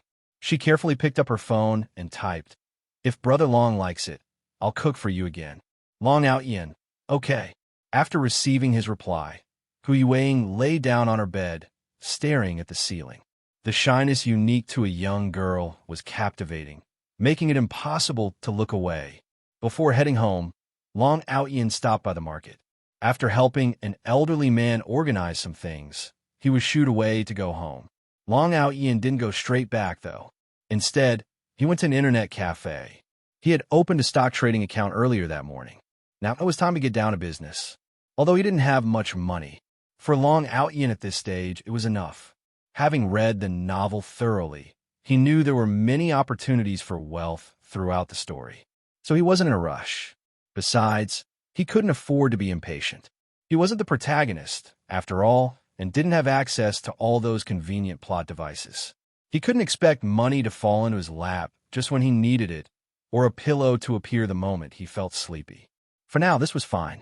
It felt like he had a cheat code. Slowly accumulating wealth was, in its own way, a kind of happiness for Long Aotian. After finishing his tasks, he logged off and headed home. After taking a shower, he lay down in bed. Although it had been a few days since he had transmigrated into this world, when he was alone and quiet, he still felt a sense of unreality. It all felt like a dream, and he didn't know when he might wake up. Before he knew it, he had fallen asleep. The next morning, Li Qingxue turned over in bed and opened her sleepy eyes. Seeing the sunlight streaming in, She stretched her arms and yawned. She picked up her phone and, out of habit, thought about asking Aotian if he was awake. It was Sunday afternoon, and they would soon be heading back to school. She wanted to ask if he had run into any difficulties with his studies and what time he planned to leave for school. It was a habit formed over many years, not something that could be easily broken. But when she opened the QQ chat window and saw the conversation history, Li Qingxue came back to reality. She lowered her gaze, lost in thought. He had already taken back the special affection he once had for her. Now, they were just ordinary friends. She took a deep breath, feeling a heaviness in her chest. Glancing at the time on her phone, Li Qingxue got up, dressed, washed up, and left her room. "Shuer, why are you in such a hurry? Have some breakfast before you go," her mother called out. Li Qingxue, who had already stepped out the door, turned back, grabbed a slice of bread and a carton of yogurt, and left again. "I'm going to exercise," she said. Watching her daughter run off, Li Qingxue's mother chuckled. "Who eats breakfast while exercising?" "This child." Li Qingxue walked along the road until she reached the waterfront. She looked around and sighed softly. Just as she was about to leave, she noticed a figure lying on a slanted platform not far away. She walked over.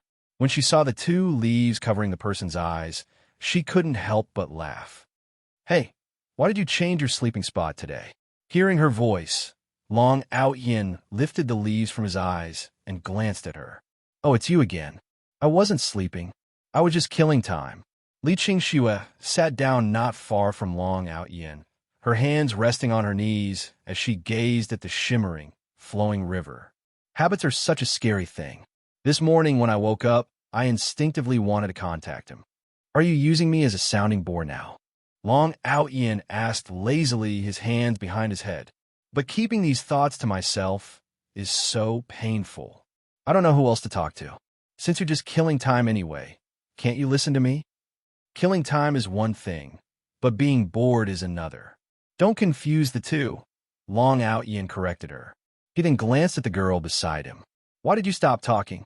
Hearing this, Li Qingxue's mood inexplicably brightened. "Yesterday, after I got home, I thought about it seriously. I think what I feel for him is more familiarity than actual liking. We've known each other for so many years, and we're so used to each other. For me, his presence has become a source of dependence and companionship. But is that really what love is? Listen to here, I choose dignity. Your question is a bit foolish, as I just told you. Boredom is boredom, and killing time is killing time. The two cannot be mixed together. Do I only kill time because I'm bored? Not necessarily. Maybe I just enjoy this natural and peaceful environment. Or maybe I simply like lying here, listening to the sound of flowing water and feeling the natural breeze. Besides, don't you think this environment is truly relaxing?" Li Qingxue seemed to understand, but also seemed a bit confused. So dependency and companionship don't necessarily mean liking someone. They can't be lumped together. There are many kinds of liking, and it's not a singular concept. That's why they can't be mixed up. Li Qingxue watched Long Aotian lying comfortably on the grass and followed suit, relaxing her arms. From this angle, the blue sky above seemed truly different. "Can you explain it to me in more detail?" Afraid he might refuse, Li Qingxue took out her breakfast and placed it beside Long Aotian. "Please, please, I really want to know." Long Aotian glanced at it. "Open that. Let me try it." Li Qingxue opened the yogurt and held it to Long Aotian's lips. This series of actions felt completely natural. After coming to her senses, Li Qingxue's face turned bright red. This was the first time she had ever fed a boy. Long Aotian took a sip, moistened his throat, and said, "Just this once. Next time, I'll charge you more." Okay. Thank you. Li Qingxue cupped her cheeks with her hands, trying to hide her blushing face, but a smile unconsciously crept on her lips. This work is hosted on mananovel.com. She liked listening to him speak because his words could subtly guide her to see things from a different perspective. It was like talking to her parents. It had the same effect, but she was older now, with her own private secrets, and not everything could be shared with them. Liking can be divided into several types. The first is physiological liking. This is an innate genetic instinct. Humans naturally feel an inexplicable fondness for men or women with good looks. In simple terms, it's what people call love at first sight. The second is psychological liking. This builds on physiological liking and takes it a step further. For example, appreciating someone's temperament, personality, qualities, interests, or having common topics that attract each other. This stage is what people often call the ambiguous stage. The third is spiritual liking, commonly known as a soulmate. It refers to a relationship where both parties achieve spiritual resonance, support, and mutual encouragement. This level transcends liking and is more aptly described as love. And you fall into the fourth category, companionate liking. Li Qingxue was taken aback. Companionate liking? It's a unique habit formed from long-term interaction. You enjoy having someone accompany you, but you don't feel physiological, psychological, or spiritual liking for them. Thanks for reading on Man a Novel. In other words, all you need is a companion. Let me give you the simplest example. Your parents have been by your side for 18 years. Do you like them? Yes. Li Qingxue answered without hesitation. Another example. You like listening to me talk, but just because you like listening to me, does that mean you like me? Li Qingxue's face flushed red. What kind of example was that? So embarrassing. She shook her head shyly, but she had already understood the main point he was trying to make. Companionship and dependency are also a form of liking.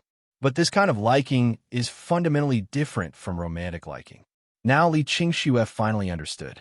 So, liking is complex and multifaceted. It can't be lumped together. As Long Aotian finished speaking, he ate the last bite of his bread. Take the trash with you. I know. Li Qingxue gathered the trash and placed it by her feet, glancing at Long Aotian, who still looked completely at ease. Thank you. After hearing what you said, I feel much more at ease. Long Aotian nodded. Good, as long as you understand. It wasn't a waste of my breath then. Everyone has their own choices. Learning to understand and respect them is the key to maintaining friendships. Li Qingxue looked at Long Aotian. How do you know so much? You're only a senior in high school, but the way you speak sounds so mature. Long Aotian's words didn't sound like advice, yet they subtly resolved the confusion in her heart. It's a secret. Oh, Li Qingxue didn't press further. Understanding and respect. Ding. Li Qingxue's phone chimed. A notification from her special contacts list. She took out her smartphone and glanced at it.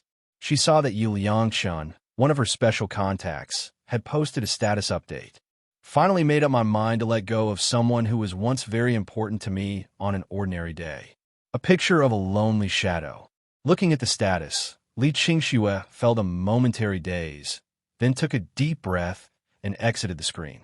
This classmate was right. Her feelings for Yi Liangchun were just about companionship. It wasn't romantic liking, so she should understand and respect his choices, instead of making unreasonable demands for him to stay by her side, which would be irresponsible. Now that she understood her own heart, Li Qingxue suddenly felt less anxious. If she hadn't heard Long Aotian's guidance, she probably would have done something impulsive after seeing that status, wouldn't she? After all, they had known each other for 9 years. How many 9-year spans does one have in a lifetime? Yu Liangchun looked at the browsing history on his phone and smiled faintly. That's right, the status was set to be visible only to Li Qingxue. In other words, the browsing history showed that only Li Qingxue had seen it. I wonder how you're feeling right now. Probably anxious, right? After all, 9 years isn't just 9 days. Suddenly losing someone who's been by your side for 9 years must be hard, right? At this point, Yu Liangchun sighed slightly, his tone tinged with helplessness as he continued. Even if it were a dog you'd raised for 9 years, you'd cry if it went missing, let alone a living person like me. Regret it, cry over it. This is a necessary part of everyone's growth. Only after losing something do you realize its value. Only after losing it do you learn to cherish it. Qingxue, you're too slow when it comes to emotions. This is the best chance for you to understand your own heart. Yi Liangchun waited quietly for Li Qingshue's message. Based on his understanding of Li Qingxue from their past interactions, it wouldn't be long before she sent him a message, demanding to know what he meant by that status. What did he mean by, finally made up my mind to let go of someone who was once very important to me? Then she would ask if he really didn't want her anymore, if he was truly giving up on her. I'm sorry, but we're better off as just friends. That's how he would respond to Li Qingxue. So classy. Yu Yangchun mentally gave himself a thumbs up. But after waiting for a long, long time, Li Qingxue still hadn't sent him any message demanding an explanation. Yu Yangchun started to feel impatient. Is she still crying? After some thought, he edited another status, again set to be visible only to Li Qingxue. Let's end it here. I choose dignity. A picture of a lonely shadow. Don't hit me, I'll behave. Time: Sunday afternoon, 3:30 p.m. Location: Hu Yueying's home. Staring at the chat window on her phone screen, Hu Yueying hovered her finger over it, then moved it away. Taking a deep breath, she looked at the mirror in front of her. Hu Yueying, you need to learn to be thick-skinned. Even if you get rejected, it's no big deal. Besides, Long Aotian said I could message him when he's free. Come on, you can do it. Summoning her courage, she quickly typed on her phone. Long Aotian, what time are you heading to school? Can we go together? After sending the message, Hu Yueying felt as if all the strength had been drained from her body. She lay on the bed, her fair face contrasting sharply with the jet black hair cascading behind her, creating a delicate, almost ethereal beauty. Ding dong. The unique notification sound for her special contact chimed. Hu Yueying froze for a moment, then took 2 deep breaths and picked up her phone. Seeing Long Aotian's reply, her eyes curved into little crescents, and she quickly typed back, "Okay, I'll wait for you when I get there." After sending the message, she sprang up, changed out of her casual clothes into her school uniform, gathered her books and practice exercises in the living room, slung her bag over her shoulder, and headed out the door. There were 2 routes Hu Yueying could take to school. One was to go west through the alley, passing by the market and the rental buildings. Long Aotian lived in one of those rental buildings, so this route was convenient for them to walk together. The other route was the one she usually took, heading east through the alley. This path passed by a railroad crossing and had many small lanes, making it a bit shorter, but taking her in the opposite direction of Long Aotian. This work is hosted on mananovel.com. After turning off his phone, Long Aotian also changed into his school uniform and waited about 10 minutes before heading downstairs. He stood in the shade of a signboard at the entrance of the rental building, waiting. Long Aotian. The voice carried a hint of joy.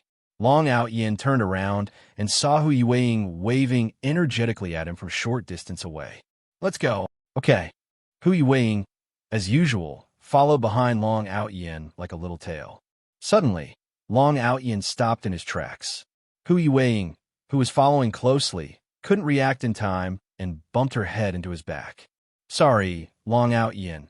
I didn't see you stop. Hu Yueying immediately apologized. Long Aotian looked at her with amusement. Why are you always walking behind me? Thanks for reading on Mana Novel. Hu Yueying hesitated, then took a step to the right. Is it okay if I walk here? No. Seeing her about to move to the left, Long Aotian grabbed her arm and pulled her to his side. Walk here. The 2 figures, one tall and one short, cast a striking contrast under the glow of the setting sun, exuding an indescribable charm. Hu Yueying looked puzzled. But Long Aotian, I've seen other followers always walking behind their big brother. It's fine. I'm more democratic, Long Aotian said casually. Deep down, he never really thought of Hu Yueying as a follower. He hadn't expected her to take it so seriously.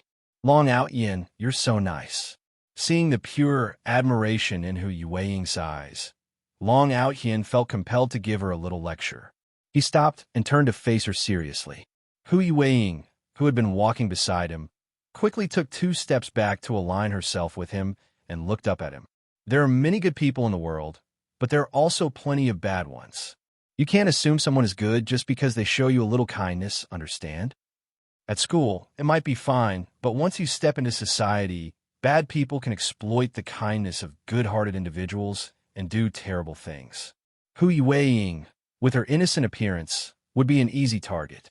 If she didn't learn to be a bit more cautious, she could end up losing everything. Okay. Even though I don't like to think the worst of people, it's important to stay vigilant. Got it? Okay. Looking at her pure, innocent face, Long Aotian suddenly felt like a father warning his daughter not to be swayed by some troublemaker. And stop saying okay all the time. If you have any doubts, learn to say no, understand? Hu Yueying nodded, then said, Okay. Good. They continued walking toward school. Your thick-skinned mission for today isn't over yet. Are you ready? I'm ready. Good. Just follow my lead. Okay. Stop saying okay. Do you want me to hit you? Don't hit me. I'll listen. Once they arrived at the classroom, Long Aotian glanced at the group of girls at the front discussing math formulas. He nudged Hu Yueying with his shoulder. Your first thick-skinned task today is to join those girls in their discussion.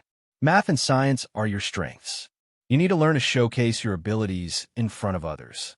Hu Yueying looked up at the group of girls discussing math formulas. She instinctively felt nervous about approaching so many people at once. It wasn't that she didn't want to. It was just her nature. When faced with a crowd, she would get anxious and struggle to speak clearly. Plus, the girls were already deep in discussion, and she wasn't sure how to join in. Don't be scared, or I'll hit you. Go on. Under the threat of Long Aotian's fist, Hu Yueying picked up her notebook and took a few hesitant steps toward the group of girls. Every time she looked back, Long Aotian pretended to raise his fist, and Hu Yueying had no choice but to keep moving forward. Finally, she reached the group. Her hands clenched unconsciously, and she felt awkward, unsure of how to start. She glanced back at Long Aotian, who gave her an encouraging thumbs up. Seeing his support, Hu Yueying mustered her courage. As soon as she spoke, the girls turned to look at her, their expressions puzzled. Being the center of so many eyes made Hu Yueying even more nervous, and she instinctively wanted to lower her head. Is something wrong? One of the girls asked. Hearing this, Hu Yueying forced herself not to look down. She had to learn to be thick-skinned. Can I join you in discussing the math problem? Of course, the girls replied with smiles. Take a look at this problem. Do you think there's a simple way to solve it? Hu Yueying was surprised.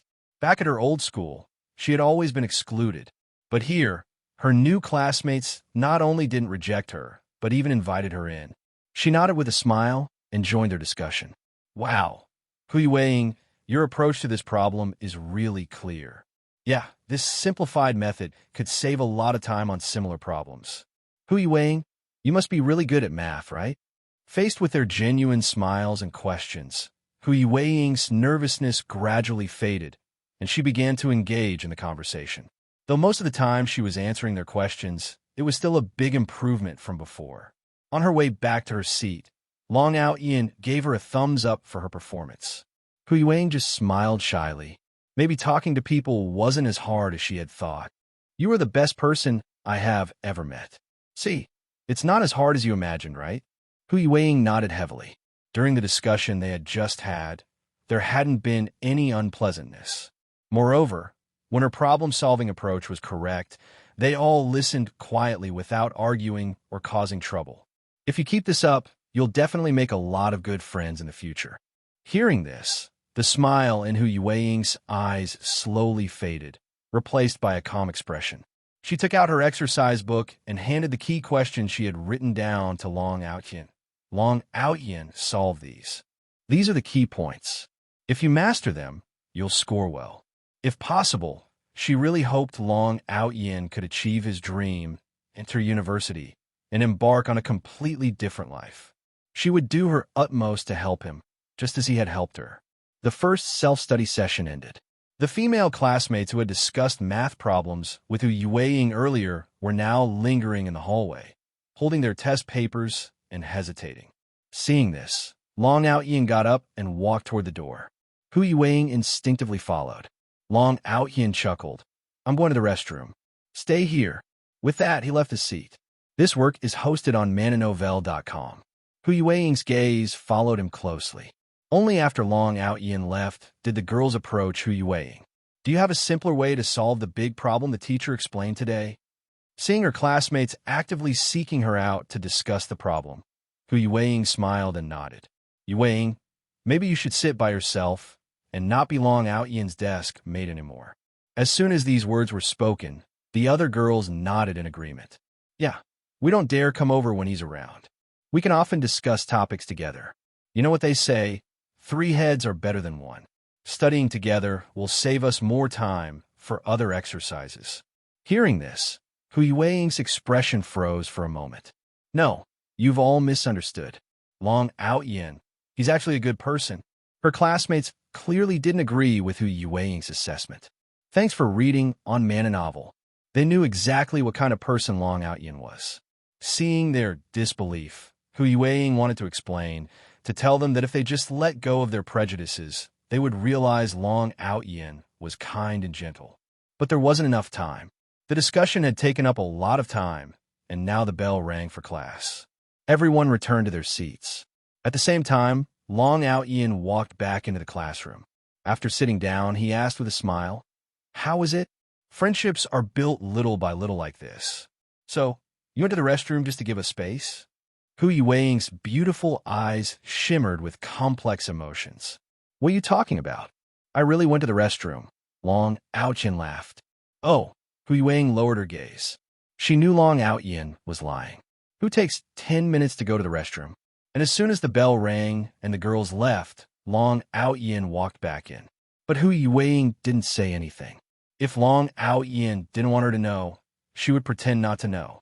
Everyone said Long Aotian was bad, but in her eyes, he was the best person she had ever met in all these years. "Long Aotian, you're the best person I've ever met."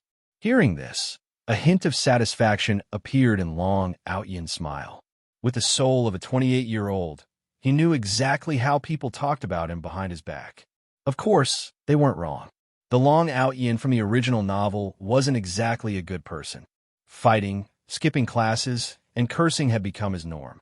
Even though he had toned it down after transmigrating, the impression he left on others wasn't something that could be changed overnight. But so what? Long Aotian couldn't control others' thoughts. All he could do was focus on doing what he believed was right. Besides, it was already the 2nd semester of their senior year. In a few months, they would face the college entrance exam and scatter to different parts of the world. To him, they were just passing figures in his life. And the same went for them. So Long Aotian truly didn't take it to heart. He had changed the plot and Hu Yueing's impression of him. That was good. Everything was moving in a positive direction. At least it proved he was on the right track. Good. Don't forget you have a big brother when you make it big in the future. "I won't forget."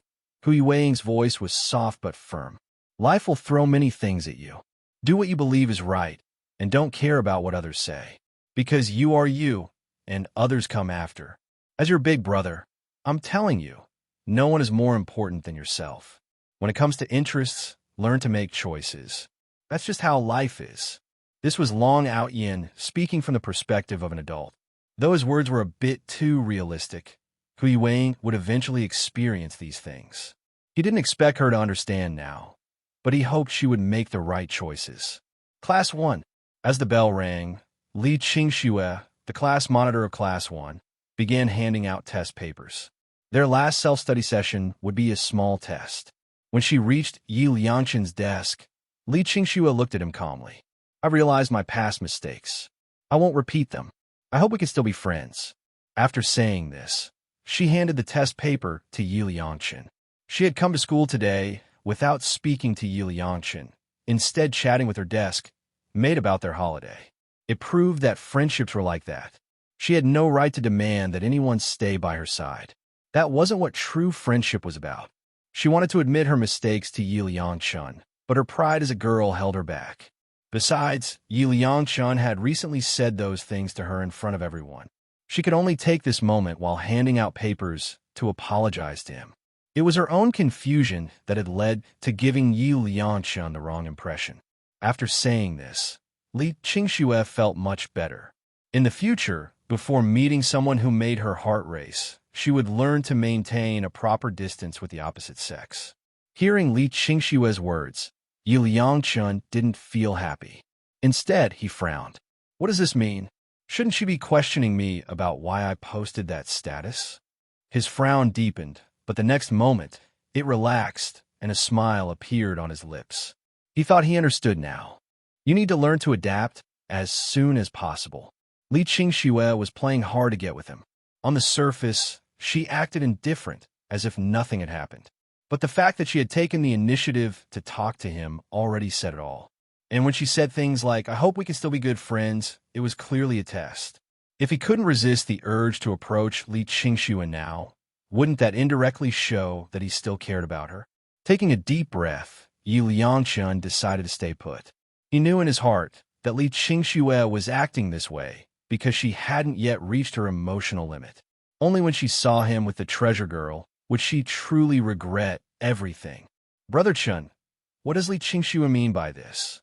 Gao Quan asked softly, looking at Li Qingxue's retreating figure. "Don't worry about it. She's just playing hard to get," Yi Liangchun replied confidently. "Really?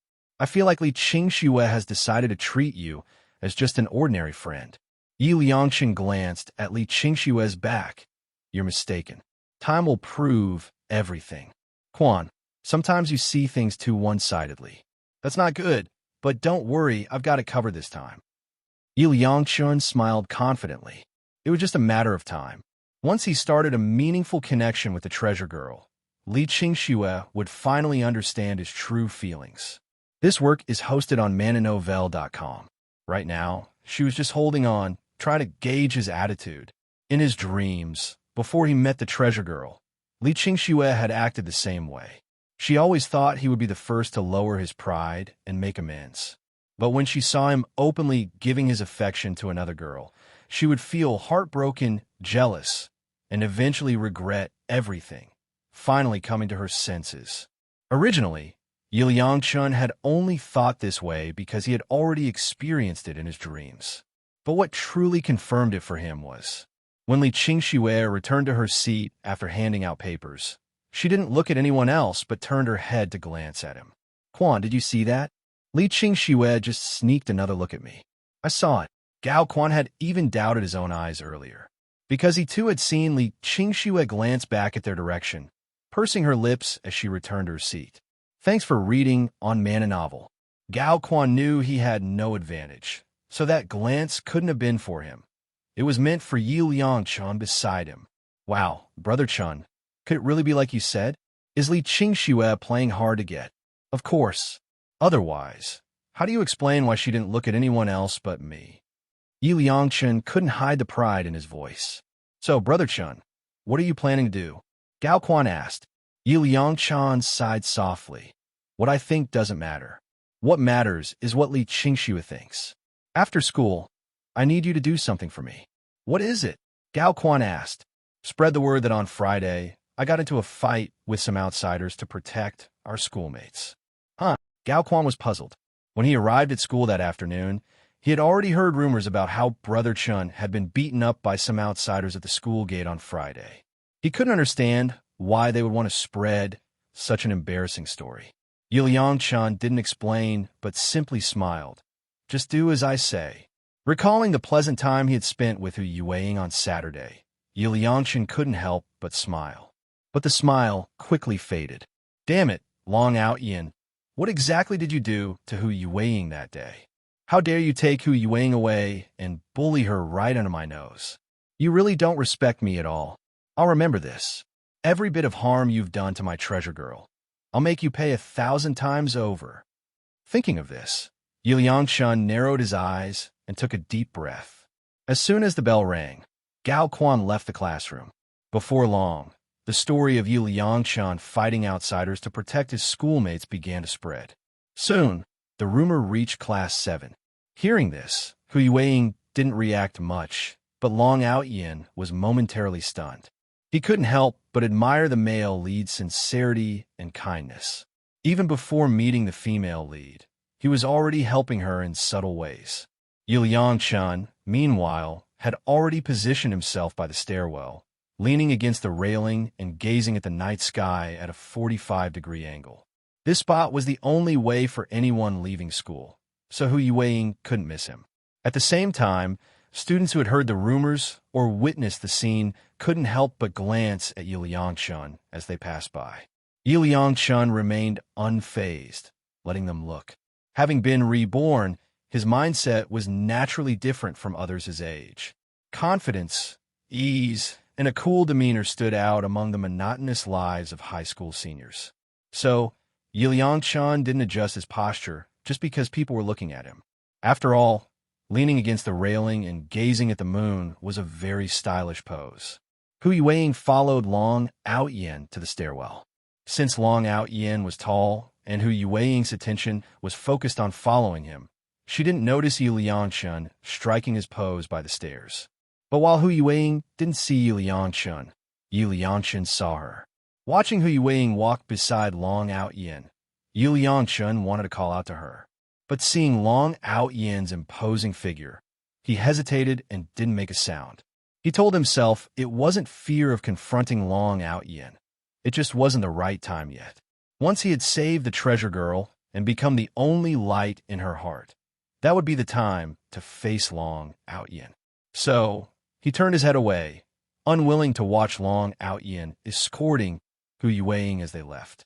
Once Long Aotian and Hu Yueying disappeared down the stairs, Yi Liangchun clenched his fist and slammed it against the railing, venting his frustration. Yi Liangchun, what's wrong? Li Qingxue had just finished packing up and saw this scene. She couldn't help but ask. Hearing her voice, Yi Liangchun forced a bitter, mocking smile. I'm fine. Just feeling a bit sentimental in the quiet of the night. I'm leaving now. His eyes flickered with a hint of sadness. I might not be able to walk you home anymore. You'll have to get used to it. With that, he turned to leave. Li Qingxue watched his retreating figure. Does it have to be like this between us? Aren't we still friends? Yi Liangchun stopped and looked back with a bright smile. This is what friendship should be like now. Li Qingxue fell silent because she knew Yi Liangchun was right. You're the easiest to bully. Who else will we talk about if not you? Brother Liangchun. Li Qingxue seems a bit upset. You should go and comfort her. Hearing this, Yi Liangchun tightly grabbed Gao Quan's arm. Don't look back, let's go. It was hard for him to bear seeing his white moonlight sad because of him. But for the sake of her eventual realization and the fiery pursuit of reconciliation in the future, he had to force himself not to look back, not to glance at Li Qingxue even once. Ouch, Brother Liangchun, ease up. You're hurting me. Gao Quan hissed in pain. I know, but I'm afraid I can't control myself. Just bear with it for now. Once we're downstairs, it'll be fine. As Yi Liangchun spoke, he felt a gaze burning into his back. The stare was so intense, it felt like it could see right through him. Finally, after they reached the bottom of the stairs, Yi Liangchun let go of Gao Quan. Gao Quan rubbed his sore arm, his chubby face scrunching up in discomfort. You know, you clearly still care about Li Qingxue. Why are you pretending to be so indifferent? Isn't this just mutual torture? Yi Liangchun opened his mouth to explain. But before he could say anything, Gao Quan continued, I don't get it, but time will prove everything, right? Yi Liangchun gave Gao Quan a light punch on the shoulder. You already know, so why ask? Some things aren't as simple as they seem on the surface. Human nature is complicated. For some people, only by losing something will they realize their true feelings. This work is hosted on mananovel.com. Your brother Liangchun has everything planned out. You just need to follow me, and your life will be perfect. Gao Quan rubbed his shoulder again and jogged to catch up. Then I'll stick with you from now on. You better have my back, brother Liangchun. As long as your brother Liangchun has food, you won't go hungry. As he said this, Yi Liangchun couldn't resist the pull of his white moonlight and glanced back secretly. Seeing the expression on Li Qingxue's face, Yi Liangchun chuckled softly. Let's go, time to head home. Watching Yi Liangchun and Gao Quan jog away, Li Qingxue rubbed her cheeks and whispered to herself, Qingxue, you'll adapt quickly. You can do it. You can't let yourself get used to Yi Liangchun's companionship and accidentally send him the wrong signals again.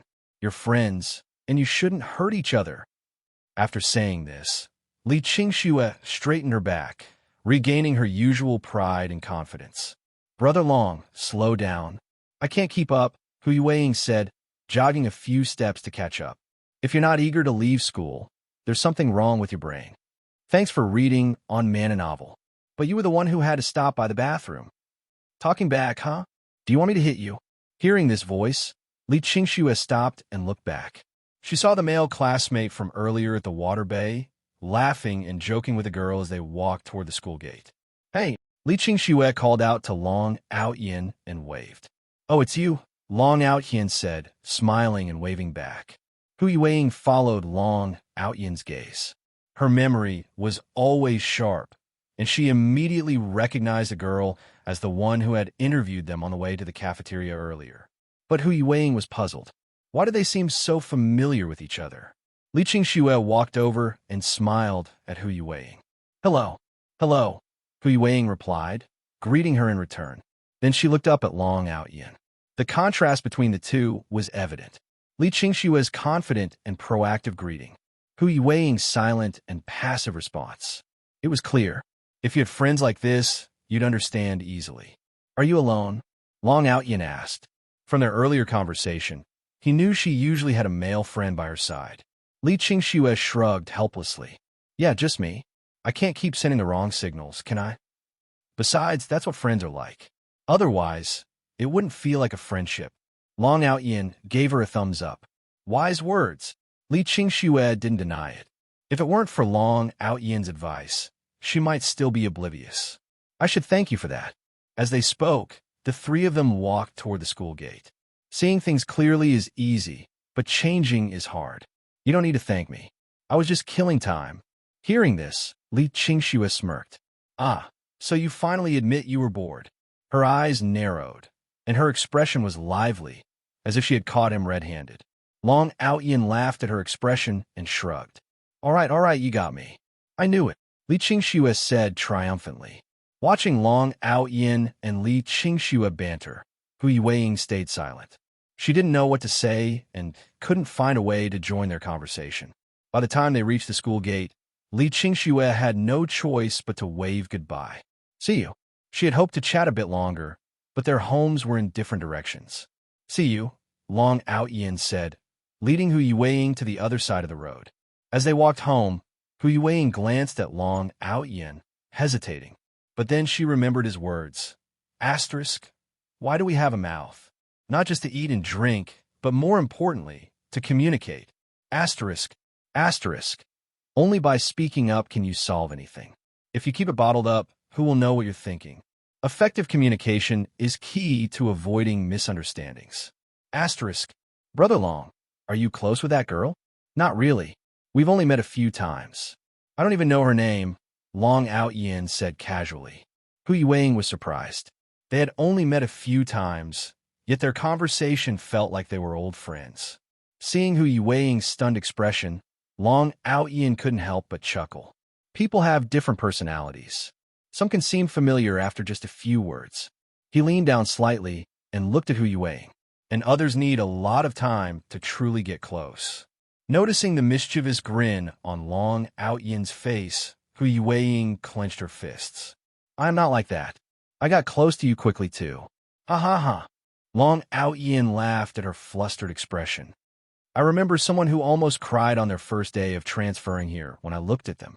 Hu Yueying opened her mouth, wanting to defend herself, but she didn't know how. Brother Long, you're so mean. You always tease me. You're the easiest to bully. When you turn from a soft persimmon into a durian, I'll stop teasing you. Hu Yueying with a modest capital. But now you have to listen to me, or else you'll hit me, right? Hu Yueying had already learned to anticipate his words. Smart.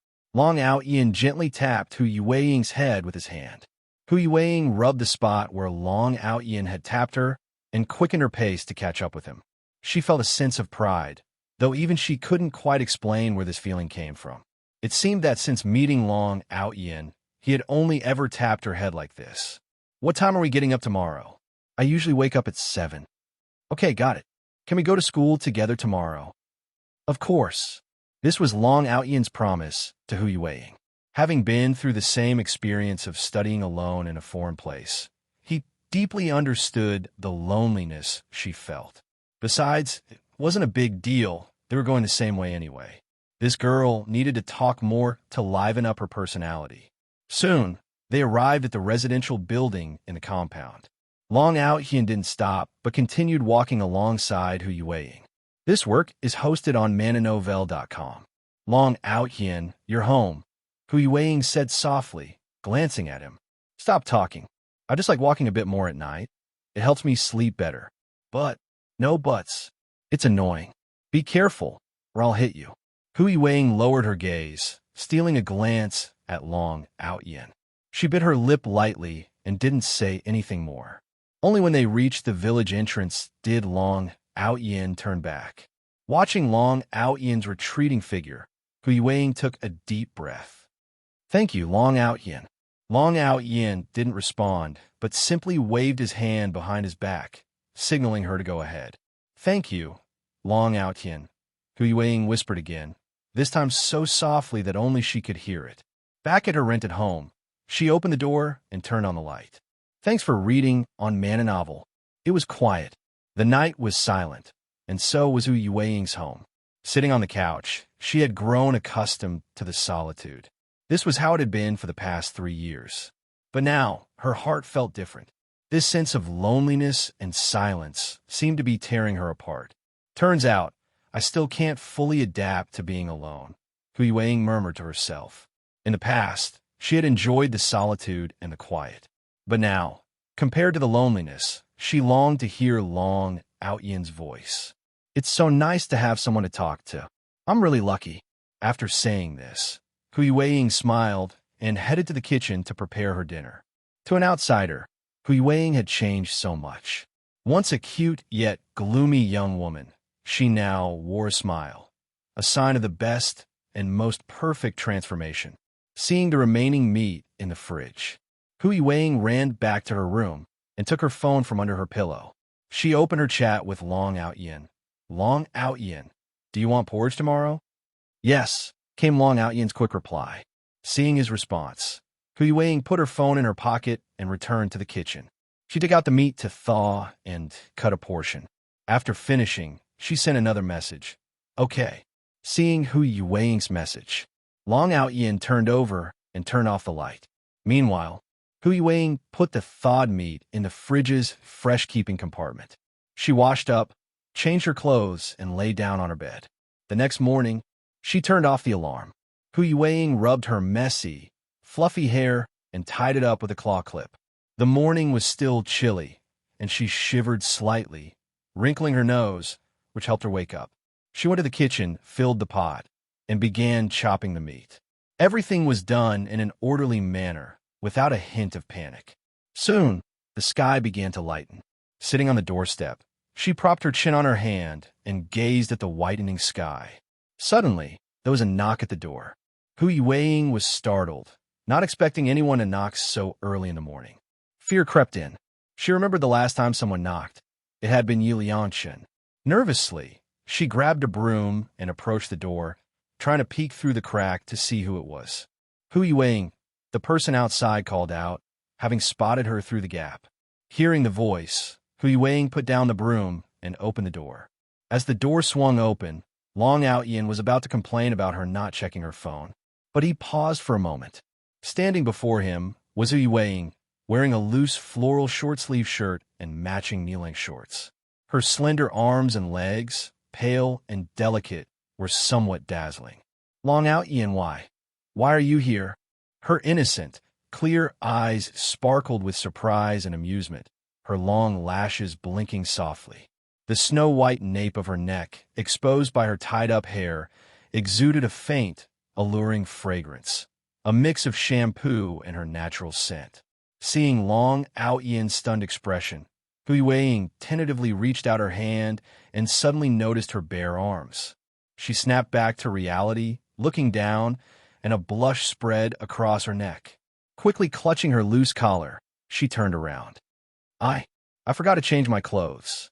I'll go change. Without waiting for Long Aotian's reply, she hurried back to her bedroom. Her flushed face and soft, anxious voice perfectly embodied a charm that was both delicate and enchanting. Watching Hu Yueying's retreating figure, Long Aotian took a deep breath.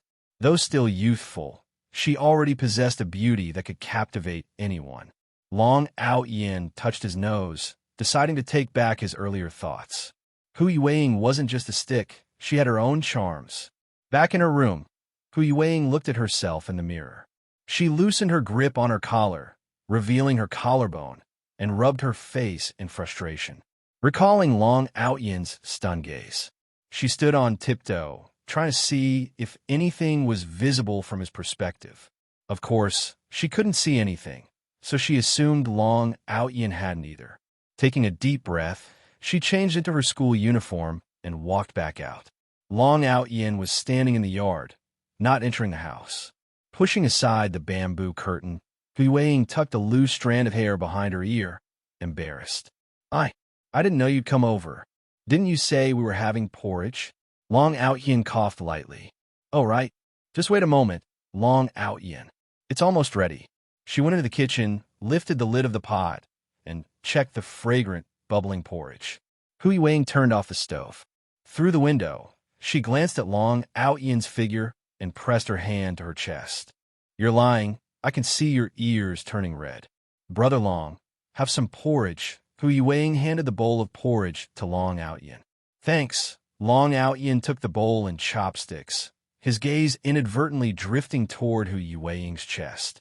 Noticing Long Aotian's glance, Hu Yueying felt so nervous that her legs began to tremble. Unsure of what to say, she could only turn around, her back facing Long Aotian. Her reaction was unmistakable. Long Aotian coughed awkwardly twice. He simply hadn't expected Hu Yueying to be so well-endowed. To be honest, he was a 28-year-old man, far too old to be harboring any inappropriate thoughts about an 18-year-old girl. If nothing else, Long Aotian had a strong moral compass. It was just curiosity, that's all. Hu Yueying returned to the kitchen, pressing her palms against her cheeks. They felt hot and flushed, and she was certain her face was red, even without looking in a mirror. Glancing down at her chest, she recalled the conversation she'd had with Long Aotian last Saturday. She had asked him if men generally preferred women with good figures. At the time, Long Aotian had replied that he appreciated all types, but based on his stunned expression just now, it seemed he leaned more toward those with better proportions. Turns out, not just women, but men can be hypocrites too, she thought.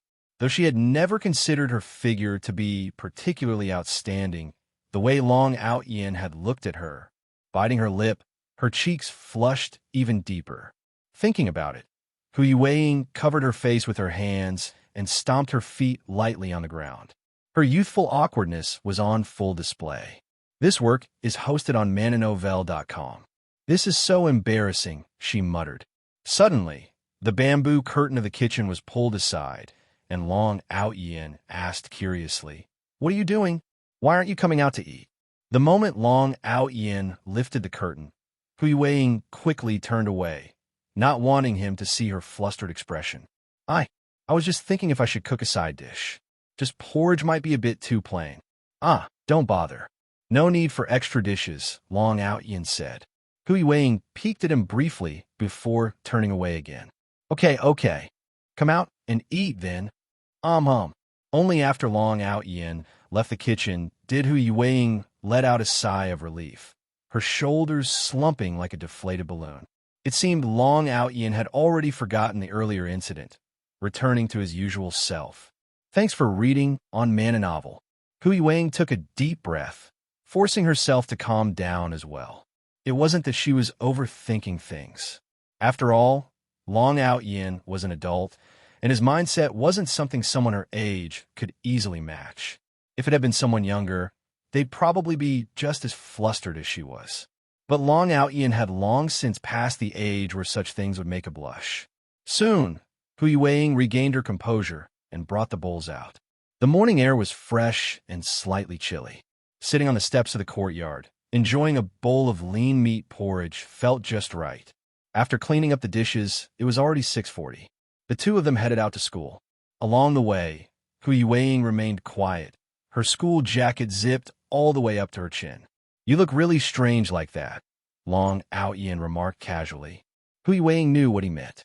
The zipper was pulled so high it nearly covered her chin, making her look odd while walking. I didn't know you'd be coming over today, so I didn't change after waking up, Hu Yueing explained softly. She wasn't trying to be provocative or flirtatious. She didn't mind being misunderstood by others, but she didn't want Long Aotian to misunderstand her. It's fine. I didn't see anything, Long Aotian said nonchalantly.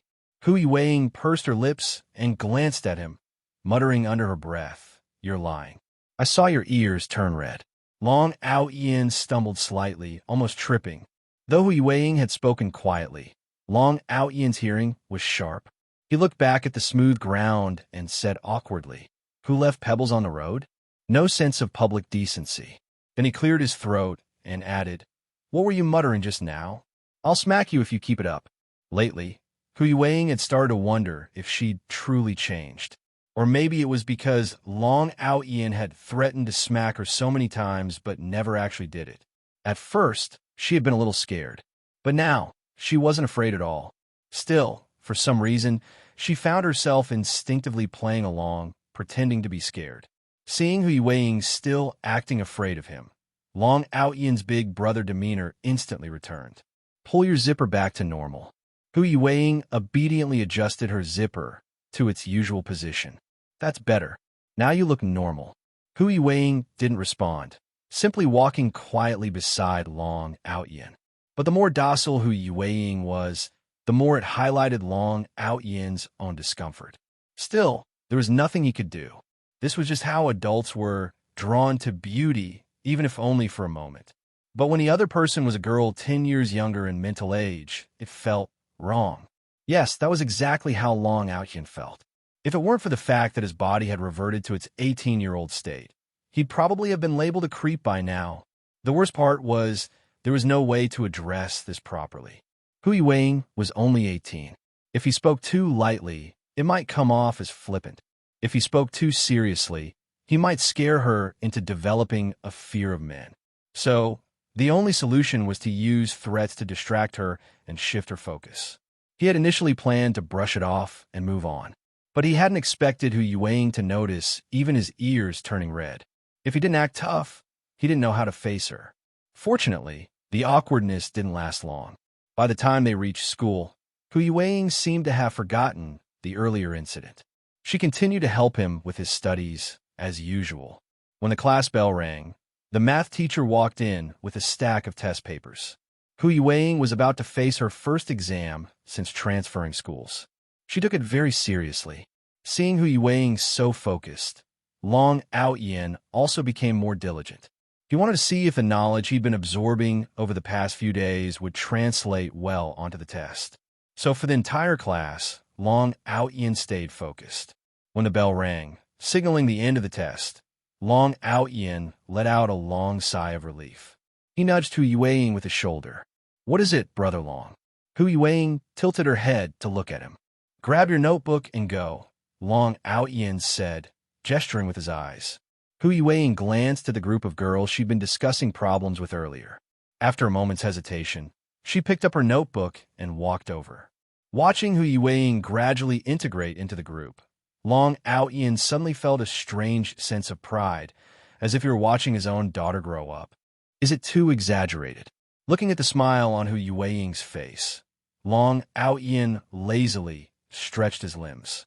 In truth, she had simply received too little kindness in life, but the world was never short of people with good intentions. Perhaps it was a life scripted by fate, or perhaps something else. In any case, seeing Hu Yueing integrate into the group brought Long Aotian joy. This was just the beginning. In the days to come, he would do his best to help Hu Yueing change. She had already suffered enough in the first half of her life. From now on, he hoped she could follow the path laid out in books, finding her other half and spending the rest of her days in carefree happiness. Pulling the curtains open slightly, sunlight streamed through the window, bathing Long Aotian in its glow. Warm and comfortable, Hu Yueing could feel the kindness radiating from everyone around her. It stirred up an indescribable feeling in her heart. Her gaze inadvertently drifted to the back row. Her eyes flickered slightly. Bathed in sunlight, Long Aotian, with his lazy demeanor, seemed to emanate a sacred glow, like a light in the darkness. Wherever he was, the shadows seemed to disperse. This work is hosted on mananovel.com. Hu Yuwei, what are you daydreaming about? A female classmate waved her hand in front of Hu Yuwei's face, snapping her out of her thoughts. Hu Yuwei looked at the girl in front of her and smiled softly. It's nothing, but someone else followed her gaze.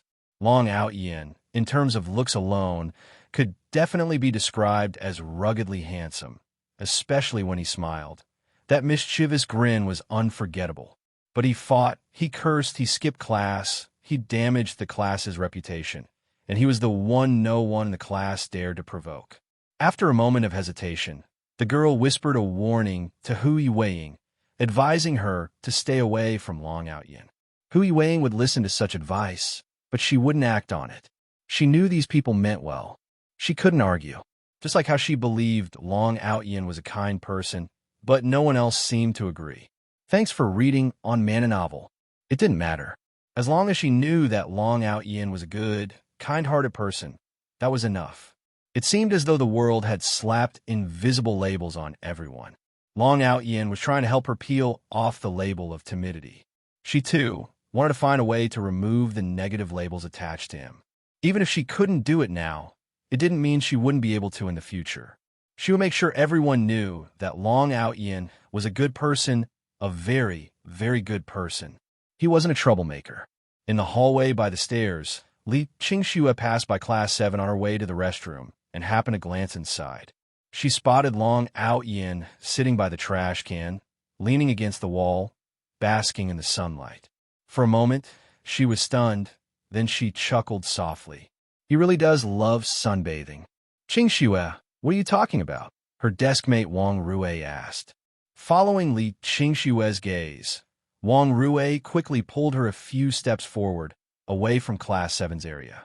That guy is Long Aotian, the top troublemaker in our senior year. He's not easy to get along with. Li Qingxue raised an eyebrow. Top troublemaker? Long Aotian. Wang Rue, seeing Li Qingxue's curious expression, laughed. It's understandable you wouldn't know. Li Qingxue was a top student, consistently ranking in the top 3 of her grade. Naturally, she wouldn't have any interactions with the bad students. He has a terrible temper. One of my roommates is in Class 7, and she told me that once Long Aotian punched a classmate so hard that his head started bleeding.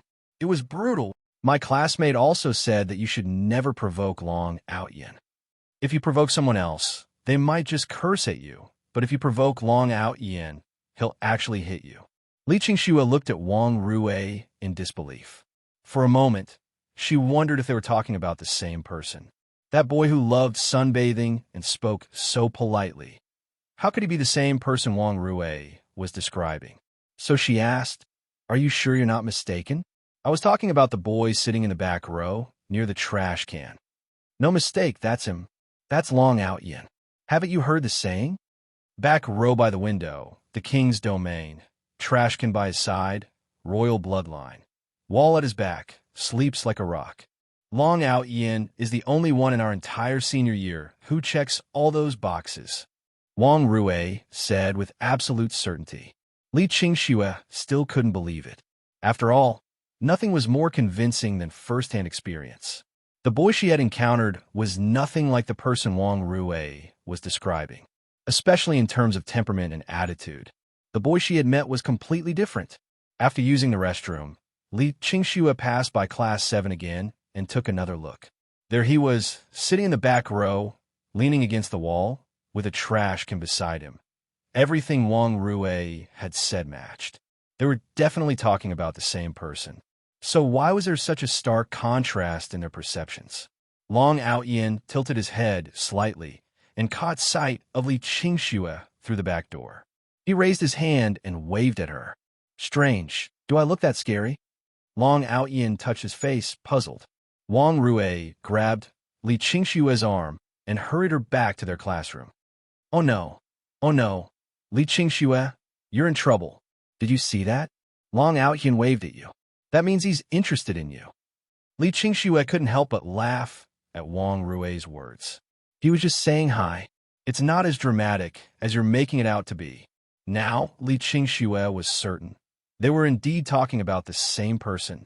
Qingxue, you have no idea.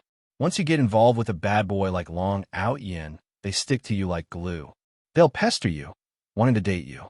And if you refuse, they'll bully you. I've seen it happen so many times. If it's Long Aotian, I'm afraid if you reject him, he might even hit you. Li Qingxue stared at Wang Rue in disbelief. You're getting more and more ridiculous. She's right. A voice suddenly chimed in from the hallway. It was Yi Liangchen. Originally, Yi Liangchen was just passing by and hadn't meant to eavesdrop. But out of a sense of friendship, he felt it was necessary to give Li Qingxue a heads up. After all, she was his unattainable crush. Long Aotian is no good. You'd better stay away from him. With that, Yi Liangchen walked back to his seat without another word, maintaining his aloof demeanor the entire time. As he sat down, he could still feel Li Qingxue's gaze on him. Facing her stare, Yi Liangchen turned to look out the window, pursing his lips to accentuate his sharp jawline. It was the mark of a mature man, and a testament to his confidence in his side profile. Not bad. You're getting more and more like me. The hints Yi Liangchen had given Li Qingxue could only go so far. If she trusted him, she might temporarily escape Long Aotian's pestering. But if she didn't listen to him, it was only a matter of time before Long Aotian would start bothering her. For Yi Liangchen, it just meant one more person he'd have to save. Soon, Gao Quan returned. How did it go? Yi Liangchen asked eagerly. He wondered how far the story of his brave charge for love last Friday had spread, and whether Hu Yueying had heard about it. If she had, why hadn't she come to see him yet? Gao Quan took a sip of water and said, Brother Chun, almost every class has heard about your heroic act of getting beaten up. Hearing this, Yi Liangchen furrowed his brows deeply. That doesn't make sense. If Hu Yueying had heard, she should have come to see me by now. Did you mention it was Yi Liangchen from Class 1? Gao Quan nodded. I did. And some people saw you getting beaten up by that group on Friday. Your heroic act is spreading widely among the senior year students.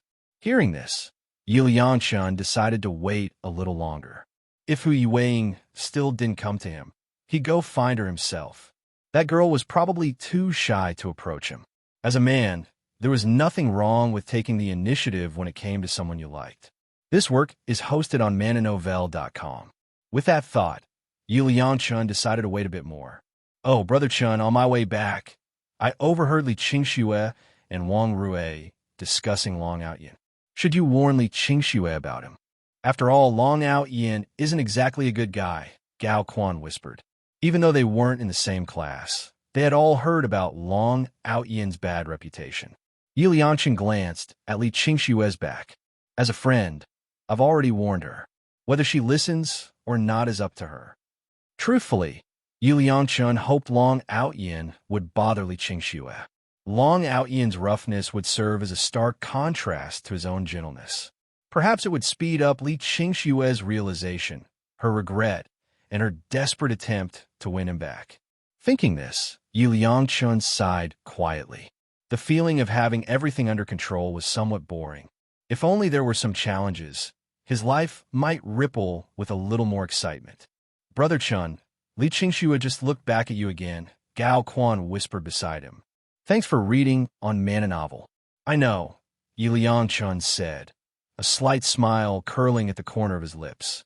His earlier initiative to speak to Li Qingxue had given her an excuse to approach him in her eyes.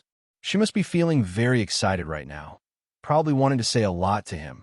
So it was only natural for her to sneak glances and observe him. After all, even a proud girl like Li Qingxue needed a reason to get closer to him. Brother Chun, you've changed so much, Gao Quan said sincerely. Ever since tearing up that love letter, Yi Liangchen's actions had become incomprehensible to Gao Quan. It was as if he had become a completely different person, from his way of doing things to his lifestyle. Quan, we're all growing up, all changing. Once you figure some things out, you naturally become more mature. You can think of it as me maturing, but I'm still your brother Chun, right? Yi Liangchen looked at Gao Quan and flashed a confident grin. Back at his seat, Hu Yueying's smile still hadn't faded. "Brother Long," she called softly, placing a candy on Long Aotian's desk. The candy was a gift from Zhao Yiye, whom she had helped with a problem earlier. Long Aotian glanced at the candy, but didn't refuse it. It wasn't that he wanted to eat it, but since Hu Yueying had given it to him, she obviously wanted him to accept it. Refusing would make him seem petty. Hu Yueying smoothed out the colorful candy wrapper on the desk, then held it up to her eyes, looking out the window. With the colored filter, the world outside seemed more vibrant. Seeing Hu Yueying smile, Long Aotian reached out and ruffled her hair. "You're such a dork." "I'm happy," she replied. Not long ago, Hu Yueying had wondered why happiness seemed so easy for others. Now, she realized that happiness was indeed simple. It was her own heart, burdened with too much negativity, that had kept her from feeling it. Happiness had always been close by. She just hadn't had the courage to reach out and embrace it. "Brother Long, which university do you want to go to?" Hu Yueying asked in a small voice. "I'm not sure yet. I'll see which one I can get into based on my scores," Long Aotian replied. Then he turned to Hu Yueying and joked, "What? The college entrance exams haven't even started, and you're already asking me this? Don't tell me you're going to miss me." "MHM," Hu Yueying nodded without hesitation. Long Aotian was taken aback. He had only been teasing, but her response was so serious and straightforward that it made him a little embarrassed. "You'll miss me hitting you with my fists." "Brother Long, did you used to hit people a lot?" Hu Yueying asked softly. "Only those who didn't listen to me. So, will you listen to me?" He raised a fist playfully. "I will. Then stop overthinking things. Your job now is to study hard and tutor me." "Okay," Hu Yueying murmured, her voice sounding a little down. But the next second, she perked up like a machine filled with fuel, full of energy again. "Brother Long, how about you come to my place on Saturday afternoon and Sunday morning? I'll tutor you. I'm sure you'll get great results in the college entrance exams." Long Aotian leaned back. "You're already setting high expectations for me before we've even started." "Brother Long, pressure creates motivation," Hu Yueying said with a smile. Long Aotian raised an eyebrow. "Not bad. You're starting to sound like me." Then it's settled. "Brother Long, you can't go back on your word," she said, extending her pinky finger. "You want a pinky swear?" Long Aotian scoffed. "Isn't that something only kids do?" But when he caught Hu Yueying's determined and serious gaze, his lips twitched. "You're serious? This is a kid's game. I don't do this." 10 seconds later. "Pinky promise, 100 years, no takebacks." Hu Yueying hooked her finger around his, her eyes curved into crescents, joy shimmering in her gaze. Long Aotian let her hold his pinky, his other hand resting on his forehead, covering his face. This was beyond embarrassing. In Long Aotian's world, pinky promises were something only kids in diapers did. Give up the complex of helping others and enjoy a happy life. We've already hooked our fingers and made a promise. If anyone breaks their word, they'll be a little dog, Hu Yueying said, hooking her finger with Long Aotian's and looking at him with bright eyes. It seemed like this was something worth celebrating. "Are you really that happy about it?" Long Aotian chuckled. It was his first time seeing someone so willing to waste their study time to help others and feel so delighted about it. Hu Yueying gazed at Long Aotian, her clear eyes remarkably pure, always showing her most genuine self without reservation. Each of us has a purpose in this world, and that's true for you and me. And for me right now, helping Brother Long study and get into college is something really meaningful. Long Aotian was taken aback. These were words he had once told Hu Yueying. He never expected her to remember them and use them back on him. He couldn't help but laugh softly. During the time Hu Yueying was overseeing Long Aotian's studies, Yilianshan from class 1 finally couldn't sit still anymore. The lunch hour was approaching, yet Hu Yueying still hadn't come to see him.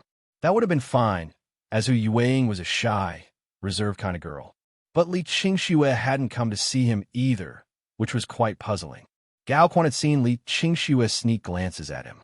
Her personality was the complete opposite of Hu Yueying's, and they had known each other for so long. There was no way she would be shy or reserved. He had even taken the initiative to talk to her and given her a chance to step down. So logically, Li Qingxue should have had a lot of complaints to vent. But why hadn't she spoken to him after 2 classes? This work is hosted on mananovel.com.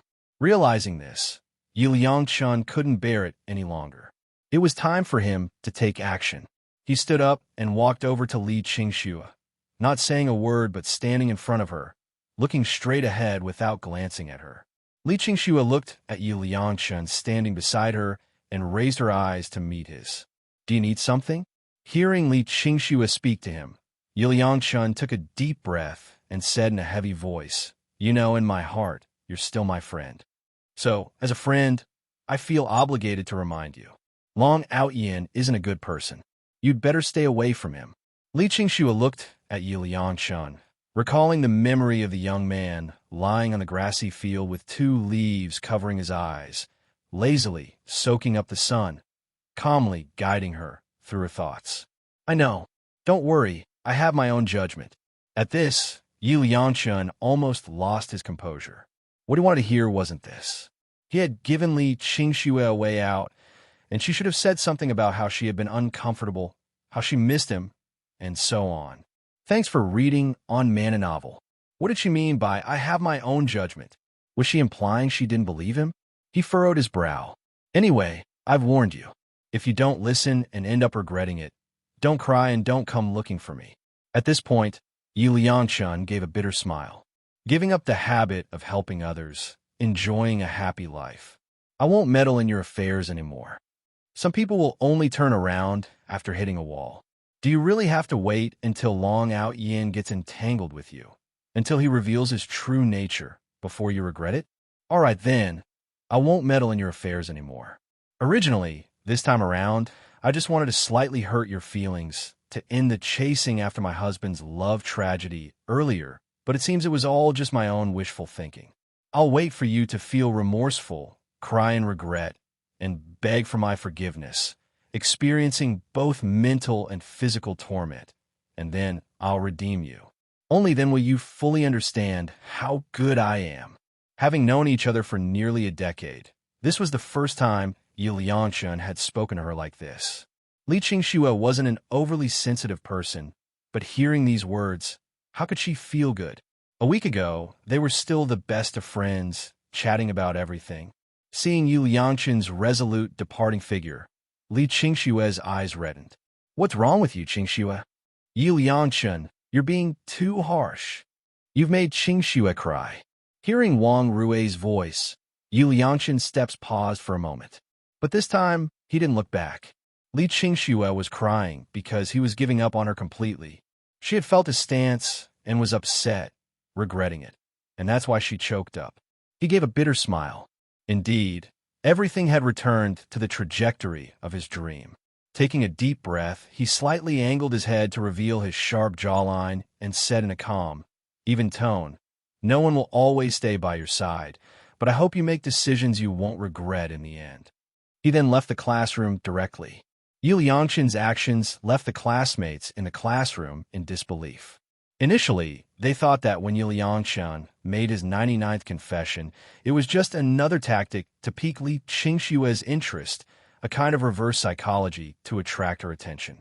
But from his attitude today, it seemed like he truly didn't plan to continue liking Li Qingxue. Li Qingxue, her eyes slightly reddened, looked up at the ceiling, not wanting her tears to fall any further. If it had been her before, she would have been extremely angry with Yi Liangchun. But now there was no anger, just a bit of sadness. Because she knew Yi Liangchun was right. He wouldn't always stay by her side. He had his own life and pursuits. Since she couldn't give Yi Liangchun the response he wanted, it was selfish to demand that he treat her the same as before. That wasn't right. It was a harm to Yi Liangchun and an irresponsible attitude on her part. "Are you okay, Qingxue?" Wang Rue quietly consoled her. Li Qingxue sniffled and forced a smile.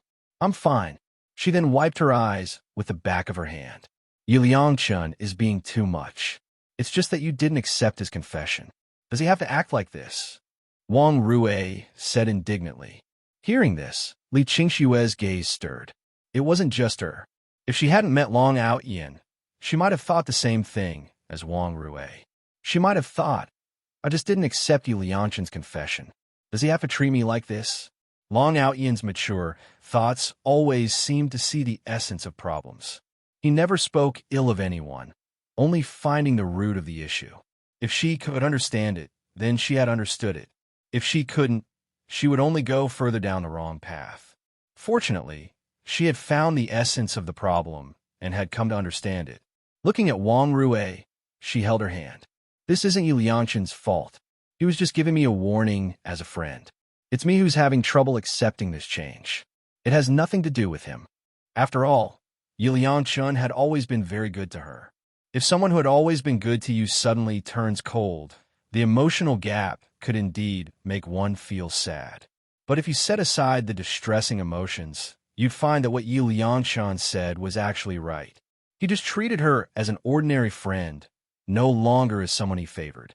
He was just warning her to stay away from Long Aotian, or else she would regret it later, and she shouldn't blame him for not having warned her beforehand. Just like when Wang Rue had also advised her to stay away from Long Aotian. Me and you, 50 of 50. Yu Liangshan walked out of the classroom, quietly lowering his eyes and sighing. Speaking to his longtime crush, Li Qingxue, in such a tone was not easy for him, and it left a bitter taste in his heart. But what could he do? If he didn't do this, how would Li Qingxue ever regret it? How would she ever come to her senses and chase after him in a wooing the husband frenzy? These struggles were essential for Li Qingxue's personal growth. Without these obstacles, how would she ever realize that she's been in love with him all along without even knowing it? Morning, brother. Are you okay? Gao Quan asked softly, observing Yu Liangshan. The distress in Morning Brother's expression showed just how painful it must have been for him to say those cruel words. He must be suffering deep inside, right? Quan, do you think I'm just playing hard to get? Do you think I said those things just to hurt Li Qingxue? Gao Quan looked at Yu Liangshan, clearly unsure of how to respond. He and Yu Liangshan had known each other since they were kids, practically growing up together. He knew Yu Liangshan's character well. Even if rejected by Li Qingxue, he wouldn't seek revenge. Otherwise, how could he have confessed 98 times? But just now, Morning Brother's words did come across as harsh, even reducing Li Qingxue to tears. After a brief hesitation, Gao Quan finally said, Morning Brother, I believe in you. You're not that kind of person. This work is hosted on mananovel.com. Those words warmed Yu Liangshan's heart. To be trusted unconditionally was truly moving.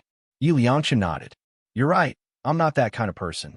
The reason I said those harsh words was only to make Li Qingxue understand that Long Aotian is no good. I knew it. I never believed you'd intentionally target Li Qingxue. Yu Liangshan grinned and patted Gao Quan on the shoulder. Don't worry, time will prove everything. You'll see that your Morning Brother was right. For now, let time handle it all. Go grab some food. I need to meet someone. With that, Yu Liangshan headed toward classroom 7. The day when Hu Yueying would be bullied almost to breaking point wasn't far off. It was time to start showing some concern for Hu Yueying in advance, laying the groundwork for her eventual salvation. Upon arriving at classroom 7, Yu Liangshan's eyes immediately landed on Hu Yueying, who was sitting obediently at her desk studying. Beside her was Long Aotian, pretending to study. Thanks for reading on Man Novel. What a fake, Yu Liangshan muttered under his breath. He then approached the student nearest the door. Excuse me, can you help me call Hu Yueying? The student glanced at Yu Liangshan and nodded. Sure. He then walked to the back of the classroom. Hu Yueying, someone's looking for you. Hearing this, Hu Yueying first thanked the student who had relayed the message. Then she looked toward the door. There she saw Yu Liangshan leaning against the corridor railing, his head tilted at a 45-degree angle. Their eyes met, and in that instant, Hu Yueying instinctively shook her head. I don't know him. Should I tell him you're not interested? The student asked. Hu Yueying nodded quickly. Thank you, I'd appreciate that. People always appreciate politeness. Even if it was a small favor, hearing a gentle thank you and I'm sorry for the trouble made all the difference. No problem, the student replied. He returned to his seat and looked at Yu Liangshan, who was still posing by the door. Hu Yueying, says she doesn't know you. You can go now. Yi Liangshan's brow furrowed. What did you say? You're out of line. How could Hu Wang not know me? Yi Liangshan reminded himself that just last Friday, he had helped Hu Wang deal with those troublemakers from second high school. On Saturday, he had even had a pleasant chat with her at her part-time job at Nanfeng Plaza. How could she possibly not know him? The student rolled his eyes at Yi Liangshan. Are you off your rocker? Hu Wang clearly said she doesn't know you. The argument at the door wasn't loud, but it was enough to draw the attention of some students, including Hu Wang. After initially saying she didn't know Yi Liangshan, her eyes kept drifting toward the door, wanting to see if he had left. Now that she saw him not only hadn't left, but was also arguing with the student who had relayed her message, her heart started to race. Who is he? Long Aotian asked, glancing at Hu Wang. Hu Wang fidgeted with her fingers. He's the one who knocked on my door on Saturday. Long Aotian looked toward the door and then stood up. Yi Liangshan, who had been watching Hu Wang closely, suddenly noticed Long Aotian looking at him. His expression froze. He took a step back as he saw Long Aotian stand up and walk toward him. Long Aotian was tall for his age, and with his frequent fights and truancies, his physique was strong and intimidating. Although Yi Liangshan stood at 1.75 meters, his slim build made him look slender and small next to the brawny Long Aotian. Seeing Long Aotian approach, Yi Liangshan couldn't help but recall the time Long Aotian had beaten him up, even after he'd already defeated Long Aotian in a dream. Even with the 28-year-old soul inhabiting his body now, the scars from Long Aotian's wrath in those dreams were indelible. Long Aotian was an obsessive madman. As Long Aotian drew nearer, his arrogant smirk and wild aura only heightened Yi Liangshan's anxiety. He was reminded of the time at a college barbecue stall when he had invited Hu Wang to join him, only to encounter Long Aotian. The latter had approached him with a dark, menacing glare and, without a word, smashed a beer bottle over his head. He'd warned Yi Liangshan, stay away from Hu Wang. If I ever see you near her again, I'll beat you to a pulp every damn time. Such incidents were far too many. Yi Liangshan's breathing quickened, his tension so intense that he almost forgot how to breathe. Long Aotian looked at the young man before him, puzzled. He could sense the fear radiating from Yi Liangshan. This kid was terrified of him. Long Aotian scratched his nose awkwardly. Could it be that before he had transmigrated into this body, the original owner had some sort of conflict with this boy? Maybe even beaten him up? After all, in the original novel, Long Aotian was a malicious antagonist throughout the entire story and was known for his fierce, hot-headed ways. He was the one who caused the most trouble for the protagonist and their group. Yi Liangshan, seeing Long Aotian raise his hand, widened his eyes and took a step back, pulling away from Long Aotian. What are you doing? Are you going to hit me? Let me tell you, if you dare touch me, I'll call the cops. Yi Liangshan kept his guard up, his heart racing as he nervously locked eyes with Long Aotian. But then he saw Long Aotian was just rubbing his nose. Long Aotian, too, was surprised by the boy's intense reaction to something as simple as scratching his nose. He chuckled. Hey, are we misunderstanding each other or something? But to Yi Liangshan, Long Aotian's smile was nothing but a mockery. He was laughing at him, ridiculing how scared he had become from just a raised hand. Feeling the eyes of those around him, Yi Liangshan clenched his teeth and his fists tightly. He felt humiliated. If it weren't for his desire to maintain his gentle, sunny image in Hu Wang's eyes, he might have already thrown down with Long Aotian. Calm down. Calm down. He had to remain calm. Right now, he was alone, and facing off with Long Aotian head-on would only give him a 50-50 chance. He wasn't here to fight Long Aotian today. There were other, more important matters. There would be a time to settle scores with Long Aotian, once he had risen to power using his knowledge of future events. Taking a deep breath, Yi Liangshan steeled himself. Don't get cocky. A man's fortunes can turn in just 30 years. Don't look down on the struggles of youth. With that, he turned and walked away. Hey, hearing Long Aotian call after him, Yi Liangshan picked up his pace and soon disappeared around the corner of the corridor. Oh my God, could Long Aotian be falling for Hu Yuding? Watching Ilyanshan's retreating figure, akin to fleeing, Long Aotian could only helplessly turn back to his classroom. Just as he turned around, he caught sight of a worried-looking Hu Yueying behind him. That guy seemed really scared of me. He ran off the moment he saw me. Hu Yueying looked anxiously at Long Aotian. Long, could you please not get into fights? Earlier, Hu Yueying was genuinely scared that Long might start a fight. She had once heard from Wong Shua that if Long got into a fight, he'd be punished. At this point in time, if he was suspended and forced to go home, his academic future would be in jeopardy. So she hurried over. Thankfully, Ilyanshan was directly intimidated away by Long's imposing persona. Fight! Long Aotian looked at Hu Yueying with amusement. Do I look like someone who loves to fight? The surrounding classmates heard this and clenched their jaws tightly. Some nodded imperceptibly. Internally, they sighed in exasperation. If he doesn't love fighting, then there is no one who loves to fight in this world. Much to their shock, the new transfer student, Hu Yueying, shook her head. What did that imply? It implied that Hu Yueying actually believed Long Aotian to be someone who didn't enjoy fighting, an utterly insane conclusion. Especially for Wong Shua, he really wanted to expose Long's true nature to Hu Yueying, a person who roughens up anyone who so slightly annoys him in the restroom. The underlying cause being trivial. If someone's peeing was louder than his. While he was perhaps mean, Long was completely wicked. This work is hosted on mananovel.com. Isn't that what we have concluded? I only wanted to communicate some sense into him, telling him that snapping pictures of a girl's house carelessly is wrong. Never expected him to run that fast. After saying this, Long Aotian couldn't help but wonder why everyone in the classroom was giving him peculiar looks. Realizing Long's gaze, everyone in the class subtly looked away, continuing to pretend to study. Inwardly, everyone sniggered. Did it not occur to him as to why the guy ran away so swiftly? Let it be, let's go eat in the canteen. Hu Yueying nodded. I'll get the meal card.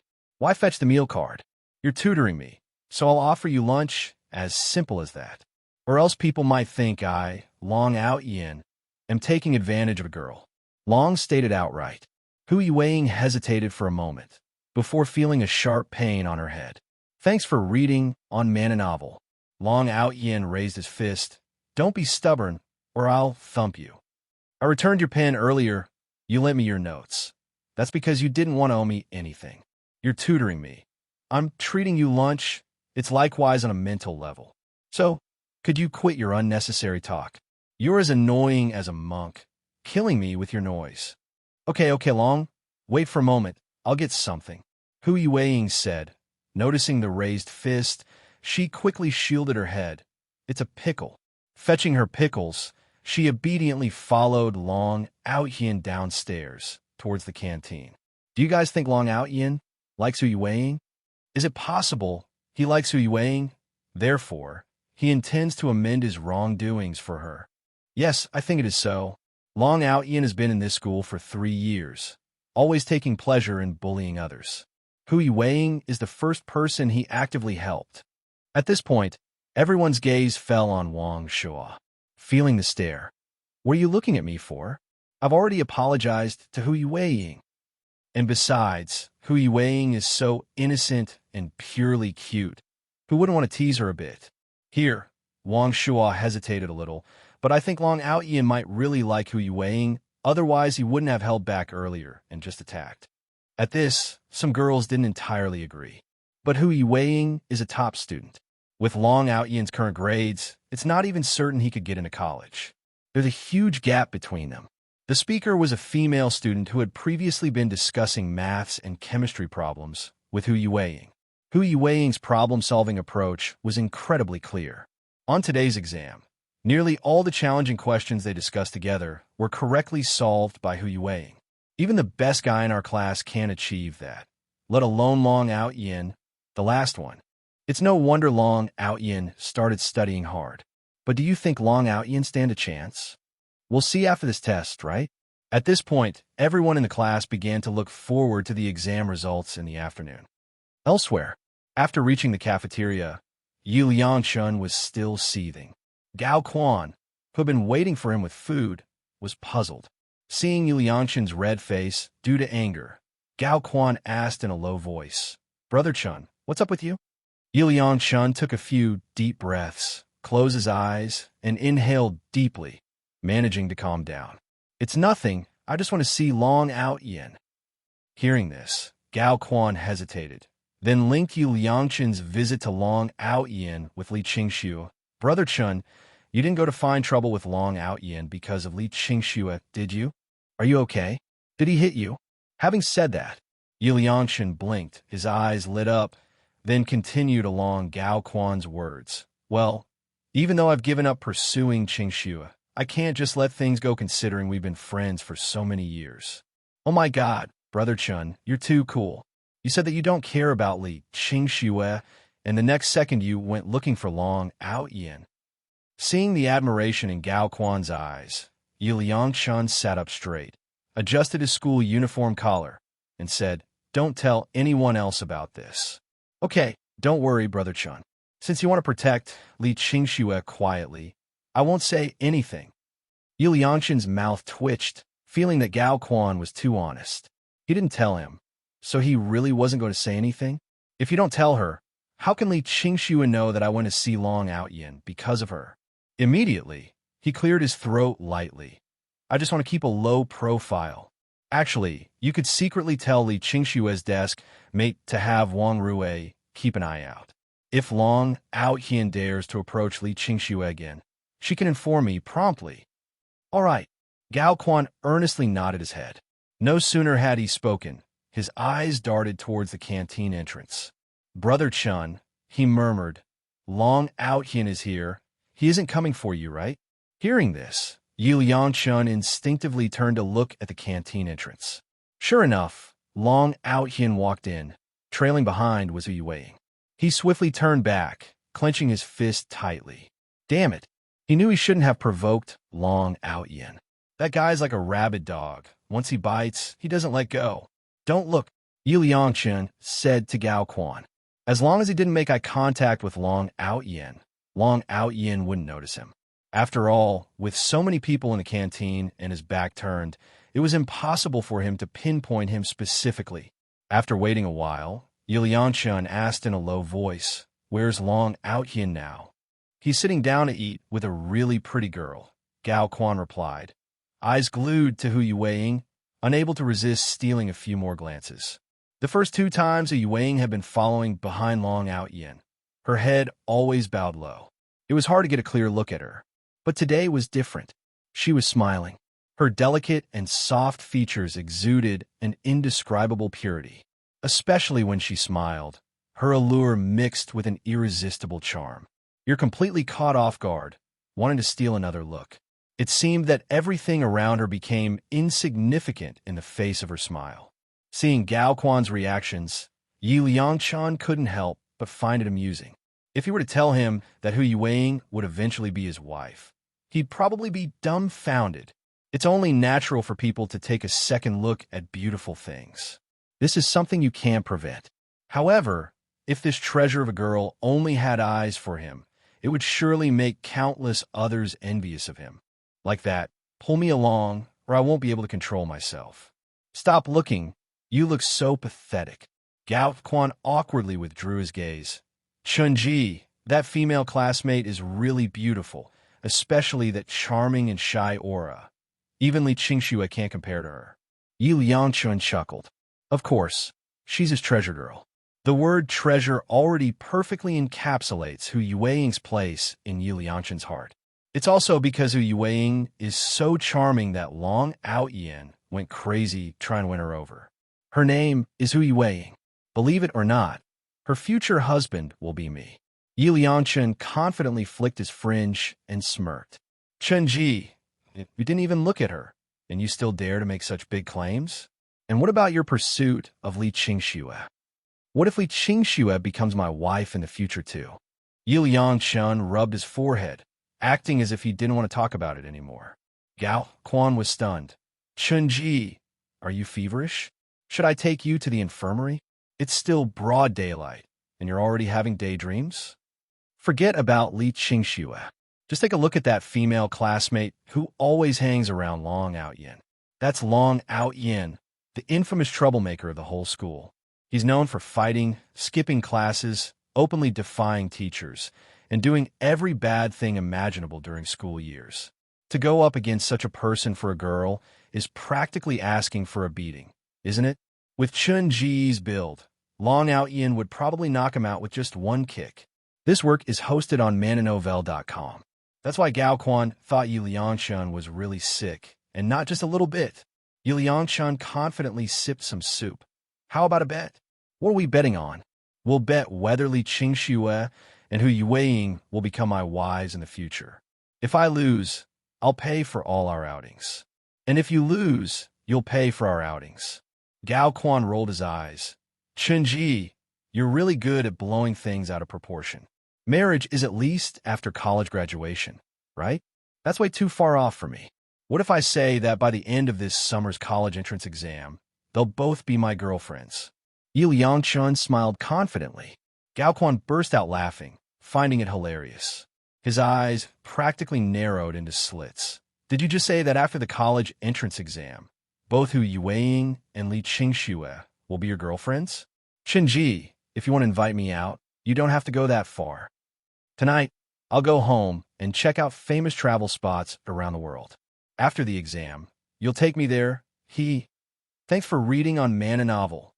Yi Liangshan raised an eyebrow. Actually, I wasn't being entirely precise. After the college entrance exam, Hu Yueying will become my girlfriend, and Li Qingxue will chase after me, wanting to be my girlfriend. For Gao Quan, this was beyond outrageous. It was downright exaggerated. Hu Yueying becoming his girlfriend was already too absurd. Gao Quan couldn't even imagine how Long Aotian would deal with Yi Liangshan if he dared to steal his girlfriend. And on top of that, he claimed Li Qingxue would chase after him. This was no longer absurd, but outright explosive. Yi Liangshan had been chasing Li Qingxue for years. If Li Qingxue really wanted to chase after him, why didn't she accept his confession? If that really happens, wherever you say, I'll go. I'll even use all the New Year's money I've saved up. It wasn't that Gao Quan was picking a fight, but Yi Liangshan's bragging was just too much, even for the usually reliable Gao Quan. All right, it's settled then. Yi Liangshan shook his head helplessly. The bet was just a joke, but he enjoyed seeing Gao Quan's jaw-dropping reaction later. Hopefully, he wouldn't be too stunned to speak. Whoa, Chunji, Long Aotian is flirting with your wife. Gao Quan suddenly exclaimed. Yi Liangshan quickly turned around. What he saw was a scene that made his eyes almost pop out of their sockets. Long Aotian, that beast, actually reached out and stroked Hu Yueying's delicate cheek. In an instant, the anger he had just suppressed surged back up. If it weren't for the crowd, if he didn't want to reveal his violent side in front of Gao Quan, he would have already charged over to fight Long Aotian. He clenched his fists tightly and abruptly stood up from his chair. Qinji, don't be impulsive. Gao Quan hurriedly tried to dissuade him, convinced that what Qinji had said earlier was just a joke. If he really went to provoke Long Aotian in such a state, Yi Liangshan would definitely end up with a busted head. Yi Liangshan gritted his teeth, the words slowly squeezing through his teeth. Yes, hold me back like that. Otherwise, I'm afraid I might rush over and take on Long Aotian right now. And so, Yi Liangshan was dragged out of the cafeteria by Gao Quan. The commotion they caused made the people eating in the cafeteria glance at them. Long Aotian also looked over briefly before turning his gaze back to Hu Yueying. You look like you're starved to death. Even your lips are smeared. Hu Yueying, holding her chopsticks, stared blankly at Long Aotian, her beautiful eyes glittering, her slightly parted red lips revealing a bit of rice. But she seemed to have forgotten how to chew, just staring at Long Aotian in a daze. Her lips still felt the lingering warmth of Long Aotian's fingertips. What are you staring at? Do I have food on my face? Long Aotian chuckled to Hu Yueying's adorable yet charming expression. Eat slowly. I eat fast. This time is for digestion while I wait for you. He had always eaten quickly, and when Hu Yueying saw him almost done, the silly girl didn't know what she was thinking. Her mouth was already full, yet she kept shoveling rice into it, as if she wasn't afraid of choking. Hearing Long Aotian's words, Hu Yueying nodded slightly, then lowered her gaze and obediently continued eating. During the meal, she pursed her lips, sneakily glanced at Long Aotian, then quickly looked away as if startled by a rabbit. A barely noticeable smile curved her lips. The sunlight today was so good. She felt so happy today, and the rice today was so sweet. I'm done, Hu Yueying softly said to Long Aotian, then started to clear the dishes. As they walked out of the cafeteria, the originally furious Yi Liangchun, upon seeing Long Aotian leading Hu Yueying out, immediately turned around and stood with his back to them. After they had walked far enough, Yi Liangchun suddenly turned around, glaring viciously at Long Aotian's back. Quan, if you hadn't held me back earlier, I'm afraid I wouldn't have been able to control myself. Yi Liangchun spoke gravely. Gao Quan twitched his mouth. He hadn't actually held him back. Swallowing hard, Gao Quan whispered, Chun Ji, maybe we should go to the infirmary? I think you might be under too much pressure lately. Your mind's a bit messed up. I'm fine, Quan, don't you believe in me? I'm very clear-headed, very rational right now. Yi Liangchun took a deep breath. More clear-headed and rational than ever before.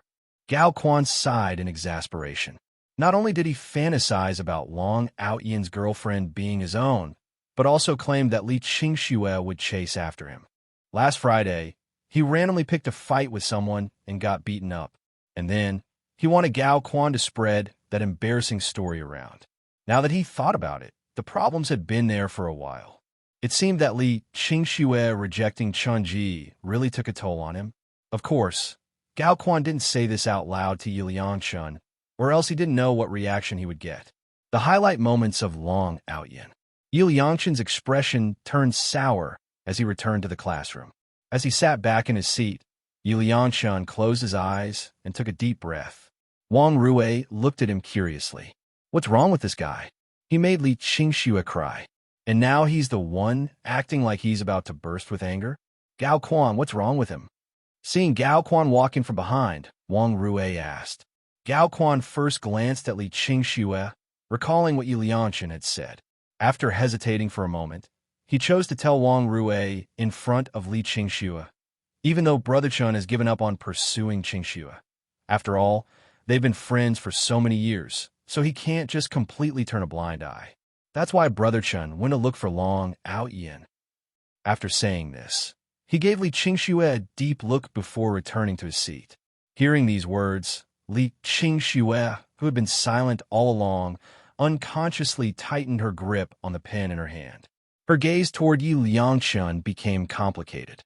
Feeling Li Qingxue's gaze, Yi Liangchun remained unmoved, merely looking out the window with his sharp jawline exposed.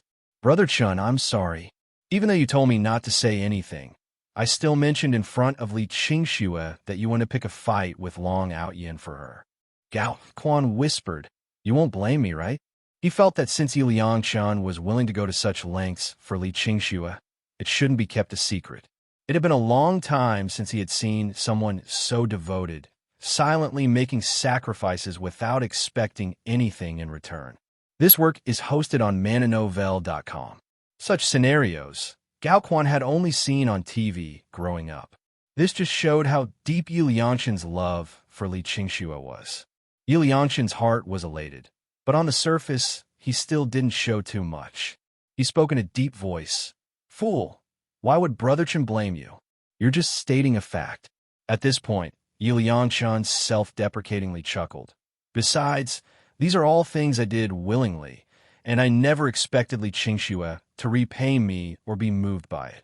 Brother Chun, your love is so great. Gao Quan was touched. That's what men should be like.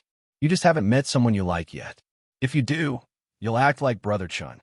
When Yi Liangchun said this, he didn't deliberately control his voice. Instead, he spoke in a deep, husky bubble tone. After uttering these words, Yi Liangchun kept an eye on Li Qingxue's back. Seeing her about to turn around, Yi Liangchun raised his gaze 45 degrees in advance, his lips curling into a perfectly timed, self-deprecating smile. Thanks for reading on Man and Novel. Elsewhere, Long Aotian and Hu Yueying finished their post-meal stroll and returned to the classroom. His steps halted, and he frowned slightly, raising an eyebrow as he scanned the room. Those who met his gaze instinctively turned away. Is there something on my face? Long Aotian whispered to Hu Yueying. Hu Yueying looked closely and then shook her head. Strange. After saying this, he walked toward his seat. Soon, not only Long Aotian, but also Hu Yueying noticed that their classmates seemed to be sneaking glances at them, giving off an oddly unsettling feeling. She unconsciously touched her face, wondering if something was stuck on it. This situation continued until the start of class, continuing until the teacher handed out the morning test papers. Long Aotian, who had consistently been dead last, had this time risen to the 5th from last spot, an improvement of a full 4 places. If this had happened in the past, everyone might have thought Long Aotian had just been lucky. But now, they all believed it was a change brought about by love, and the person who had spurred him to change was none other than Hu Yueying. However, when Hu Yueying's score was revealed, the class fell silent for a moment before erupting into uproar. She had secured a perfect first in math, a full 11 points higher than the second place. All the classmates couldn't help but turn to look at Hu Yueying, only to find that she showed no significant emotional response to her score. Instead, Long Aotian's expression was filled with indescribable joy, as if he had just experienced the highlight of his life. For him, rising from dead last to 5th from last was something incredibly amazing and worth boasting about. Seeing this, Wong Shua looked at the 5 points on his paper and his dead last ranking, his lips curling into a bitter smile. It's over. There used to be Long Aotian at the bottom, but this time when I go home, my dad is definitely going to beat me to death with 7 wolves. The teacher spent an entire class period explaining the test paper, but Hu Yueying spent the entire afternoon meticulously going through every wrong question, taking notes, and listing corresponding exercises. She assigned Long Aotian to redo them during evening self-study. When focused on something, time always seemed to fly by. Soon Long Aotian welcomed the second weekend of this world. Saturday morning, Li Qingxue habitually woke up early, gazing out the window at the gloomy world outside. The weather wasn't great today. It was overcast. She stared blankly at the overcast sky. For some reason, she got out of bed, dressed, and grabbed an umbrella before heading out. It was unusually early today. Even her mom hadn't started preparing breakfast yet. Li Qingxue took a bottle of milk from the fridge and hurried out. The wind picked up. Li Qingxue zipped her jacket tighter and quickened her pace.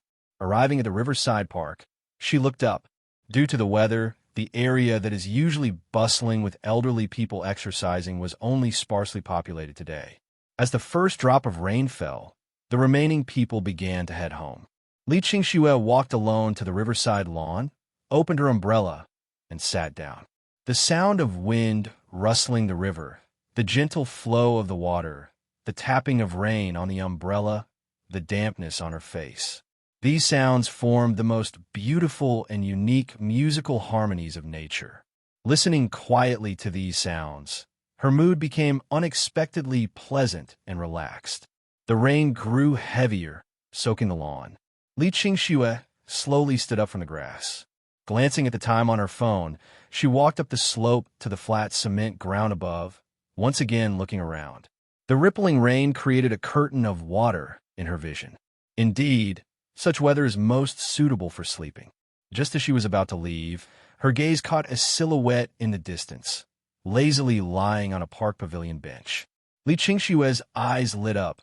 She changed direction and walked towards the park pavilion. Before she even got close, she heard humming coming from inside. Stepping into the pavilion, she closed her umbrella and placed the milk she had been carrying next to the figure. Hearing the commotion, Long Aotian opened his eyes. "Did you come here especially to find me?" Then he glanced at the milk beside him. "Is there something you can't figure out again? You young folks, if only you could channel this energy into your studies, every one of you would be a prodigy. What kind of person am I in your eyes?" Li Qingxue remained silent, sitting on the bench on the other side. After a long while, she slowly said, "It's raining today, and I thought you wouldn't come. High school life in the final year is dull and monotonous, but this place offers a better way to relieve stress," Long Aotian said lazily, listening to the sound of rain hitting the pavilion. Balancing work and relaxation helps optimize one's state of mind. Li Qingxue shrugged. She couldn't deny that the environment was indeed comfortable. But compared to this, most people might choose to listen to music or play online games to relieve stress through entertainment. Only older people enjoy relieving stress by listening to the sound of flowing water and rain. "You're only 18.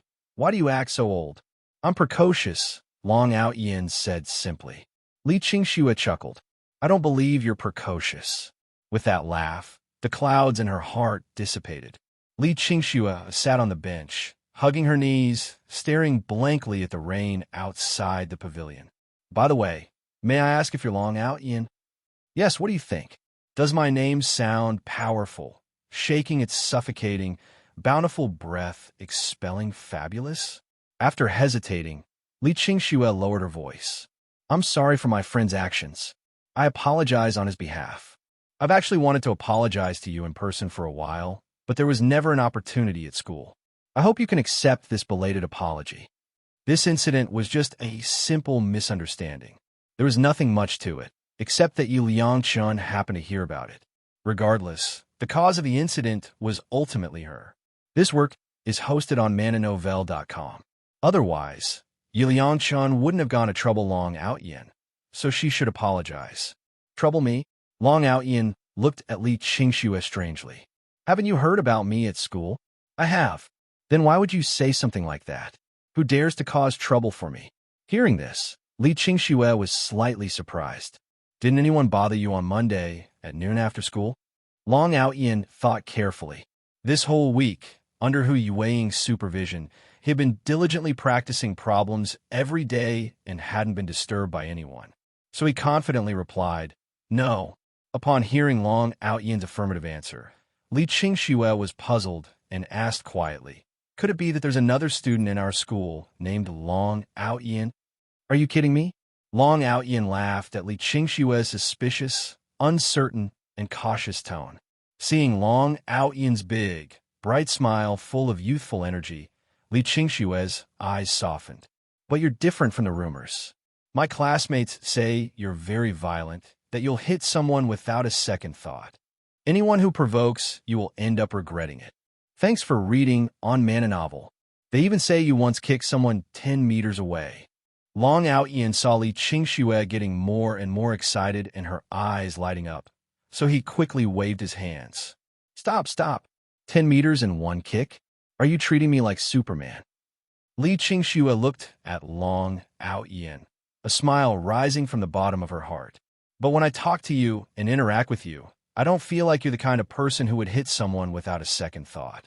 What kind of person do I seem to you?" Long Aotian sat up and asked Li Qingxue. "I don't know what others think, but I think you're mild-mannered and a bit wild." Li Qingxue said seriously. From the time Long Aotian consoled her, she could feel that he was very patient with people. And the words he said never felt harsh, like a senior, but not quite, making him a great listener. Also, during their first meeting, when interviewing her, he had bent down due to the height difference, showing great courtesy. That's why Li Qingxue couldn't reconcile the Long Aotian described by her desk mate with the person she met. "Thanks, I didn't expect such a high evaluation from you," Long Aotian said with a smile. "Actually, I used to be a bit of a jerk, but I've been working on changing myself." He then picked up the milk next to him. "Did you come here early just to apologize on behalf of your friend?" Li Qingxue took a deep breath and sighed. "Yeah." Gao Quan had mentioned that Yu Liangchun caused trouble for Long Aotian because of her. Li Qingxue thought that since the matter arose because of her, it might bring unnecessary trouble to Long Aotian, and she was also worried that Long Aotian would retaliate against Yu Liangchun. That's why she wanted to apologize.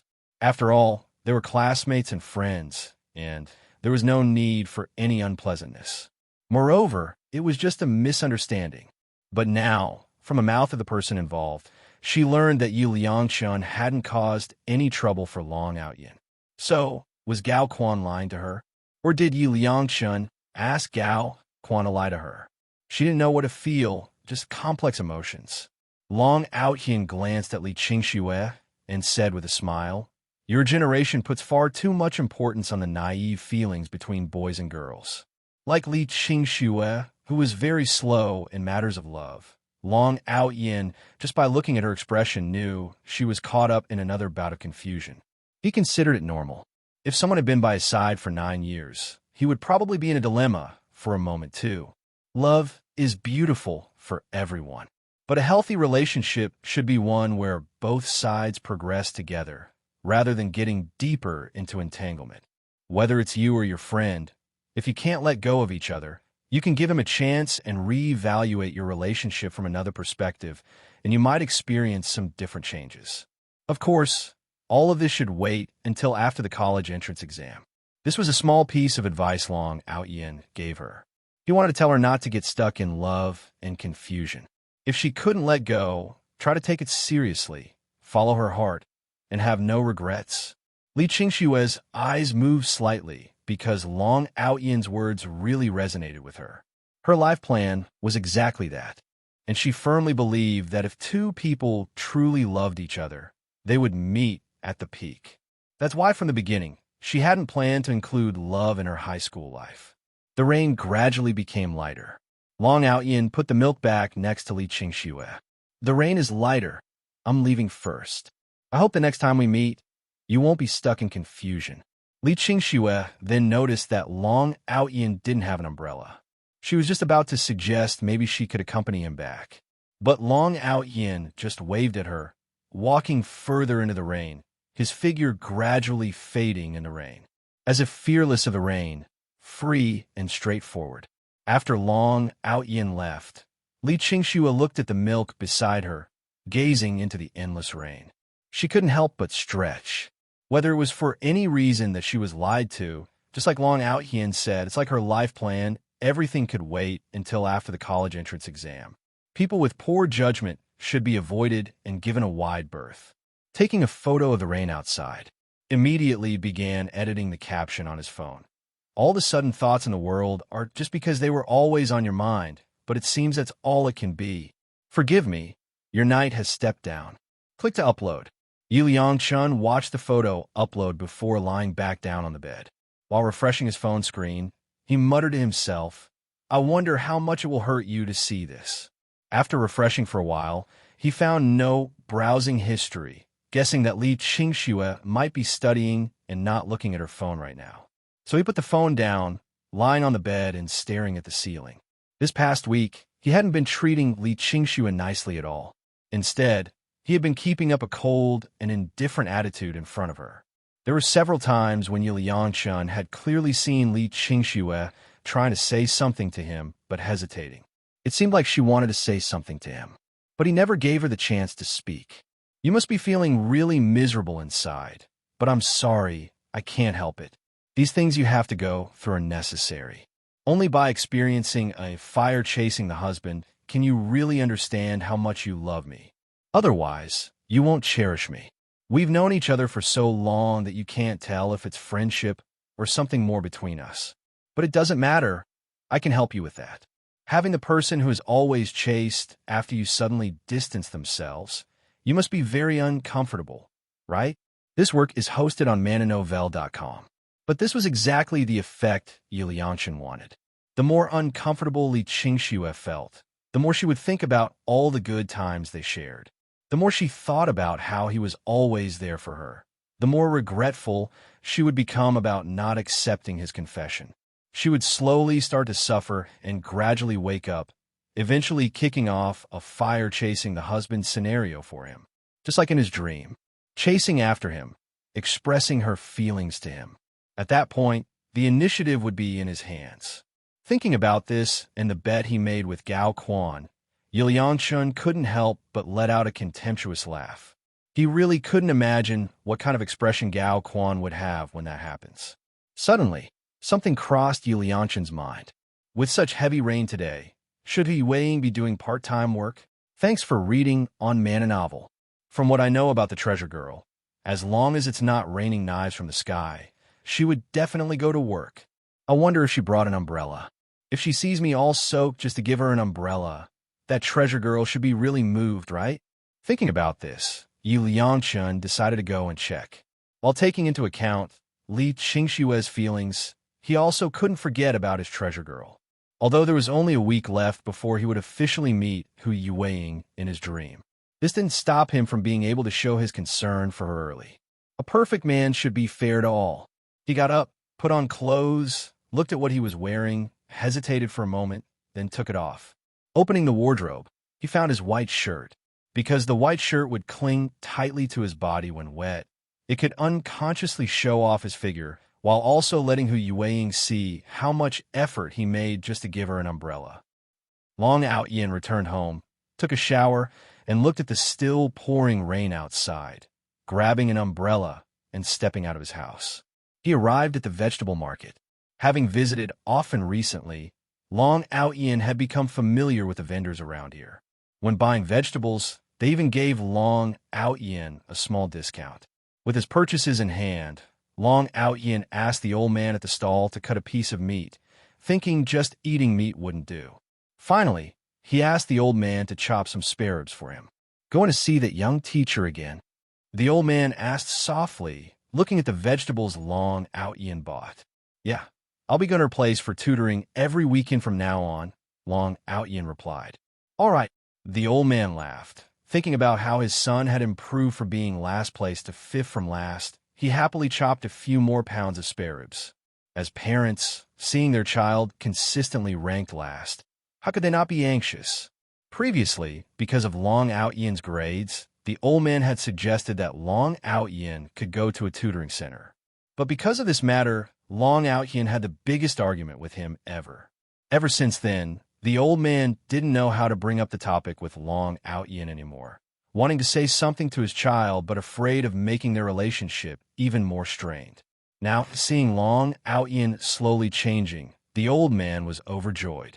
He felt very grateful towards the teacher who could help his son with tutoring, without holding back at all. Instead, he was very appreciative. Appreciative that she could spare her holiday time amidst such a busy high school life to tutor Long Aotian. Then I'll be off. I'll come back after the afternoon tutoring session. Do you have money? Take some money. Use it to buy something for the teacher later. The old man said as he began to take money out of the box. I still have money. Don't take it.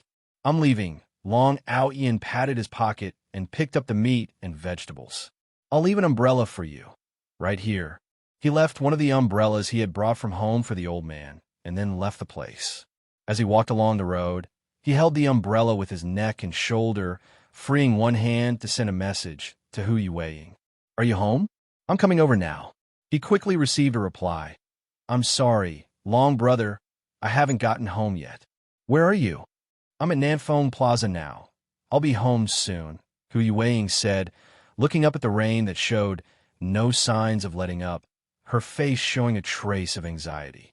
In the morning, the weather was just overcast, but she didn't expect it to rain so heavily now. Glancing in a nearby store, Hu Yueying walked in, only to find that the cheapest umbrella on the shelves cost 30 yuan. She immediately hesitated. In the end, she left the store empty-handed. On my way here, I saw a guy getting drenched in the rain, completely soaked. It's so funny. The best part is that he was holding an umbrella, but not using it. Isn't that strange? Could he be filming some idol drama? Standing at the store entrance, Hu Yueying overheard the conversation of passers-by and couldn't help but look in that direction. Then she saw a figure in a white shirt and skinny jeans slowly approaching from the distance. As he walked, he stretched out his hands, letting the heavy rain pour down on him. An unintentional glance made Hu Yueying pause. Yi Liangchun also stopped for a moment, then chuckled softly, looking up at the sky with a smile. Is this the fate between us? In the crowded plaza, once the other person appears, the gaze always unintentionally falls on them.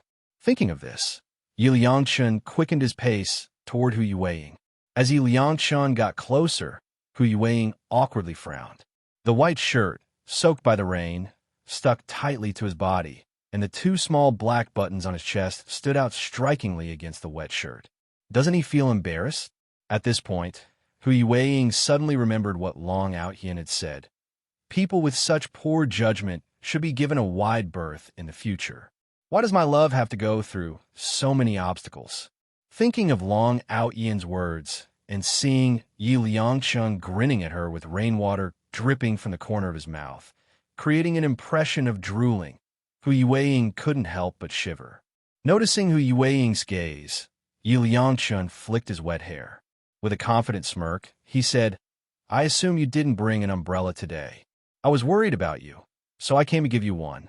Unable to bear looking at the two small dark spots on Yi Liangchun's chest, Hu Yueying turned her head and muttered softly, Thank you, but no need. I told you. You don't have to be polite with me. Take it. Even though bringing you the umbrella left me soaked, I'm very happy because I finally helped you. After saying this, Yi Liangchun stretched his arms out, making a gesture of embracing the sky, letting the rain pour over him, face and body, unperturbed. Instead, he looked like he was savoring the moment. Seeing this scene, Hu Yueying felt extremely awkward and instinctively wanted to distance herself from him. But Yi Liangchun suddenly hugged himself. Miss Hu Yueying, it's so cold today, but nothing can dampen the passion in my heart. Since I helped you, my heart is burning with warmth. Hu Yueying watched as Yi Liangchun still stood in the rain instead of coming under the overhang to take shelter. Her conviction grew stronger that his mind might really be off. So she whispered softly, No need. I'll leave once the rain subsides. Yi Liangchun chuckled. You're worried about me, aren't you? Hu Yueying was puzzled. What? This work is hosted on mananovel.com. Yi Liangchun looked earnestly at Hu Yueying and said word by word. I said, You're worried about me. It's okay, though. I'm a guy. These wind and rain are just like a cold shower for me. This scene attracted many onlookers. The plaza was large, and there were plenty of people who hadn't brought umbrellas and were temporarily taking shelter from the rain. At the moment, all of them were watching this spectacle. Mom, is that soaking wet brother proposing? Asked a little boy, looking up at his mother with innocent curiosity. At this age, kids like to watch TV, and such a scene felt familiar from what they had seen on screen before. Upon hearing this, Hu Yueying felt flustered and angrily glared at Yi Liangchun. But Yi Liangchun, on seeing Hu Yueying's glare, confidently flicked his hair and smiled. See, even a child can sense the love between us. Thanks for reading on Man a Novel. It's as if our feelings have already been blessed by heaven. Hu Yueying frowned and stepped back, putting some distance between her and Yi Liangchun. Please don't talk nonsense, okay? Yi Liangchun let out an exasperated sigh, his voice somewhat low, as he tilted his head 45 degrees, letting the rain hit his face. I'm not talking nonsense. Some things you just don't understand yet. Their emotional bond began with the mutual care of two wounded souls. Yi Liangchun's previous confession was rejected, leaving him emotionally hurt. Hu Yueying was tormented both mentally and physically by bullies. But Yi Liangchun had been reborn, gifted with memories from a dreamlike future. Perhaps that was the reason for his reincarnation, to remember everything and come to Hu Yueying's side early to care for her, save her, and journey toward the best life together. Yi Liangchun knew that saying such things would likely make Hu Yueying think him a fool. But what did it matter? What was wrong with being a lovesick fool? Hu Yueying took a deep breath. Arguing with someone whose mind wasn't quite right would be futile. Sorry, I don't understand what you're saying. Please step aside, I need to leave. Without further ado, she shielded her phone with her arms, hunched her shoulders, and bolted into the pouring rain. Don't go! Yi Liangchun blocked Hu Yueying's path, gently holding onto her long sleeve. If you go like this, you'll get soaked. The rain soon drenched Hu Yueying's messy hair and her shoulders. She was getting anxious. On one hand, she didn't want to be harassed, and on the other, Long Aotian was waiting for her. Being pulled back by Yi Liangchun made her more panicked and angry. But due to her personality, even in her panic and anger, Hu Yueying couldn't bring herself to say something harsh. She just awkwardly tried to pull her sleeve back. Just as Yu Weiing was getting increasingly distressed, a deep, icy cold voice cut through behind her. Let go. The chill in his voice seemed colder than the pouring rain. Both Yu Weiing and Yi Liangshun were stunned. Then they turned to look at the source of the voice. Seeing a tall, composed figure standing in the rain, holding an umbrella with one hand and holding a plastic bag of market groceries with the other, both froze for a moment. The young man's posture, like a tall wall, gave her an unexpected sense of security. It was unbelievable that Long Aotian came to find her. Long Aotian, with a knowing smirk, looked at Yi Liangshun, whose gaze was like a wintry night sky, filled with sharp, invasive frostiness that evoked an unshakable apprehension.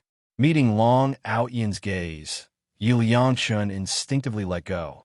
Yu Weiing pulled her sleeve free, and the next moment, the rain was blocked. Looking up at Long Aotian, who had held the umbrella above her, she smiled. Brother Long. Long Aotian didn't speak, just turned his gaze to Yi Liangshun. If he remembered correctly, Yu Weiing had mentioned that this person had knocked on her door. Taking 2 steps forward, due to the height difference, Long Aotian looked down at Yi Liangshun. This classmate, I don't know your name, but bothering a girl like this on the street is not appropriate. Having feelings for the opposite sex isn't a sin, but with the college entrance exam coming up, there's still a long path ahead. Focus on your studies for now. Last time, it was you who knocked on Yu Weiing's door, right? That's equally unacceptable. I'm speaking to you reasonably now. I hope you listen, or else I do have some understanding of martial arts. With that, Long Aotian lightly rapped Yu Weiing on the head with his knuckles in her admiring eyes. Why didn't you call me? Yu Weiing rubbed her head, feeling a little pain. However, wrapped up in inexplicable joy, it didn't feel significant. Why aren't you moving? Yeah. Yi Liangshun's lips trembled, unclear whether it was due to the cold or Long Aotian's intimidation. He just stood there, blankly watching Long Aotian take Yu Weiing away. Yi Liangshun opened his mouth, the words on the tip of his tongue, yet he couldn't utter them, only clenching his fists tightly. Damn it! He just hit Yu Weiing's head. He was still forcing Yu Weiing to submit to him. Was it truly impossible to change anything? In heavy rain, Yi Liangshun looked up at the sky, the rain stinging his face. But it was nothing compared to the pain in his heart. Is it really impossible to change anything? Do I have to wait until Yu Weiing is pushed to physical and mental exhaustion before I can become her savior? Why must my love be so torturous? Fate, why do you always enjoy playing these tricks on me? Why must 2 truly loving hearts endure unnecessary hardship? From now on, I'll cook for you whenever you want to eat. Walking back home, Yu Weiing silently sighed in relief, looking at Long Aotian by her side and softly laughed. Long brother, thank you for picking me up. Next time you need help, just tell me directly. I'm your older brother, and you're my little mentor. You don't have to feel troubled. If I hadn't come today, wouldn't you be worried about catching a cold and getting sick from walking back in the rain? Hearing Long Aotian's slightly reproachful tone, Yu Weiing didn't feel upset, but instead chuckled softly and whispered, I understand. Seeing Yu Weiing's obedient demeanor, Long Aotian couldn't help but chuckle. No matter what he said, Yu Weiing always nodded and said she understood.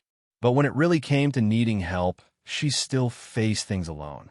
She was inherently afraid of troubling others. But wasn't human relationships all about helping each other and complimenting one another?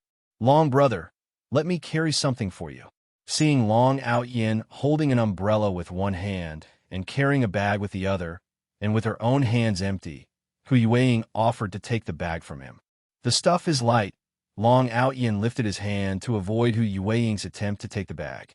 I have nothing to carry, and you're holding the umbrella. Let me help you with a bit of it, Yu Weiing said, looking at Long Aotian, her voice a little shy. Don't dawdle, or I'll kick you into the rain, Long Aotian teased. At these words, Yu Weiing stood stiffly in place.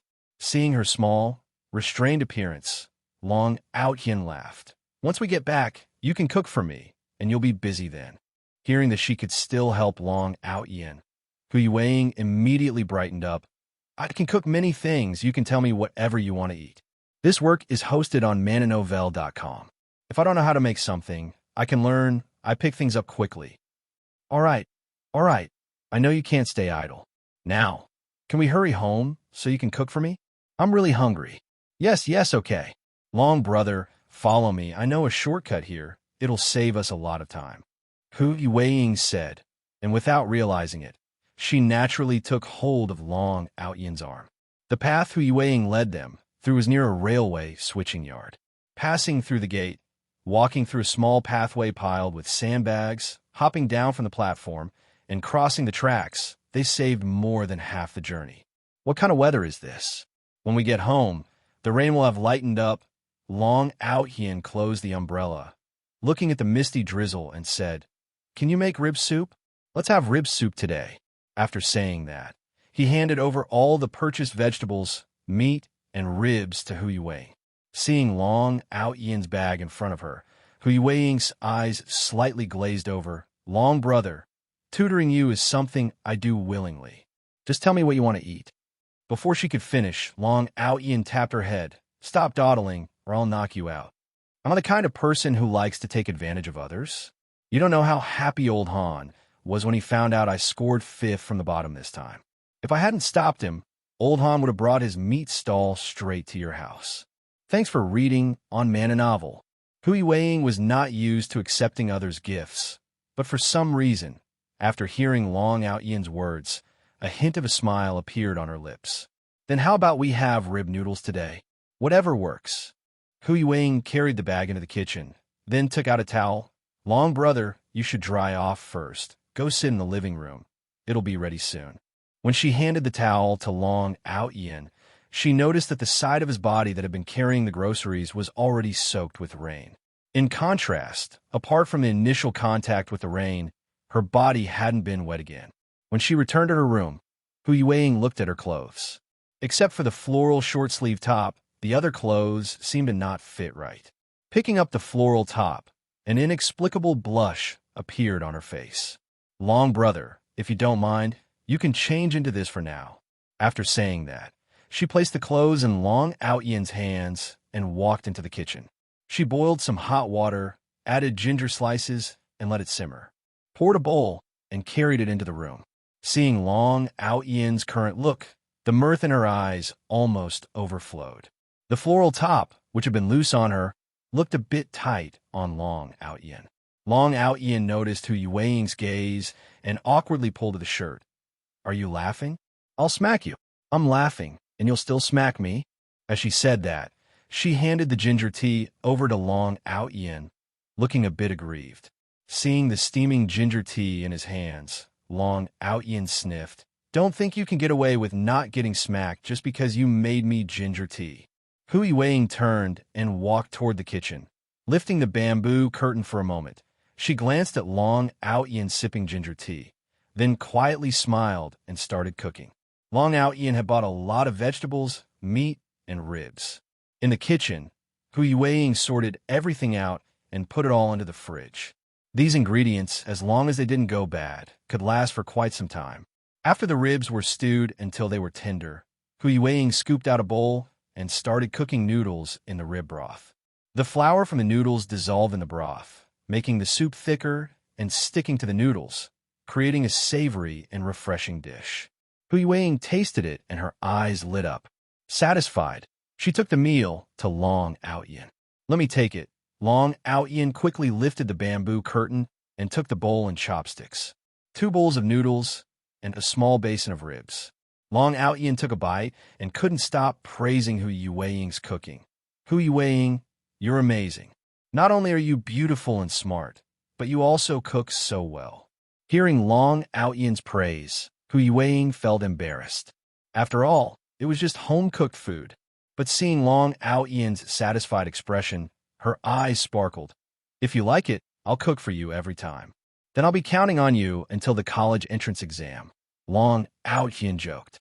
Hearing this, Hu Yueying's eyes dimmed for a moment. "You can tell me whenever you want to eat it in the future." At that, Long Aotian paused, then looked up and saw Hu Yueying's smiling, earnest gaze, and unconsciously looked away. Wiping the corners of his mouth with a tissue, he swallowed the food in his mouth. We'll talk about the future later. For now, things are fine. Yes, yes. After the meal, Hui Weiing assigned 10 problems for Long Aotian, problems that she had summarized based on her past mistakes on previous exams. When Long Aotian came across things he didn't understand, Hui Weiing patiently explained them. She had previously enjoyed the quiet atmosphere while studying, and now there was an added joy, explaining problems to Long Aotian. Seeing the confidence in Hui Weiing's expression as she explained, Long Aotian could clearly feel her happiness. Feeling Long Aotian's gaze on her face, Hui Weiing looked up, her eyes curving into a smile. Long brother, why are you always looking at me? After saying that, her eyelashes fluttered and instinctively looked down at the problems on the table, as if she didn't want Long Aotian to notice the flush on her cheeks. What are you saying? I was just thinking about the problem and got a little distracted. Listen, the sound of a broken heart, pain that strikes to the core. Watching Long Aotian stretch, Hui Weiing also stopped writing. Want to take a break? Long Aotian nodded and placed the completed problems he had solved in front of Hui Weiing. I'm done. I bet it's all correct this time. Let's take a break. With that, he carelessly sprawled out on the sofa. All right, Hui Weiing said, but her eyes never left the problems Long Aotian had solved. Only after confirming they were all correct did she stretch and lean back on the sofa. Long Aotian took out his phone and checked his bank account, a slight smile playing on his lips. Although the money came from his cheating, it was legal and legitimate, so Long Aotian was naturally happy. Especially when he was tired, just looking at it filled him with energy. In the previous world, he was just a frugal office worker. Who knows, maybe in this world, he'll become a tycoon with his memories. Note, in the original novel, Long Aotian succeeded and founded the Aotian group based on the author's plot setup, involving mafia elements. According to the timeline of this world, the 4G era will arrive soon. From then on, the internet will boom. Smartphones will replace computers as necessities for life and work, and industries like short videos, e-commerce, and live streaming will flourish, forming a profitable online model. These will all be Long Aotian's opportunities. If he seizes them well, using his memories from the previous life in this one, he's sure to make a fortune. Though he's too shy to admit it, truthfully, the industries Long Aotian was involved in before were the hardest and most exhausting. This work is hosted on mananovel.com. He lacked the cultural background to support more ideas, didn't understand business models, startup patterns, or finance, and wasn't a man with grand ambitions. As long as he could sip some broth and earn money that would last him a lifetime, he would be more than satisfied without any big aspirations. In the future, with money made from stocks, he plans to invest and wait for Bitcoin to appreciate, and that would be enough for a fulfilling life.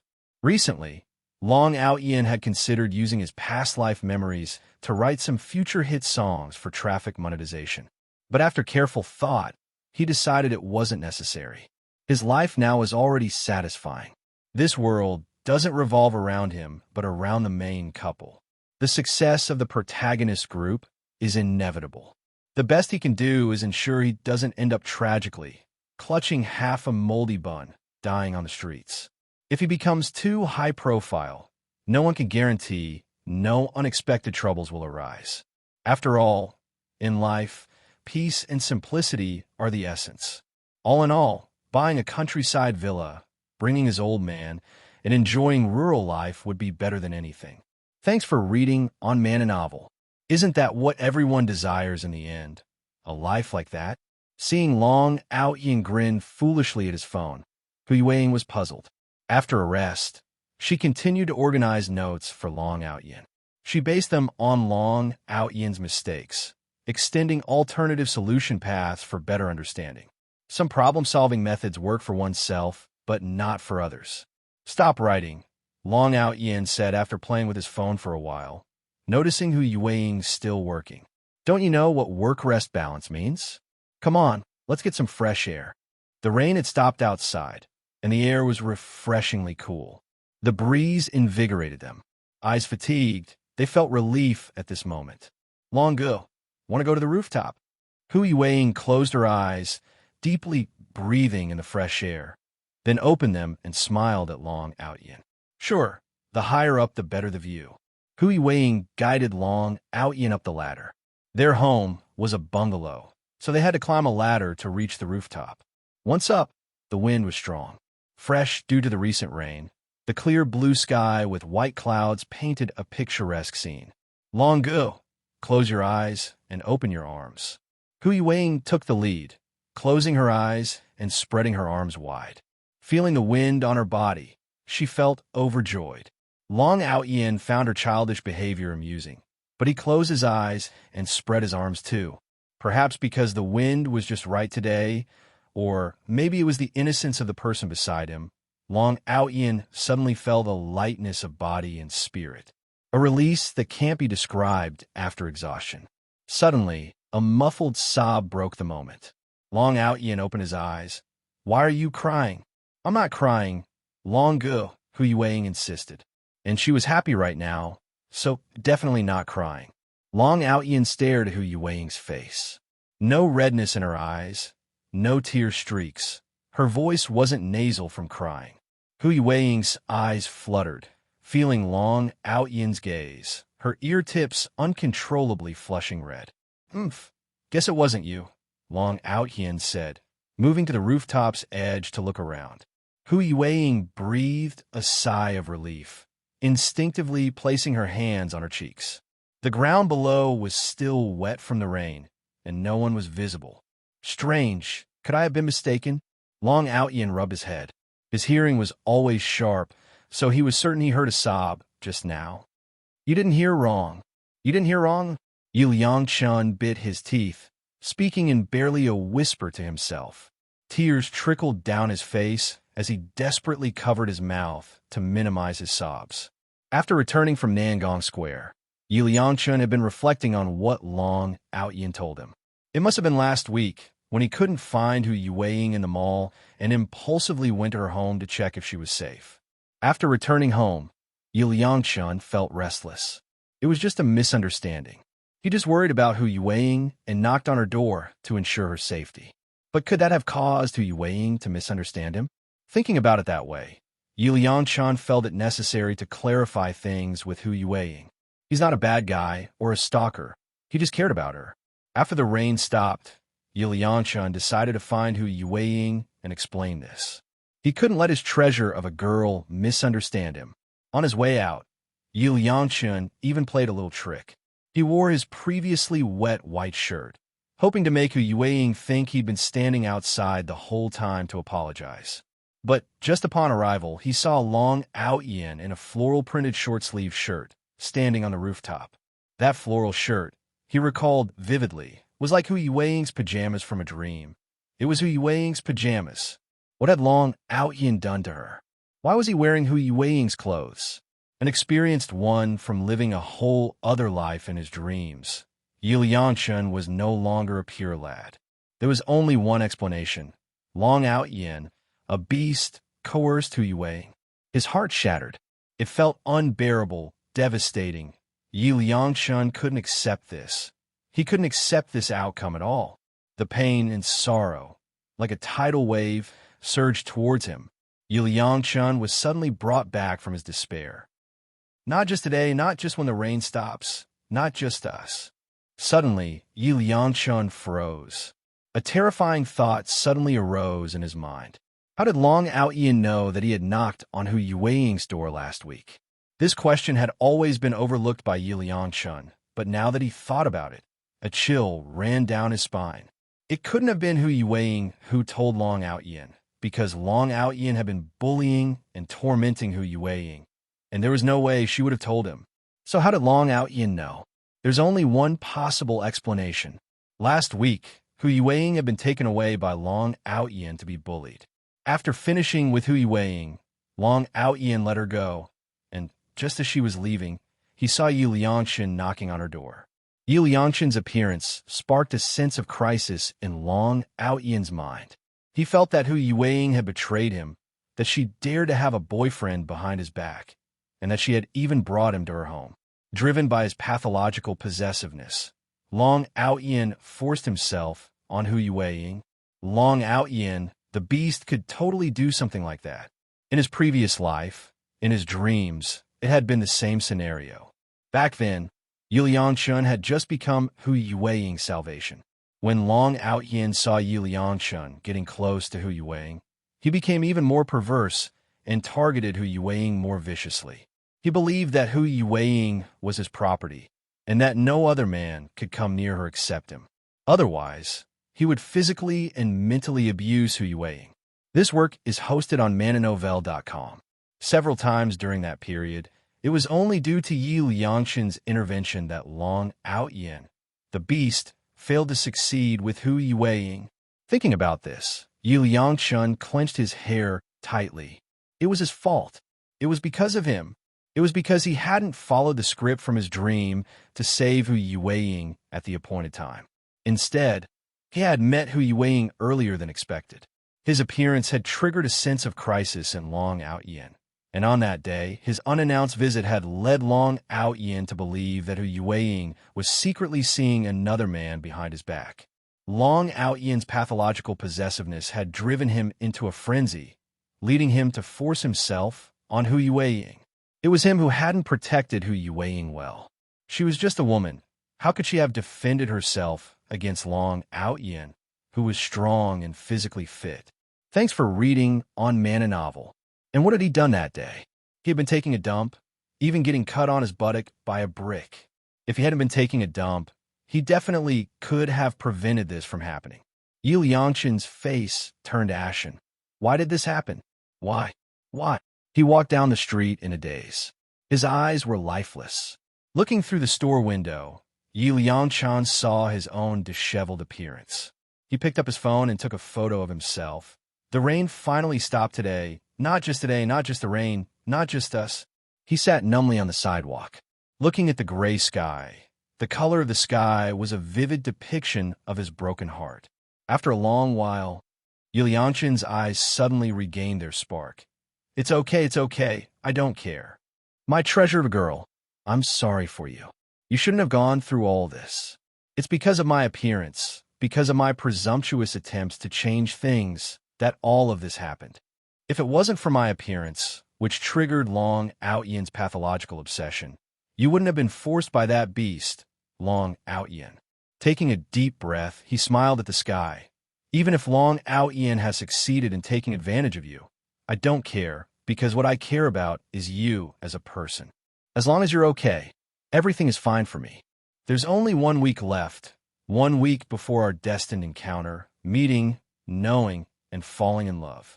By then, you'll be able to completely break free from Long Aotian with my help. At this point, he clenched his fists tightly, his eyes brimming with red veins of anger. Long Aotian, for what you've done to Hu Yueying, I swear I'll make your ending even more miserable than in my dreams. In my dreams, I was still too kind. Thinking about this, Yi Liangshun felt much better, glancing at his phone screen. He had posted 2 updates today, but the view count was 0. Why is that? Has Li Qingxue not checked her phone all day? How could that be? Thinking about it, Yi Liangshun immediately called Gao Quan.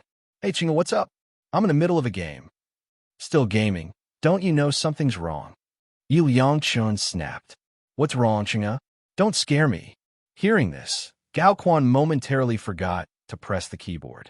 Yi Liangshun took a deep breath.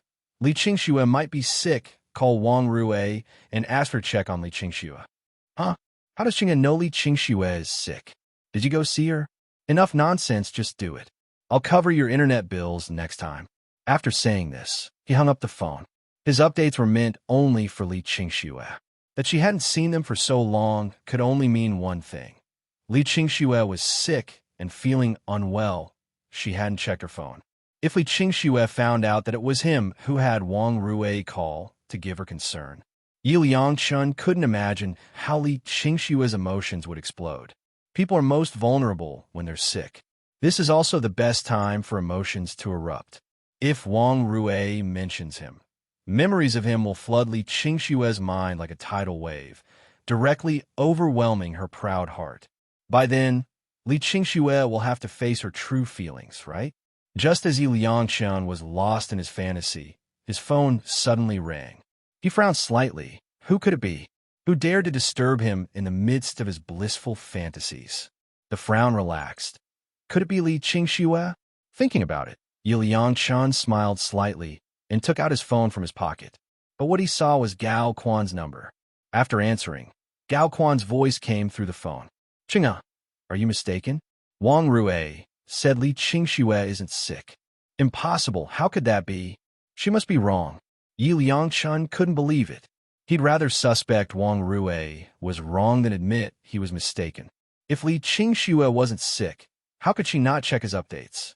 It's true, Wang Rui was even confused just now. She said Li Qingxue was studying at home and isn't sick. How could that be? "Qing'a, have you been under too much stress recently? Are you seeing things?" Normally, Yi Liangshan would spend weekends with him, gaming together. But ever since Yi Liangshan took that nap, he hasn't joined him to the internet cafe. The last few times Gao Quan went to find him, Yi Liangshan claimed he had something more important to do than gaming. So Gao Quan guessed if Yi Liangshan had been putting too much pressure on himself, causing his nerves to collapse, leading to hallucinations. Otherwise, how could he be so certain that Li Qingxue was sick? Watching the call end, Gao Quan pondered and then sent a message to Li Qingxue's profile. "Please, dear readers, show some kindness and give this little one some support. Thank you so much. Your night really has to step down now, you know." Yi Liangshan looked up at the gloomy sky, feeling that it perfectly mirrored his inner state. Suddenly, a drop of rain landed on his face. With a gentle lift of his hand, he touched the raindrop on his cheek, his expression sorrowful. "I can't tell if this is my tear or the rain. I think I'm feeling emo." At that moment, the notification sound of a message came from his phone. Hearing this sound, Yi Liangshan's eyes lit up, and he quickly took out his phone. He smiled. Yi Liangshan smiled, with a confident grin playing on his lips. Because Li Qingxue had initiated the message herself. "I knew you could fool everyone else, but not me. You must be sick, but you don't want anyone to worry, so you've been hiding the truth about your illness. Now, your emotions have erupted, and you can't help but come to me, right?" Yi Liangshan felt extremely excited inside. The reason for this excitement was that he hadn't been wrong, which meant what? It meant that he could already influence Li Qingxue's emotions. When Li Qingxue's emotions could be influenced by him, it indicated that his influence on her was no longer comparable to anyone else's. He couldn't help but chuckle. Still, he pretended to be indifferent, tapping open the chat box. This work is hosted on mananovel.com. Then, he saw Li Qingxue's message. "Yi Liangshan, are you okay?" At the sight of this message, Yi Liangshan clenched his fist inwardly, making a silent gesture of encouragement, success, and affirmation. She was actively showing concern for him. Even though she was supposedly sick, she still subconsciously cared about him. The weight he held in her heart was just too great. Taking a deep breath to suppress his excitement, he replied casually, "I'm fine, just suddenly feeling a bit of melancholy. After all, even a night should bow out eventually." After thinking for a moment, he continued typing, "You don't need to be too sad. It's time for your night to depart." Seeing Yi Liangshan's message, Li Qingxue felt puzzled, but more than anything, she felt helpless. A while ago, Wang Rui had called her, insisting that she was sick. But she wasn't sick at all. She had been studying. "Thanks for reading on Mananovel." So, she asked Wang Rui who had told her she was sick. Wang Rui said it was Yi Liangshan who had informed Gao Quan, and then Gao Quan had called Wang Rui to ask her to show concern for Li Qingxue. This wasn't the end. Shortly after hanging up with Wang Rui, Gao Quan sent her a message, saying that Yi Liangshan had been under too much study pressure lately and was acting like he had gone a bit crazy. After thinking about it, Li Qingxue still asked, "Are you under too much pressure recently?" Seeing Li Qingxue's message, Yi Liangshan's lips curled into a faint smile. Indeed, the most beautiful women are the best liars. Obviously, she was just emotionally overwhelmed and missed him, yet she had to find an excuse. He wasn't under any pressure. This excuse was just too weak. Since you still aren't willing to confront your feelings directly, don't blame me. With this thought, Liangshan replied very coldly. Am I? Guess I was wrong. No big deal. I'm not under any pressure at all. Your knight is really leaving, you know. After sending this message, Liangshan couldn't hold back and laughed out loud.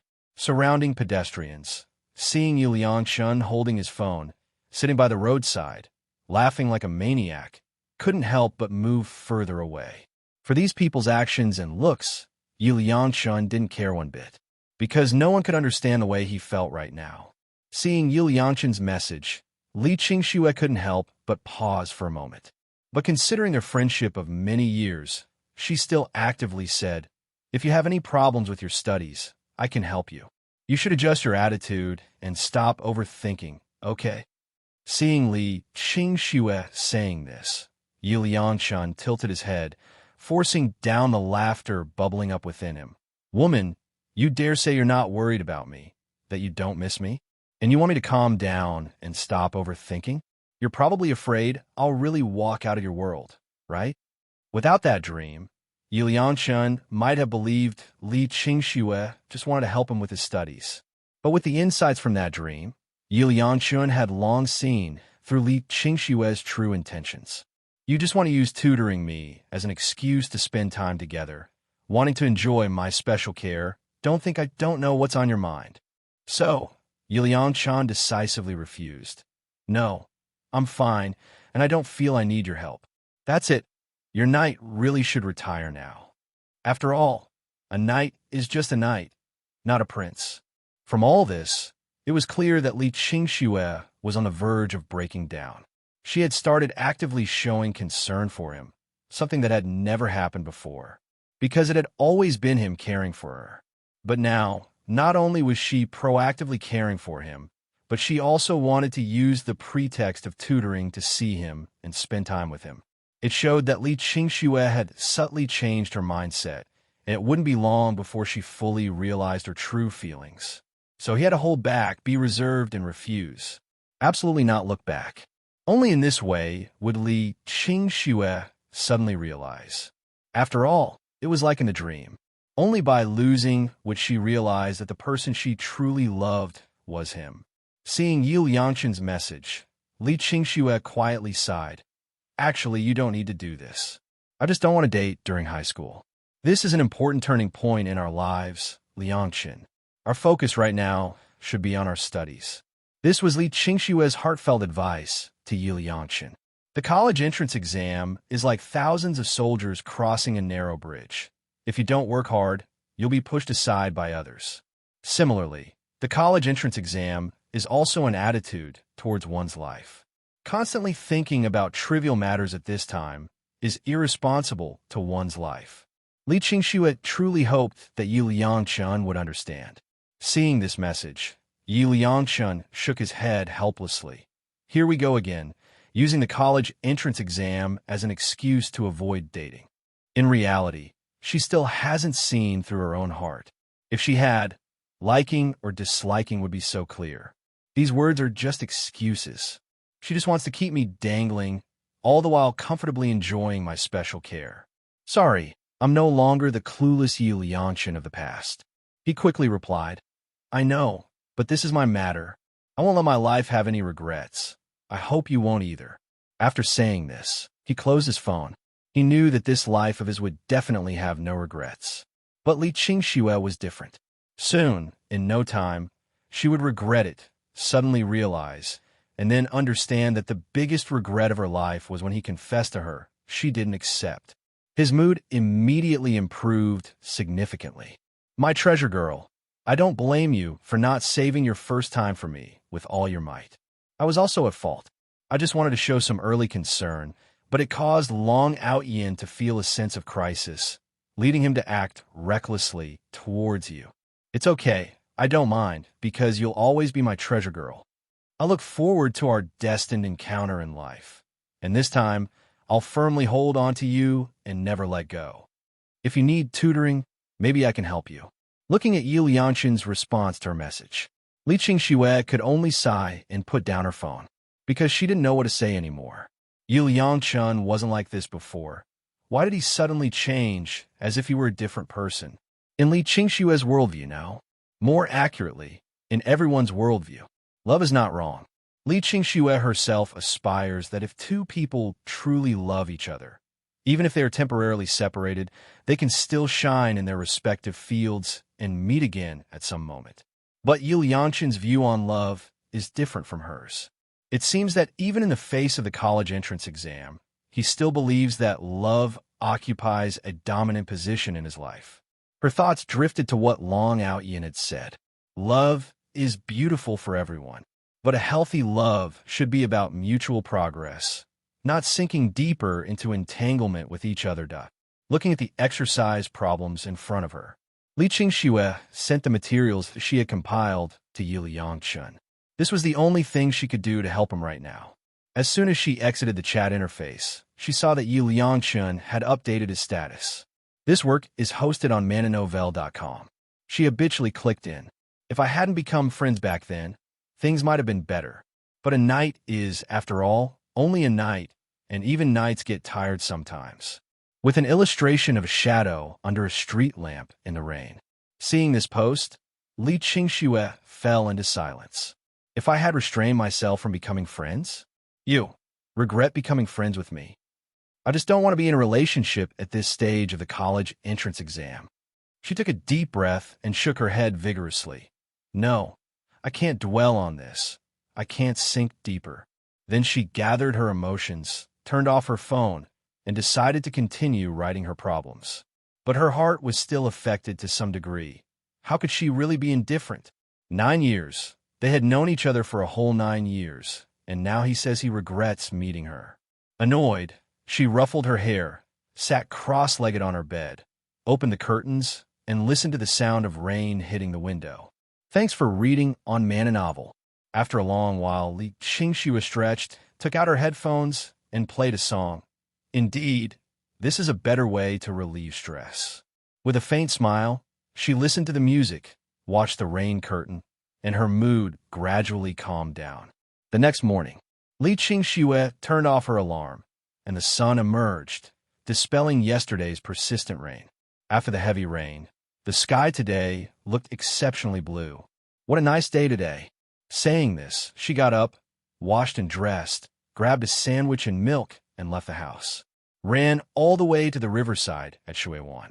Panting slightly, her naturally pale cheeks flushed slightly pink from the exercise. Her entire being radiated the youthful vitality characteristic of this age. Arriving here, Li Qingxue took out the sandwich and milk from her pocket. She walked from the west end of the riverside to the east end, but she couldn't find the person she was looking for. Glancing at the time on her phone, usually it's around this time. Maybe he's at the pavilion? Thinking this, her footsteps had already headed toward the direction of the pavilion. From afar, she saw that the pavilion was empty. Returning to the riverside, she sat in Long Aotian's usual spot, resting her cheeks on her hands, staring blankly at the flowing river. After a while, Li Qingxue imitated Long Aotian, lying on the grass, using a leaf to cover her eyes. As her eyes were covered, Li Qingxue's sense of hearing seemed to be amplified all of a sudden. The sound of the wind rustling the grass, the sound of the river flowing. Li Qingxue's lips slightly lifted. It seemed that she could feel why Long Aotian always liked to cover his eyes with leaves. It turned out he wasn't necessarily bored. It turned out he might just genuinely enjoy indulging in the natural charm created by the environment. It turned out the surroundings didn't have to be seen with the eyes. They could also be heard with the ears. Taking a deep breath, she moved the leaf that covered her eyes. Placing her hand over her eyelashes, she felt the sunlight shining on her through the gaps of her fingers. It was warm and soothing. Peace of mind, heart chaos, it all happened in an instant. As time passed, with the sun rising higher, Li Qingxue got up, brushed off her clothes, stretched contentedly, and left the place. Back at school, Long Aotian's study pace has gradually stabilized under Hu Yueying's help. To prepare for the upcoming monthly exam, Hu Yueying was even more diligent than Long Aotian, acting even more like a little teacher. Usually, Hu Yueying was very obedient. But when it came to studying, Hu Yueying was quite strict. Although her attempt at severity made her even cuter, this kind of life seems unchanged, but everything has subtly changed. Please, please. Li Qingxue looked at the classmate in front of her, smiling and pouting in a pleading manner. The male classmate looked at Li Qingxue and swallowed nervously, but when he turned back and saw Long Aotian, he instinctively shook his head. If it was another classmate, he would be willing to help pass a message, but if it was Long Aotian, forget it. There was a chance that disturbing him might lead to getting another beating. Just call him directly here, the classmate said. Li Qingxue looked around at the classmates who were all focused on studying. Feeling too shy to shout, she softly called out once. Long Aotian looked up, puzzled. Seeing him look over, Li Qingxue at the classroom door smiled and waved at him. Hu Yueying, who was in the middle of explaining a problem, noticed that Long Aotian was distracted, so she followed his gaze. She had a deep impression of Li Qingxue, who had talked to Long Aotian before. I'll be right back, Long Aotian said and stood up, walking towards the door. Looking at Long Aotian's retreating figure, and then at Li Qingxue, who was waiting at the classroom door with an outgoing personality, Hu Yueying's gaze dimmed slightly, unconsciously lowering her eyes. Why didn't you go to that place today, Long Aotian? Li Qingxue asked. To be honest, Li Qingxue didn't know what she was thinking until now. It was just suddenly very curious about why Long Aotian didn't go to the riverside today. If she had to find a reason, it might be a brief expression of concern between friends. After all, Long Aotian had left in the rain last Saturday. What if he got sick? Long Aotian naturally knew where Li Qingxue was referring to, and he couldn't help but chuckle. I have a makeup class on Sunday mornings. Then he looked Li Qingxue up and down, not dwelling on it anymore. Li Qingxue's current demeanor seemed a bit excited, a bit overexcited. Not all. I just thought you might have caught a cold from getting drenched in the rain last Saturday. Li Qingxue joked. If you have to make up classes, maybe I can help you. Powering love, desperately hinting. I'm the best little helper. Upon hearing Li Qingxue's words, Long Aotian raised an eyebrow. Communication between people can reveal a lot about the other person's character just from their demeanor and speech. At the very least, Long Aotian could sense that this female classmate had a straightforward nature. She didn't harbor any hidden agendas and was willing to confide in a stranger about her troubles. In Long Aotian's own word from his era, she was carefree and simple-hearted. You haven't even told me your name yet. Li Qingxue straightened her posture, facing Long Aotian directly with her eyes curving into a bright smile, full of vitality and joy. Hello. Let me reintroduce myself. My name is Li Qingxue. Upon hearing this, the smile on Long Aotian's face froze for a moment, then completely vanished. Li Qingxue? If he remembered correctly, wasn't she the female second lead and the white moonlight of the story? She was Li Qingxue, so the person who had pursued her and confessed to her 99 times must be.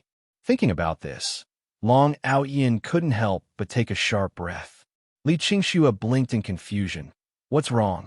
Seeing Long Aotian's momentarily stunned expression, she couldn't help but chuckle. No, nothing. Long Aotian said slowly, then coughed lightly. May I ask, that friend of yours of 9 years? Before he could finish, Li Qingxue chuckled softly. His name is Yuliangchun. What a coincidence indeed. Long Aotian's last shred of hope inside was shattered. What? Li Qingxue hadn't heard clearly and asked again. This work is hosted on mananovel.com. Nothing, it's fine. Li Qingxue wanted to say more, but a voice interrupted her first. Long bro, you should do your homework now. Hu Yueying spoke softly, then gave Li Qingxue a slight smile. Long Aotian looked at Hu Yueying, who had proactively greeted Li Qingxue, and was a bit taken aback. After all, Hu Yueying didn't usually like to initiate conversations with others, except when it had given her the task of being bold and outgoing. This is the tutor responsible for helping me with my studies, Long Aotian said with a smile, introducing Hu Yueying. Li Qingxue looked at Hu Yueying with a warm smile. Hello. Last time I forgot to introduce myself. My name is Li Qingxue. Hello. I'm Hu Yueying. Hu Yueying replied gently, showing no signs of nervousness or restraint. meeting Li Qingshue's gaze confidently. Li Qingxue glanced at Hu Yuweiing a couple more times. Well, you two better get back to studying. I should head back too. She turned and walked away. Watching Li Qingshue's retreating figure, Hu Yuweiing was still processing when she felt a tap on her head. What are you standing there for? Let's go. Thanks for reading on Man a Novel. Emission. She murmured softly, the resolve she had mustered dissipating as she meekly followed behind Long Aotian like a little chick. Back at their seats, Hu Yuweiing's spirit didn't seem as high as before. Her mind was filled with Li Qingshue's warm smile as she looked at Long Aotian, saying, If you need tutoring, I can help too.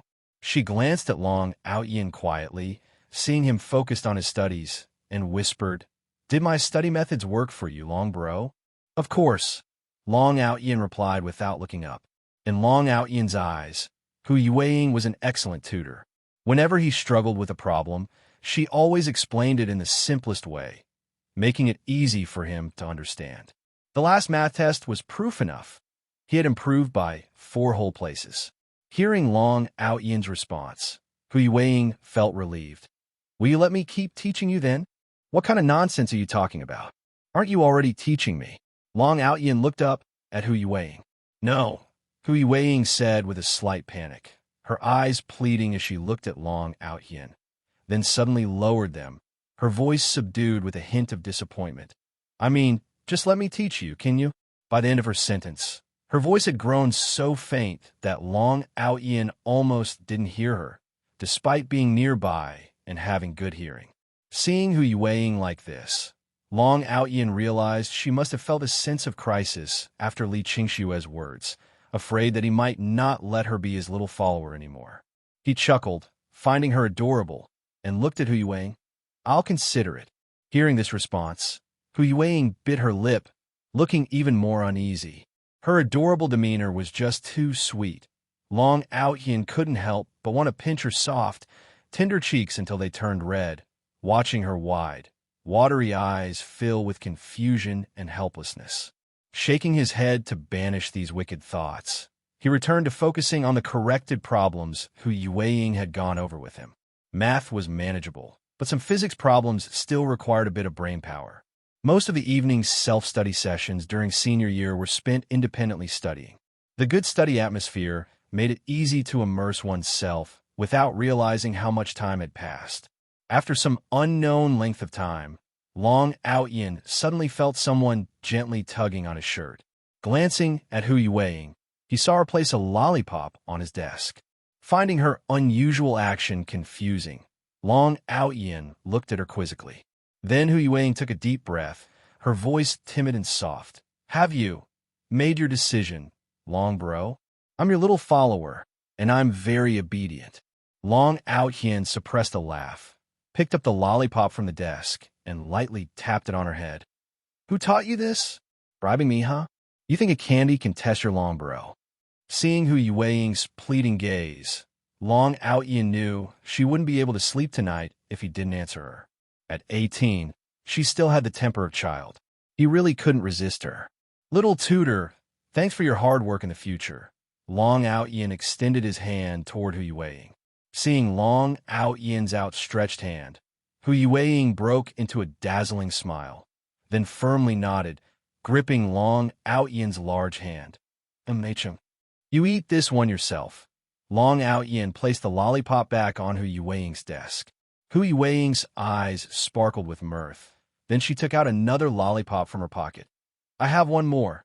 This one is for you. You have a beautiful smile. You should do it more often.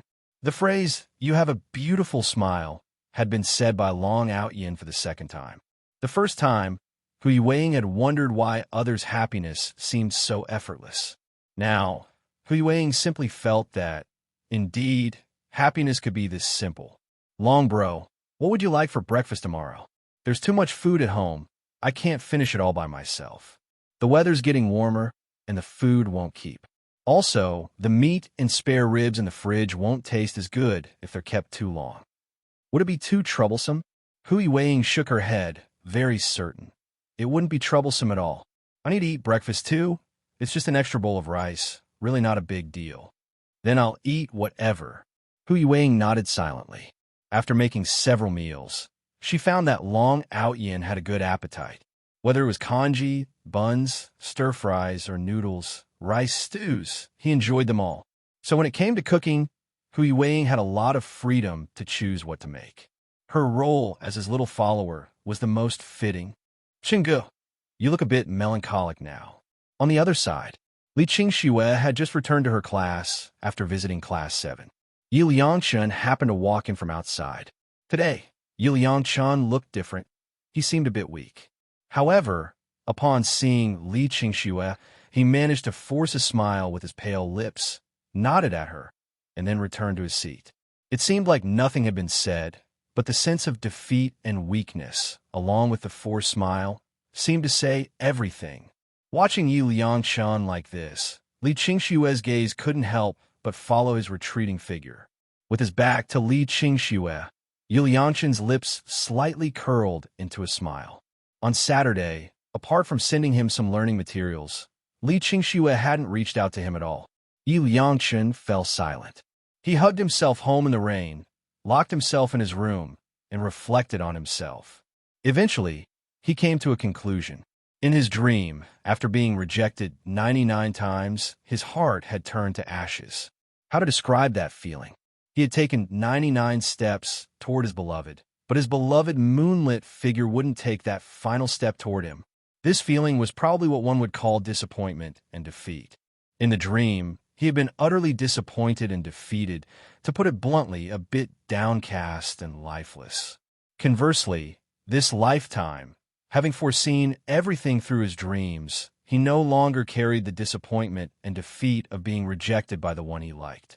This work is hosted on mananovel.com. Women were emotional creatures. They admired the strong, but also had a soft spot for the weak. Especially someone like Li Qingxue, who was more confident and assertive than the average girl. Even more outstanding than some of the male classmates. She herself was already strong enough, so facing someone equally outstanding might not easily trigger her maternal instinct.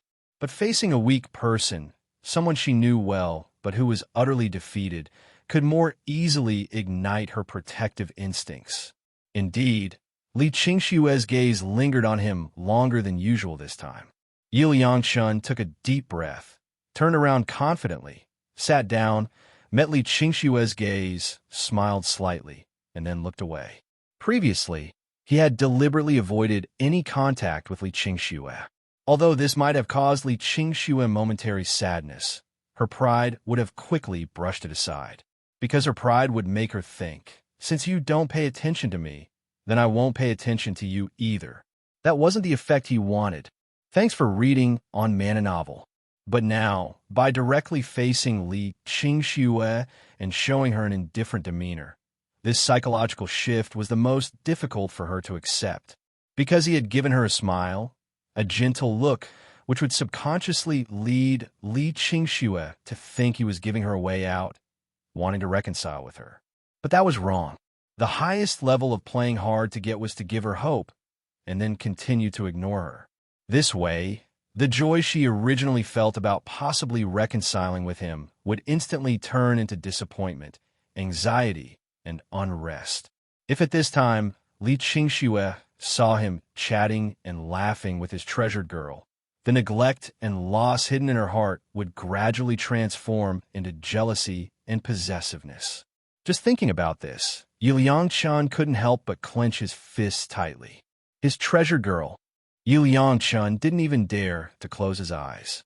As soon as he did, all he could see in his mind was that beast, Long Aotian, wearing his treasured girl's pajamas. How disgusting! How dare he do such a thing to his treasured girl? Utterly unforgivable. Taking a deep breath, he forced himself to calm down.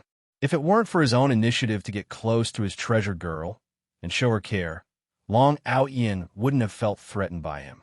That beast wouldn't have developed a twisted possessiveness toward her ahead of time, forcing himself on the treasured girl, who should have been his. A real man wouldn't ignore his own mistakes. It's fine. In the future, he would spend the rest of his life protecting his treasured girl. With his boundless, heaven-moving love, he would slowly heal the scars in her heart. Perhaps her treasured girl would feel guilty upon sensing his love, and at that time, he might even unlock even more possibilities. Thinking about this, Yi Liangshan was a bit excited. Chenggu, what are you thinking about that's making you smile so happily? Gao Quan asked softly after taking his seat. Nothing, Yi Liangshan replied, looking out the window. After yesterday's rain, today's weather was exceptionally clear. Chenggu, you look a bit melancholic right now. Hearing Gao Quan's words, Yi Liangshan suddenly turned to look at him. Really? Gao Quan replied seriously. During that moment when you looked out the window, you seemed a bit melancholic. Yi Liangshan lowered his eyes inwardly and slowly curled his lips. How about now? As he spoke, Yi Liangshan tilted his head down at a 45-degree angle and closed his eyes slightly. That's even more melancholic. Chenggu, are you okay? Are you under too much pressure? You mustn't get depressed. Don't worry. Your Chenggu has never enjoyed himself more. Keep quiet for a bit. Let me enjoy this a little longer. Yi Liangshan maintained his pose, searching for inspiration. Finally, he smiled knowingly.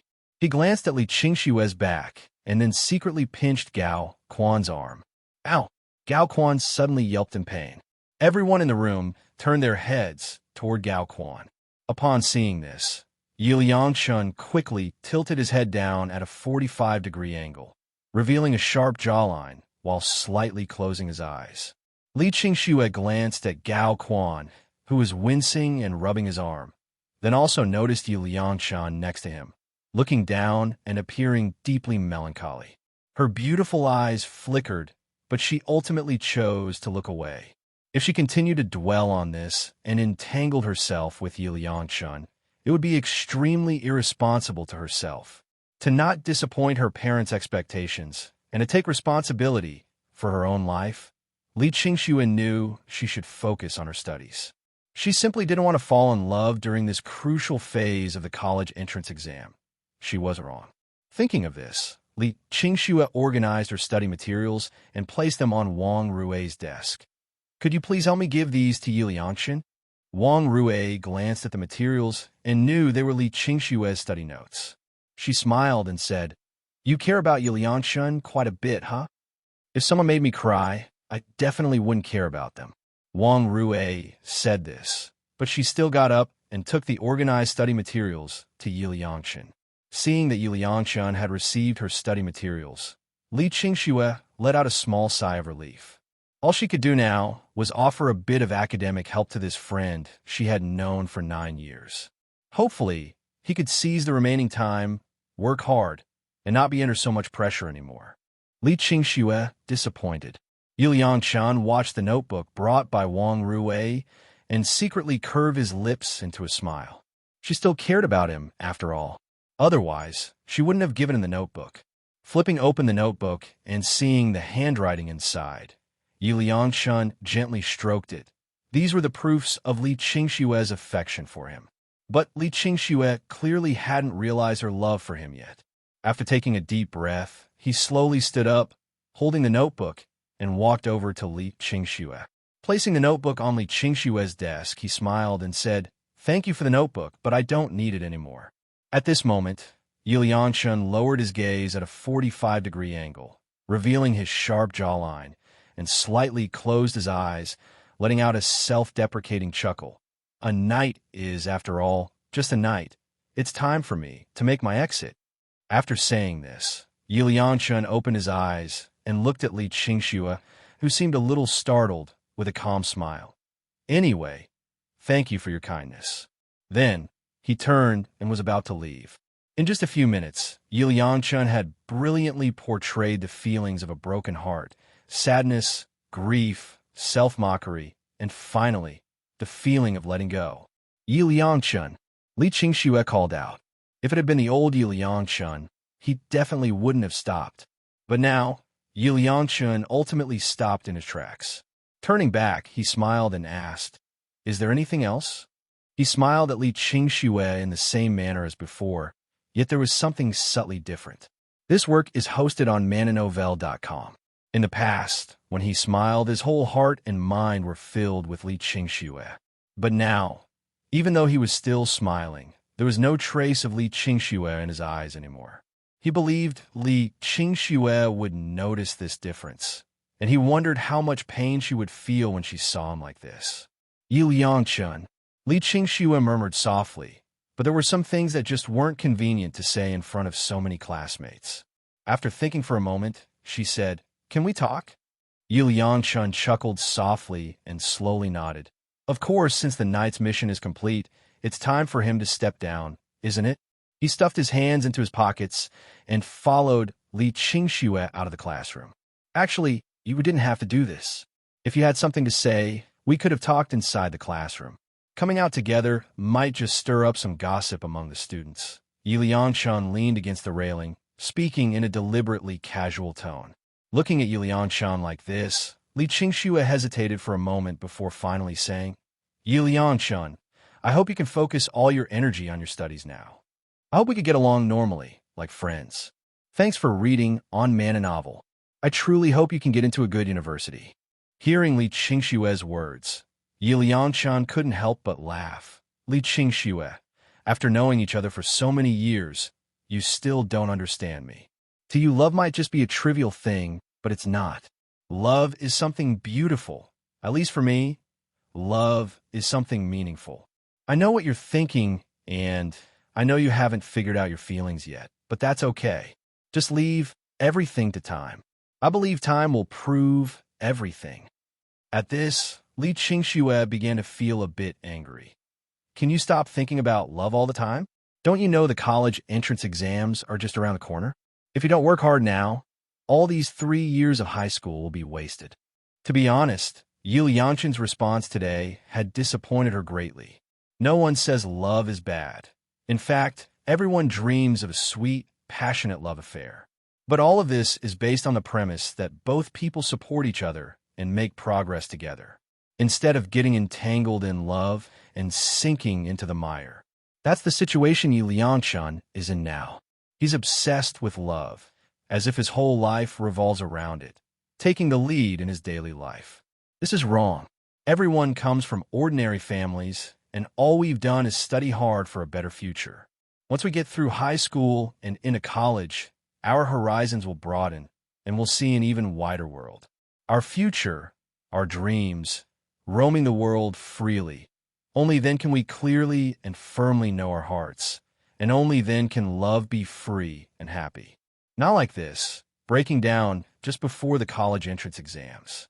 What is this? It's just irresponsible to your life and all the effort you've put in before. Li Qingxue wanted to guide Yi Liangshan the way Long Aotian had guided her, to make him understand the importance of the exams, to make him calm down, to at least allay love until after the exams. But Yi Liangshan's response left Li Qingxue speechless. As a friend who had known Yi Liangshan for 9 years, Li Qingxue really hoped he could focus on studying and preparing for the exams. But when Yi Liangshan heard Li Qingxue's slightly angry words, he simply smiled calmly. He didn't argue with Li Qingxue because he understood that Li Qingxue's emotions had already been stirred by him. Because Li Qingxue cared about him, she showed her anxiousness. These were all proofs that Li Qingxue liked him. She just hadn't realized it yet, but she would soon. Just as Yi Liangshan had said earlier, time would prove everything. "Qingxue, no matter what, I still thank you for your reminder, but everyone has a different way of living. In my heart, love is sacred, and it's worth risking everything for. Don't worry, the knight will eventually meet his princess who pities him, and he will change drastically for that princess who pities him. I just hope you don't regret it later, for refusing a boy who had you in his eyes and heart. Qingxue, this is the last time I'll call you that. I should step down now." After saying this, Yi Liangshan gave a bright smile, gently shook his head at Li Qingxue, who still wanted to say something, and said, "Loving you is just a one-sided fantasy of mine. You did nothing wrong. You just didn't love me. So let's stop here. Being ordinary classmates who've known each other for 9 years is good enough. Monitor, I'm heading back." With that, he turned and left with a demeanor of carefree ease and a sense of relief. Seeing Yi Liangshan's departing back, Li Qingxue turned her head and looked out of the teaching building. Feeling sad? Yes, she was sad. But compared to her sadness, she had something even more important to do, and that was to prepare for the upcoming college entrance exams. Stay true to your original aspirations. Work hard, Li Qingxue. Strive toward your goals. You can do it. She quickly adjusted her emotions and then walked back into the classroom.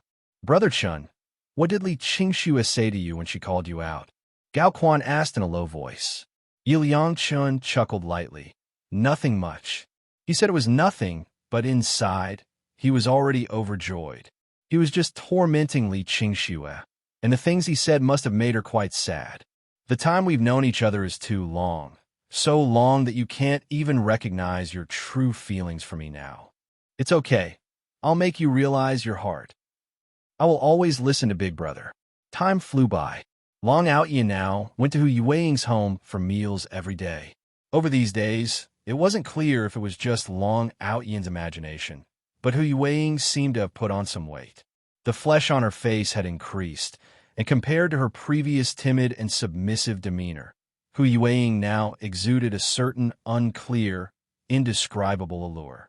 This feeling was hard to describe. It was like the innate charm in fantasy novels, though due to her age, it was still slightly immature. It was truly hard to imagine how beautiful this girl would become when she grew up and matured a bit more. Long Aotian could only think, no wonder she's the heroine. Before they knew it, the week had come to an end. This was also the day of the monthly mock exam. At the end of every month, the senior third year's mock tests were naturally never missing. Unlike previous small tests, this time, the mock test had a more Gaokao-like atmosphere. The entire senior third year was mixed up according to their exam numbers.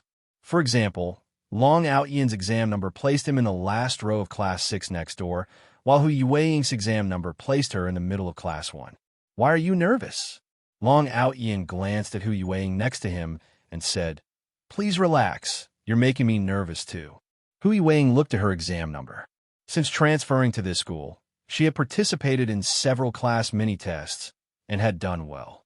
But this was the first time she and Long Aotian were separated into two different classes, and she felt a mix of excitement and an unclear feeling, a feeling of not wanting to be too far away from Long Aotian. I'm not nervous, just a bit unaccustomed, Hu Yueying said softly. What's there to be unaccustomed to? It's still within the school, Long Aotian said. Look at you now. If you were to suddenly go to a strange city, a strange class, meet strange classmates when you get to university, wouldn't you hide in a crack in the ground? Hearing Long Aotian tease her, Hu Yueying lowered her eyes and softly asked, Then, are you nervous, Long brother? This work is hosted on mananovel.com. Long Aotian paused, somewhat awkwardly looking out the window. I wasn't nervous before, but now that you mention it, I am a bit. With Hu Yueying's help, Long Aotian had learned a lot, and now was the time to test the results of his recent studies. Saying he wasn't nervous would be a lie. After all, this was his first time participating in such a large-scale monthly mock test. Hearing this, Hu Yueying also froze for a moment, then looked up at Long Aotian. When their eyes met, both couldn't help but burst out laughing, saying that the remaining tension in their hearts instantly dissipated. Relax, my little teacher will naturally be fine, Long Aotian said gently.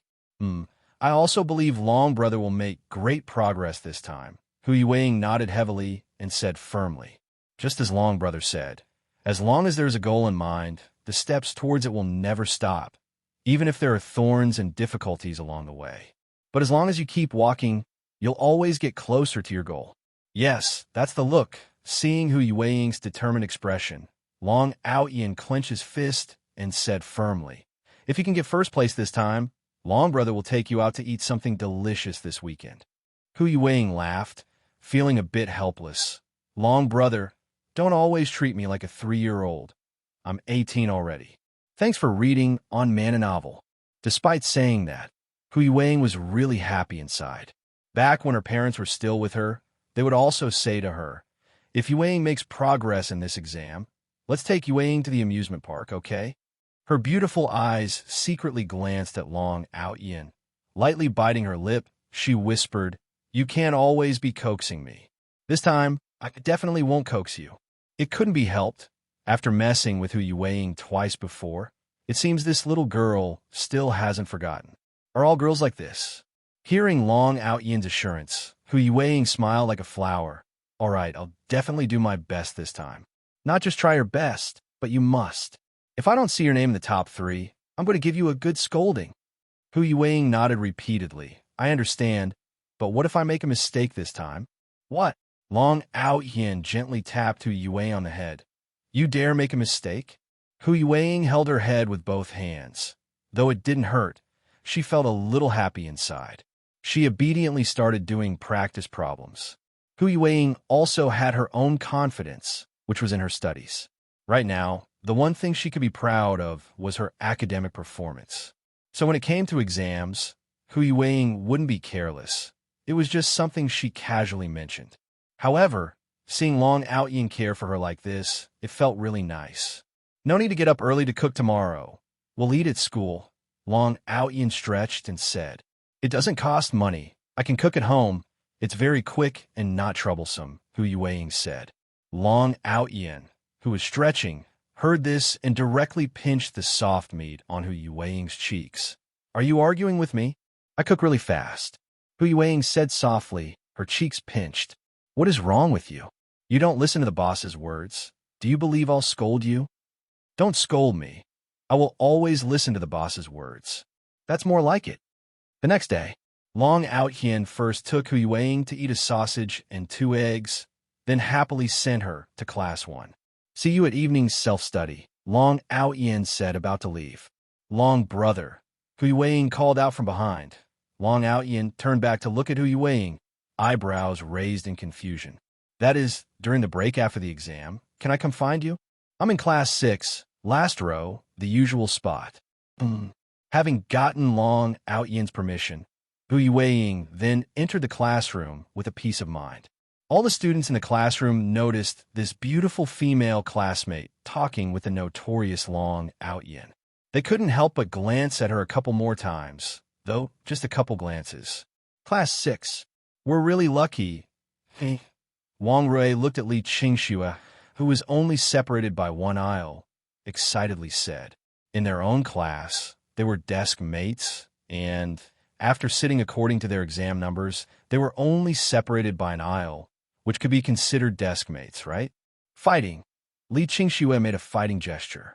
At this moment, Wang Rui's face, which had been full of smiles, suddenly stiffened for a moment. What's wrong? Why that expression? Li Qingxue saw Wang Rui's expression and couldn't help but look in the direction of her gaze. They saw a tall, strong male student walking into the classroom from outside. Thank you, little brothers and sisters, for the electricity and gifts. Really grateful. Love you all. Hello, everyone. As we wrap up this video, I want to share a quick note. I have a Patreon account. If you'd like to support me and enjoy on-demand audiobooks, you can become a Patreon member. Alternatively, you can check out my Google Drive link, which has 500+ novel audiobooks available through my Ko-fi or Patreon shop. I appreciate your support.